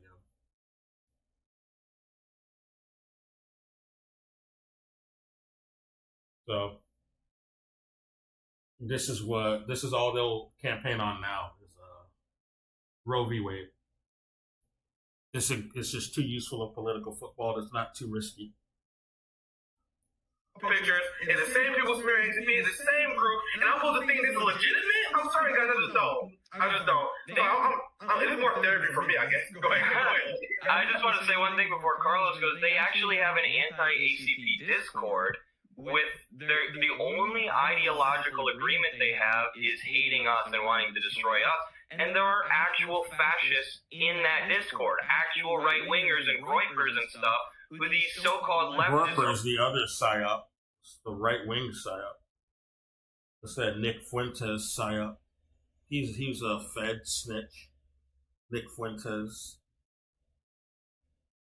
Groypers are basically like some 4chan degen rejects who were like really young though. Most groypers are like young men who are so gullible and not very experienced with the world that they fell for this Nick Fuentes shit, and they became incels, or they were already incels, but they embraced it as an ideology. It's really cringy, but it's a psyop to begin with. Like, he's connected to the feds. Like Nick Fuentes is, has a history of doxing other groypers and feeding them to the feds. He did that with a lot of January 6 people, which was already another Fed operation. January 6 was like a Fed operation to begin with. And he was like a sheepdog for some groyper children to be made an example of for that Fed operation. This is why he never got any charges, and he never went to jail for the January. He was at January 6th, Nick Fuentes, but he didn't get charged because he was a glowy. He was just there to assist with that operation, even though he was promoting these kids to go and do that. But he's like, that's what happens when you're like a Fed snitch, glowy. This is the shit you're told to do, and he got involved with Kanye, who's also a glowy. He's a mockingbird agent for real, right? And they like Kanye because he believes in that Nazi shit. What it looked like to me. But they also try to write it off that, it's just the meds. But I think he just genuinely, supports Nazi shit because his handlers are also Nazi lovers. And that was why they allowed him to make billions. Because we're not going to allow you darkies to make billions unless you kiss the ring of fascism and Nazi shit. And I'm pretty sure Oprah's on that same train, like I said before. Like, not too many black billionaires you see around. And there's a reason for that. There's usually some shit you got to do to maintain billions in this part of the world if you're black. Are working together with, and then they call us the fascists. So it really is incredible, and I think the reason you guys are the racist, even though you guys prop up RB. Oh yeah, also Nick Fuentes' closet queer person.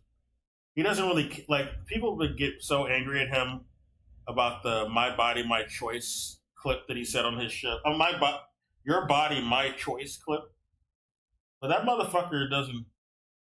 That motherfucker is gay. He literally is.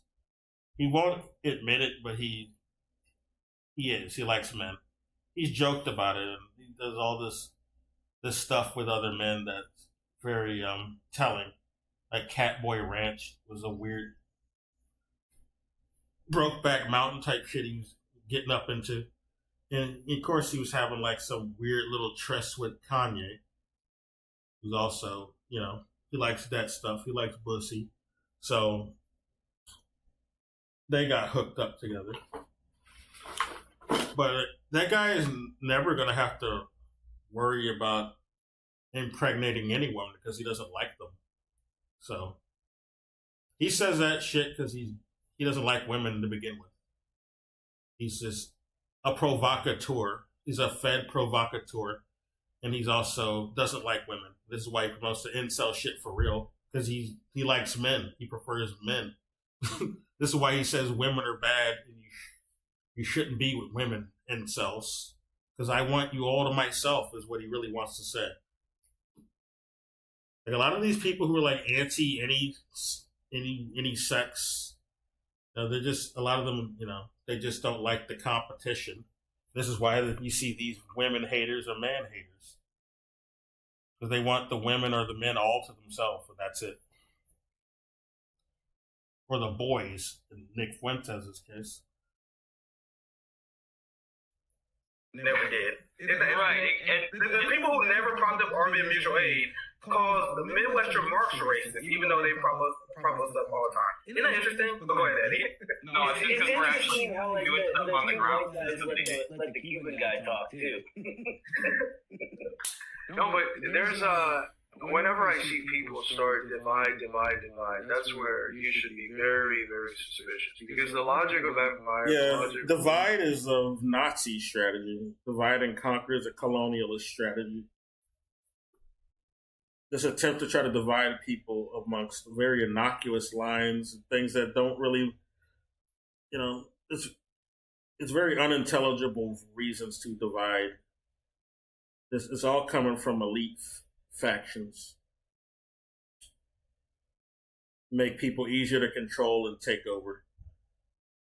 Like they were trying to do that with the Ukrainians and Russians, even though ethnically they're very related and they have history together. But the West still tries to create this mythical sort of difference between a Ukrainian and a I was about to say Nazi, but if they get it's a Nazi ideology they're trying to put onto people in Ukraine to make them think that they're not Russian or related to Russian. They're like a superior race. It's a very Nazi promotion by the West. It's not organic. And the West did the same thing in China before the People's Republic of China happened. They did this with the Rock faction in opposition to the Copecaine, the KMT, with a more socialist faction. And, they were like the fighters for in fights prior to the establishment of the People's Republic of China. ROC stands for like Republic of China, but they were like a more nationalist type of faction that the West backed. And they wanted to use them to try to break up China. And they wanted the Rock to present themselves as like different from the Chinese. They wanted to use Rock to like emancipate from China, or emancipate parts of China like Shanghai or Taiwan from China, to break China up and try to weaken it. And they did they've been doing this shit for years, but they did this shit with Hong Kong later as well. Hong Kong got colonized by the Brits, and they tried to just, separate them that way. Well, because it's British colonialism is the Commonwealth now. You're separated from those savages from the mainland. You're not really Chinese, or you better not support those Chinese. You better support the Anglo Commonwealth. We are the superior race, and all this evil colonialist type thinking. Yeah, they have a history of this in multiple countries.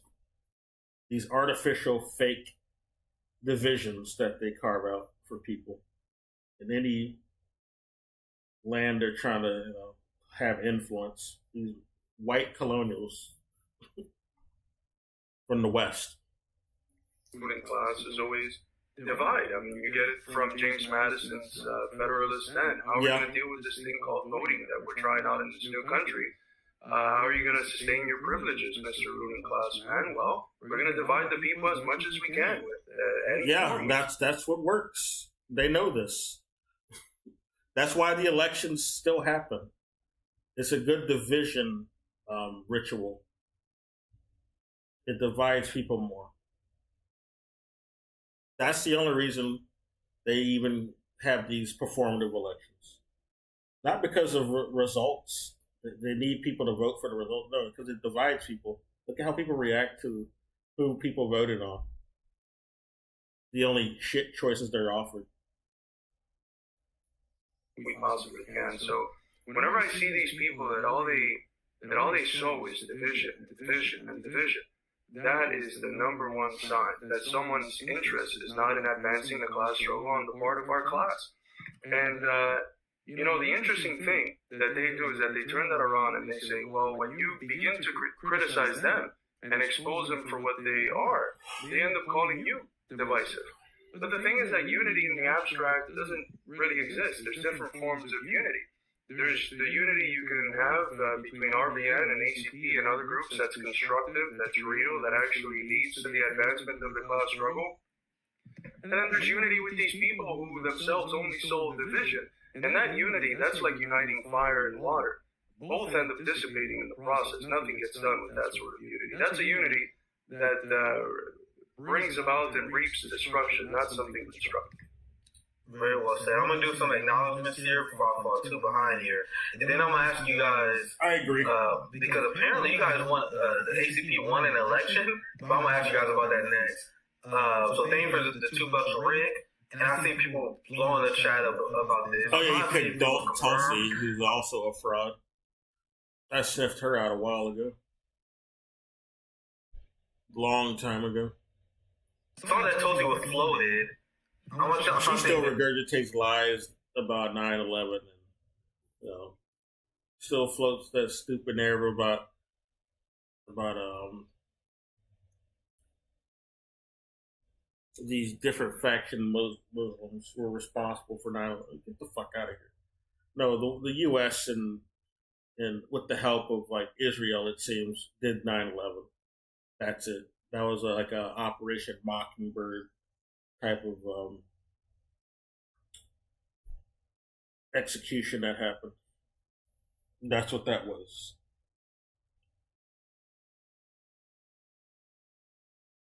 That actually confirms what you did. That's crazy. Here's Trump picked It Tulsi. wasn't this nonsense about the Sunni. Let's get the Sunni faction. No, fuck that. This is what they always bring up whenever we talk about 9/11 anymore. Why did Bush ignore any sort of warnings before any of this happened? Because this was already planned. That's why. That's why everyone else ignored any warning. This was all planned. 9/11 was an inside job. They try to meme this to try to invalidate this reality, but it was. This meme is just a tactic that a lot of the people who want to distract from this fact use to try to invalidate this point. This is like the CIA wants to invalidate this point. The FBI wants to invalidate this point. The feds want to invalidate this point. So they meme it. And they also meme the shit about steel beams. So anybody who thinks oh, our government did that, you're crazy. And then you believe the steel meme. You can't melt steel memes, basically, is what they throw out to try to invalidate your entire argument. It's not a logical argument, but people are so influenced by memes that to some people, that will invalidate the entire discussion or end it. Well, I said the still meme, so therefore nothing you said is correct anymore. Illogical, but it works. It's effective. For Director of National Intelligence, Gabbard named Director of National Intelligence.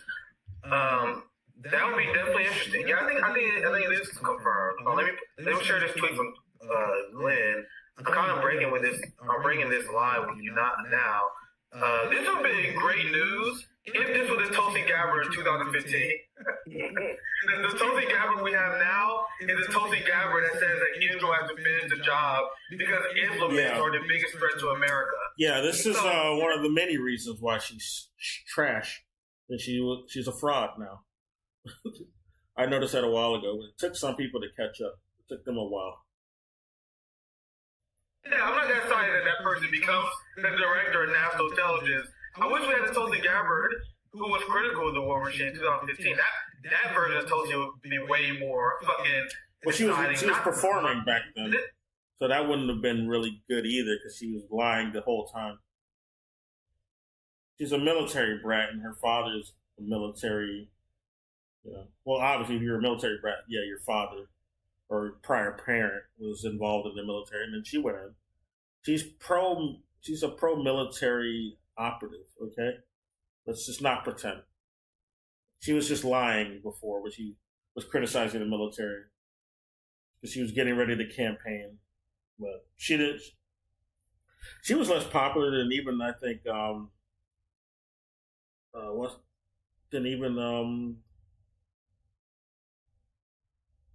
Kamala, I think, although they had a debate together at one point, and apparently Kamala did worse against her, but still, none of them really got votes or support, basically, is what I'm trying to say. This doesn't move me at all. Do you guys have any thoughts? I have no really real reaction to this. I mean, she's been a disaster to me. She's been a peace advocate on the war. I mean, I don't like Tulsi, as a person or her ideology, but she's been a peace advocate for the war in Syria specifically. And Trump is. That's it, though? That's not good enough. It's good she's right some percent of the time, but, she contradicts herself with the other things she's supporting. So she's probably just, you got to doubt her claims about wanting to be anti-war in Syria, but she's doing the opposite for something else. She's probably lying. And there was a reason why she decided to take a stance on Syria, and it's not a genuine reason. Floated the idea of withdrawing U.S. troops from northern Syria, which is actually not coincidentally, where all of their oil is. If they get that done, that would be like a win.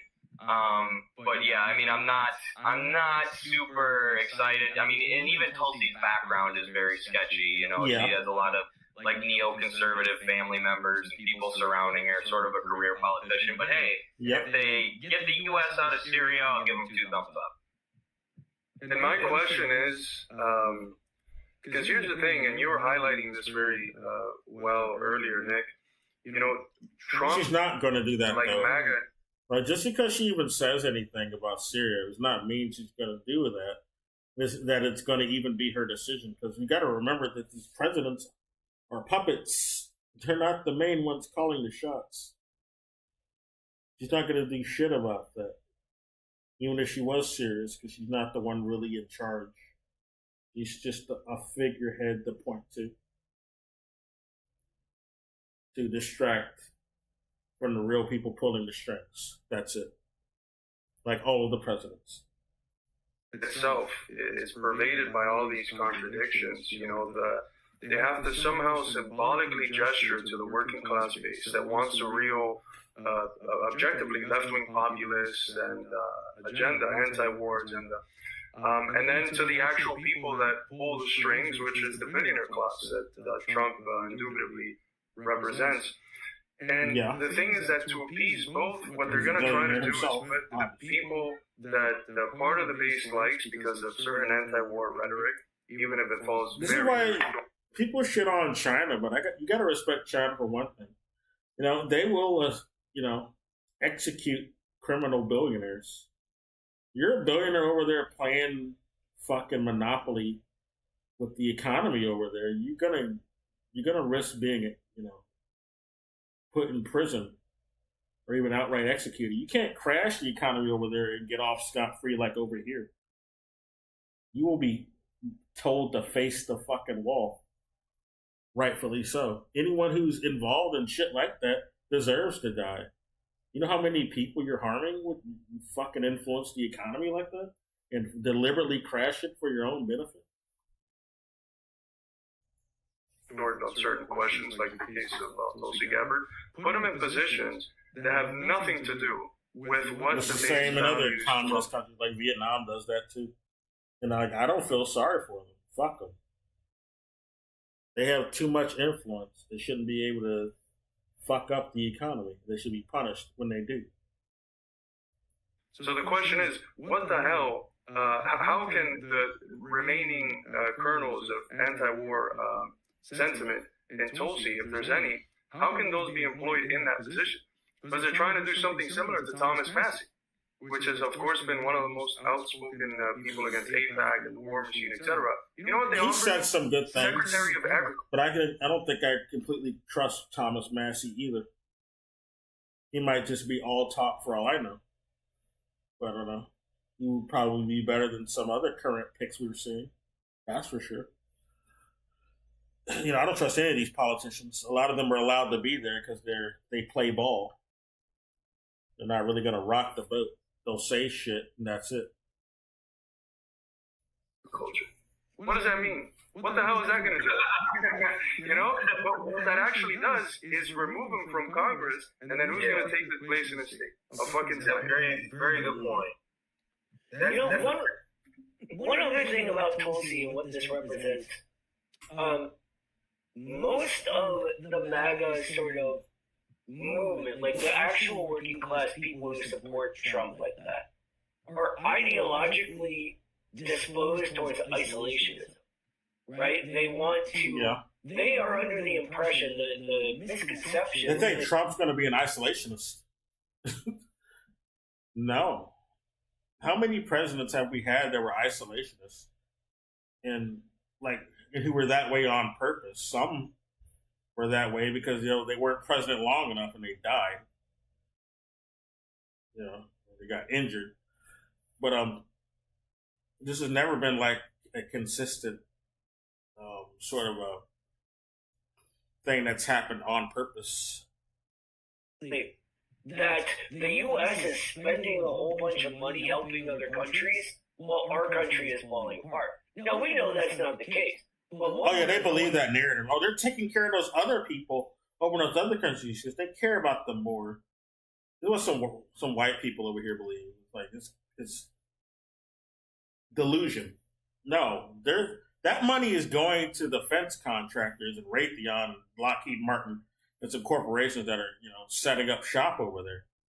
It's not going to the people over there. I think it's going to some brown people because they can't eat unless white billionaires from the West give them the food that they're just taking from their land because their land has food already and has resources that they could just nationalize, but the fucking West isn't letting them because they don't want them because they want those resources. Basically, they just want to control their resources and steal them for their own purposes and keep them enslaved to the Western nations.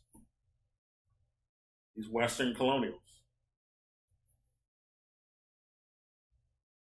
They want them to eat GMO crop instead of their own crops because the fucking colonials are invading and taking their real crops for their own purposes.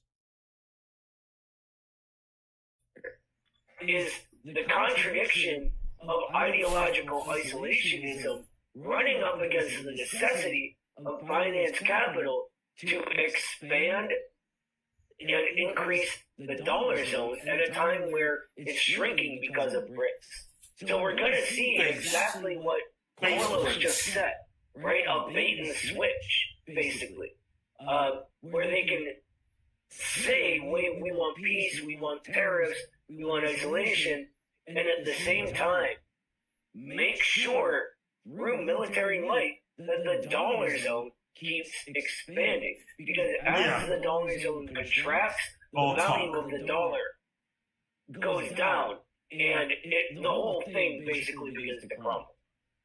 Right. Yeah, the dollar needs to probably go down. down. I don't really feel committed to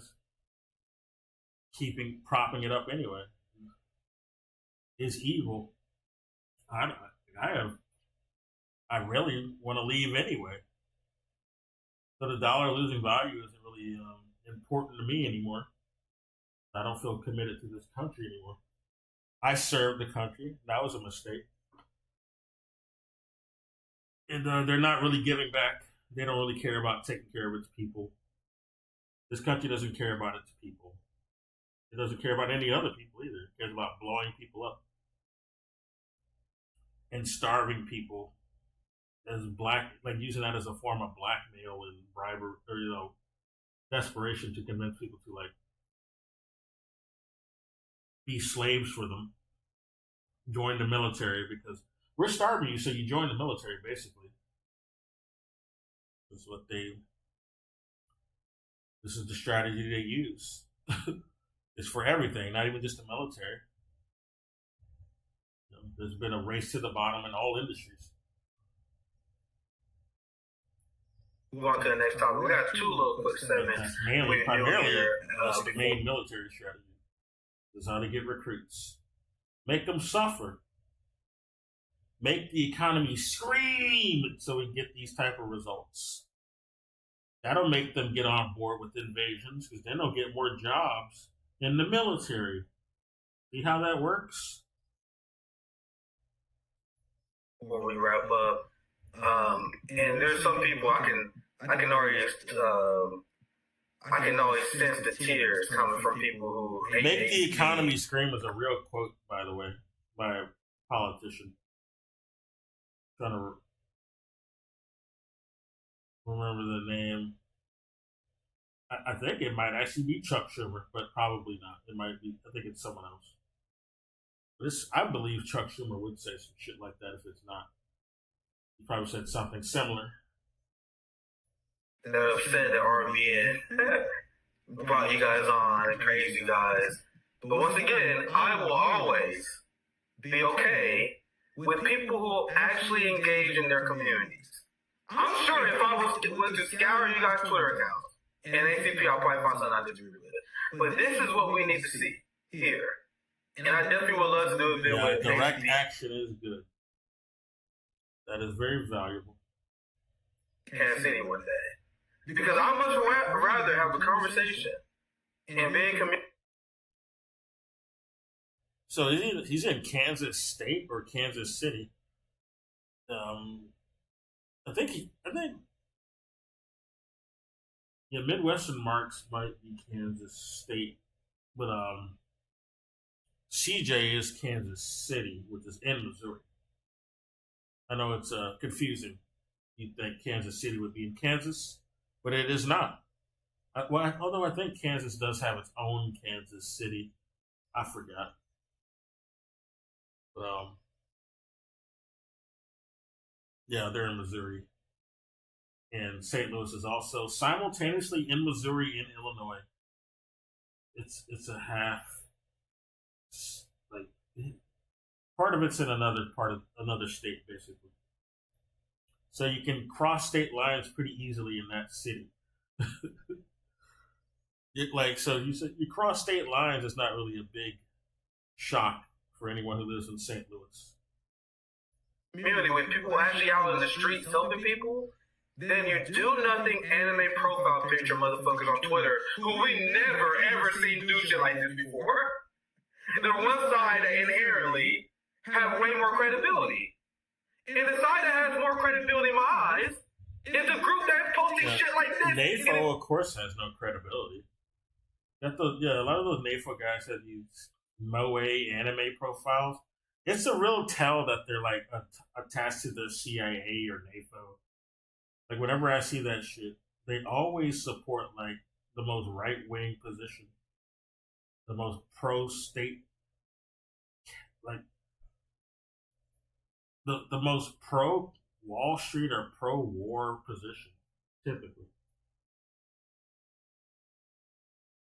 Like the gaslighting doesn't work because everything else they say is pro neocon or neolib,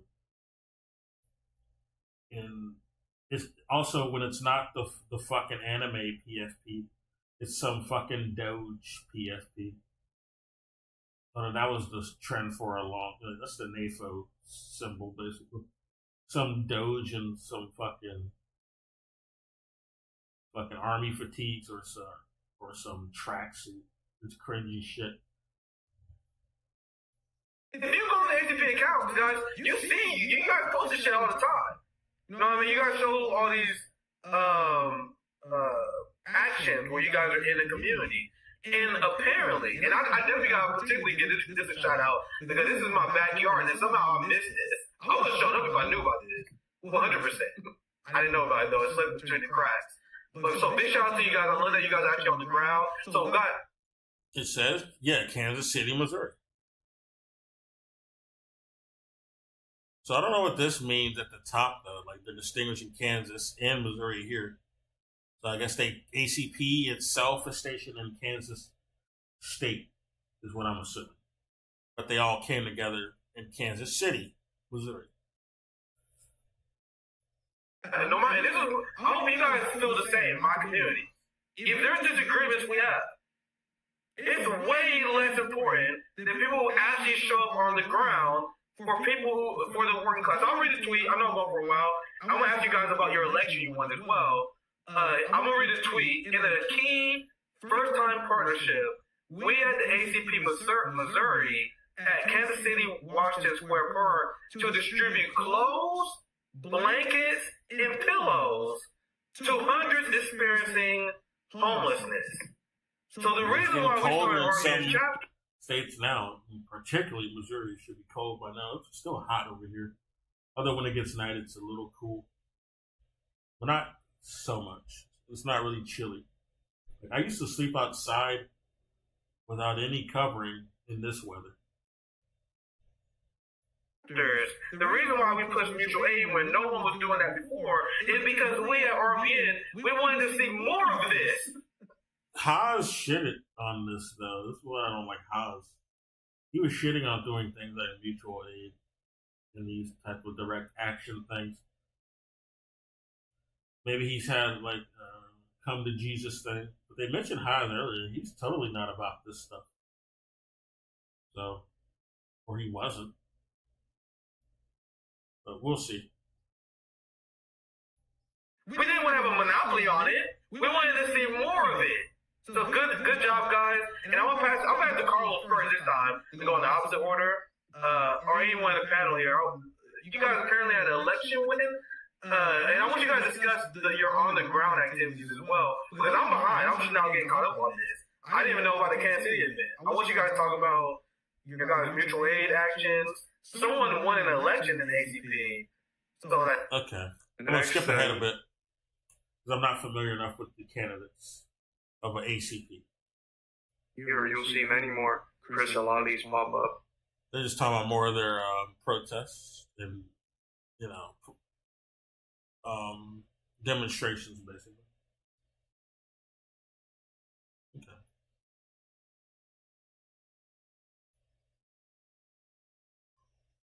Yeah, it's getting late now, so I'm going to end it. And I'm getting hungry. I didn't really eat so much. How to Deal with Karen, 1999. I saw this in my feed, so I was curious. Let's see what it's about. Karen wasn't even a term in 1999. I think that was until like the 2000s after Dane Cook. Well, Dane Cook said it first, I guess, but it didn't catch on as like a term until like much later.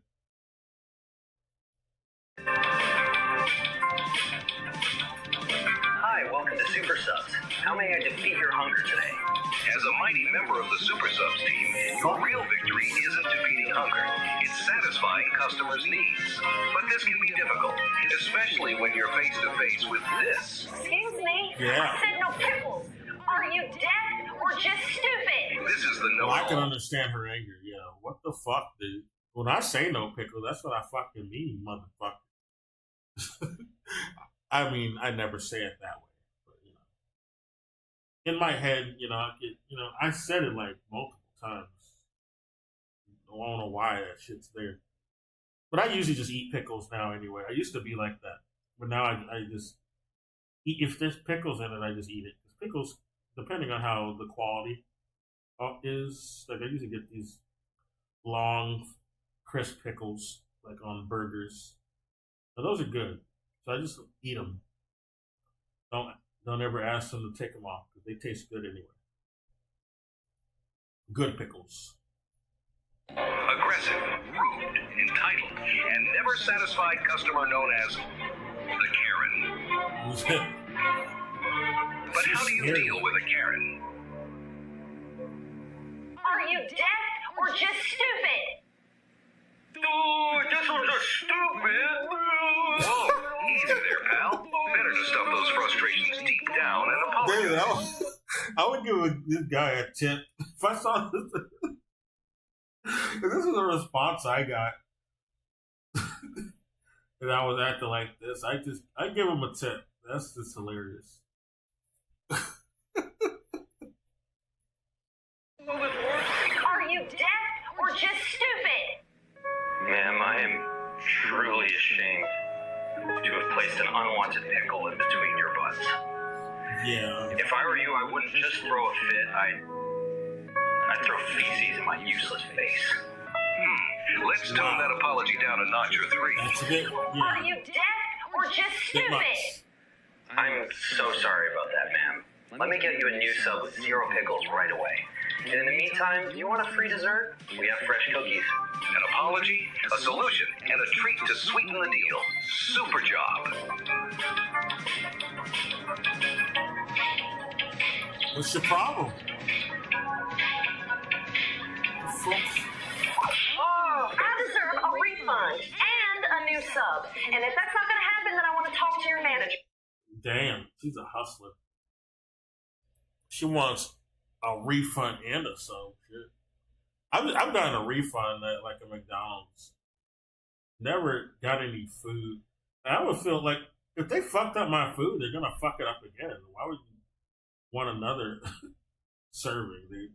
Like I got a refund on. Well, I've told this before. I got a refund on a burger that was basically frozen. I got served that shit and got a refund for it.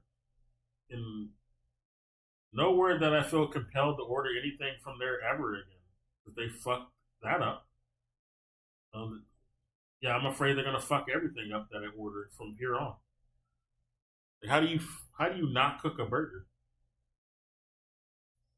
Sure. What if I had a deadly pickle allergy? You would have to be cleaning up a dead body off the floor, and I don't think that's something you want. Unfortunately, not all Karens will accept your apology. What the fuck did you say? And a new... Oh! Then I want to talk to your manager. If that happened, then I want to talk... Oh, I knew she was going to ask for the manager. I deserve a refund and a new sub. And if that's not going to happen, then I want to talk to your manager. What if I had a deadly pickle allergy? You would have to be cleaning up a dead body off the floor, and I don't think that's something you want. Unfortunately, That's a good point. Like, if somebody asks for pickles not to be on there, you can take that seriously. What if they did have an allergy? not all Karens will accept your apology. Okay. 342 was it? But you can't give in to her irrational demands either. Don't be afraid to enforce the Super Subs refund policy. I'm sorry, ma'am.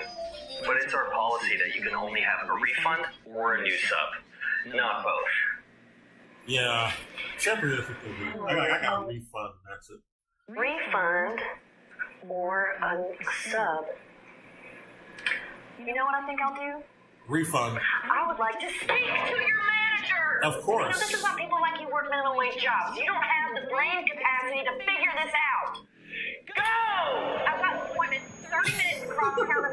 When a Karen is feeling feeling particularly privileged, she might go off and reach triple P, or P, privilege power. Speak to your manager. But when she makes a big scene, that's your cue to fight back. Excuse me, ma'am, Jesus. but I'm gonna have to ask you to leave.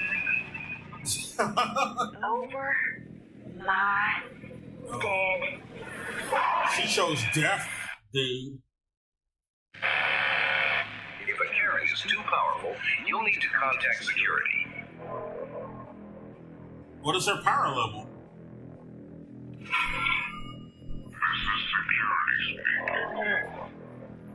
Oh, she's orgasming at that. What the fuck?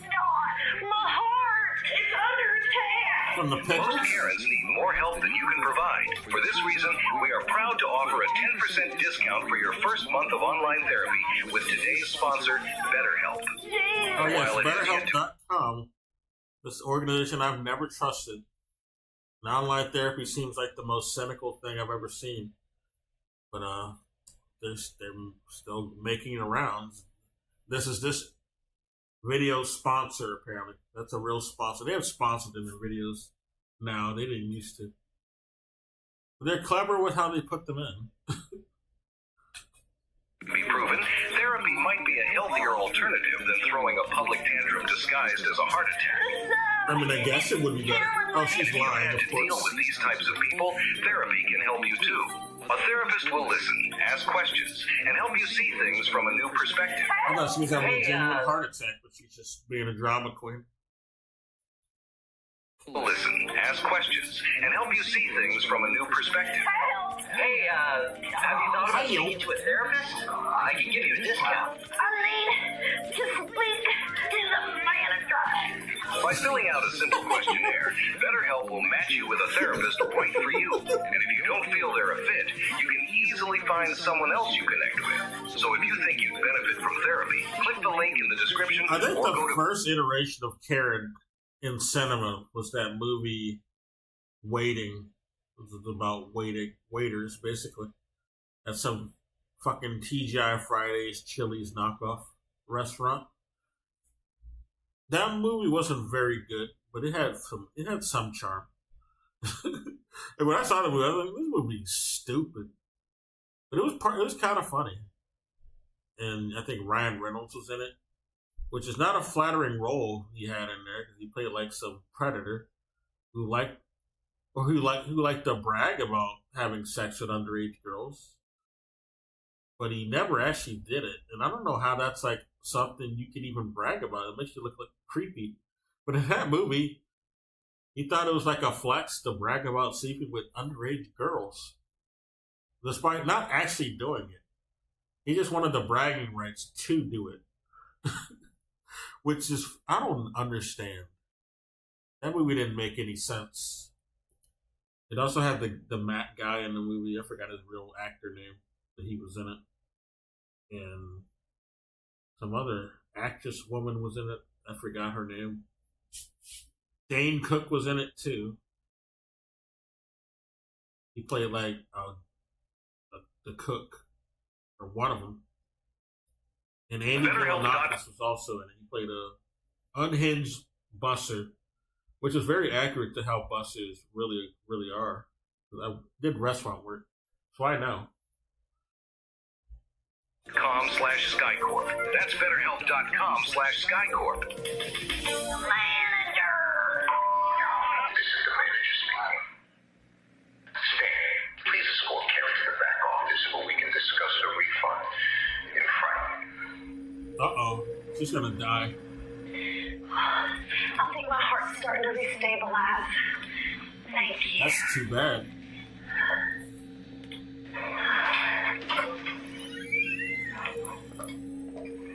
She's going into the fucking back rooms. You better be careful. This is like something you'd see like before like a back rooms intro or something.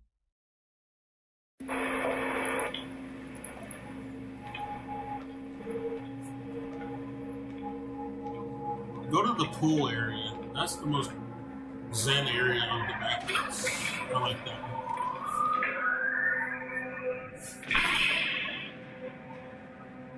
She's literally in the back room. That was just joking. She's literally. Oh. What are you playing? Is that a good game? Is it a game?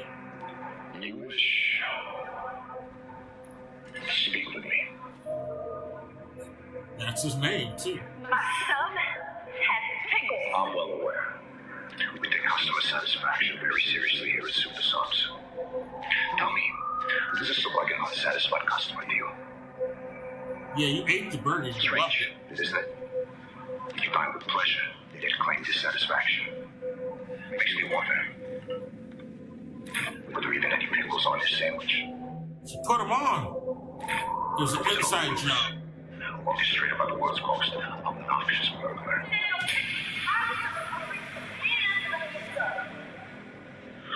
I'll write all the bad reviews.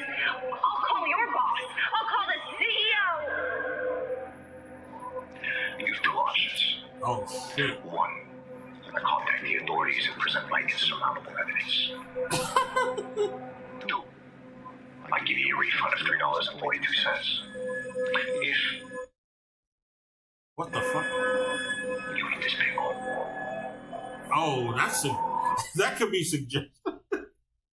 Out of context, if you weren't watching this scene, that would sound suggestive. You better eat my pickle if you know what's good for you. He even has a condom on it. Come on, guy. Come on. What the fuck? I thought that was an actual Saram rap or something, but no. It's a fucking condom. I contact the authorities and present my insurmountable evidence. Two, I give you a refund of $3.42. Come on, man. That's crazy. You eat this pickle. Ugh. Get the nice impression for you. Yeah. And now you really don't want pickles. Oh, yeah. You're not allergic, are you?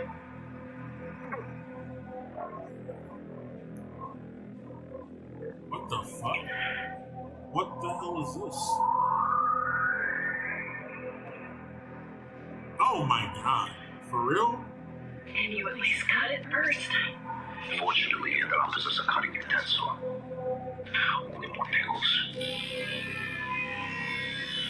Dear Lord Jesus. Okay, this is suggesting way more than I was expecting. Maybe go by now. Jesus, teeth. Oh shit. You will understand. The cashier you met earlier. He used to cause quite the commotion for our staff. Where are goddamn police? Don't touch me! Don't touch me! My dad is a lawyer! Just like you, he thought he was the main character. But now he's part of something much, much bigger. What's going on? What type of pickle is it? How's that pickle? I had a special ingredient just for you. What the fuck? What does that mean? Why did she pick the pickle? Why did she just take the refund and leave? Welcome to the Super Subs team. You put Rufidol in the pickle. It's the dark rooms, dude. This is the dark rooms level. Or the back rooms, I mean. Oh, you're under house arrest. Is she gonna run for your life? So you've learned how to take care of the most difficult of difficult customers. As you handle them, just remember, you're more than just our loyal slave. Hello, I'm ready to order. Oh, You're a mighty member of the Super Subs team. hi. Welcome to Super Subs. Ah. How can I fulfill your hunger today? Yeah. This is the only way this restaurant would get any employees. They got to be roofied into it. All right, well, I'm going to leave. I just thought it ended on like a lighter note, I guess. But yeah, I got distracted by the discussion, and I went longer than I expected.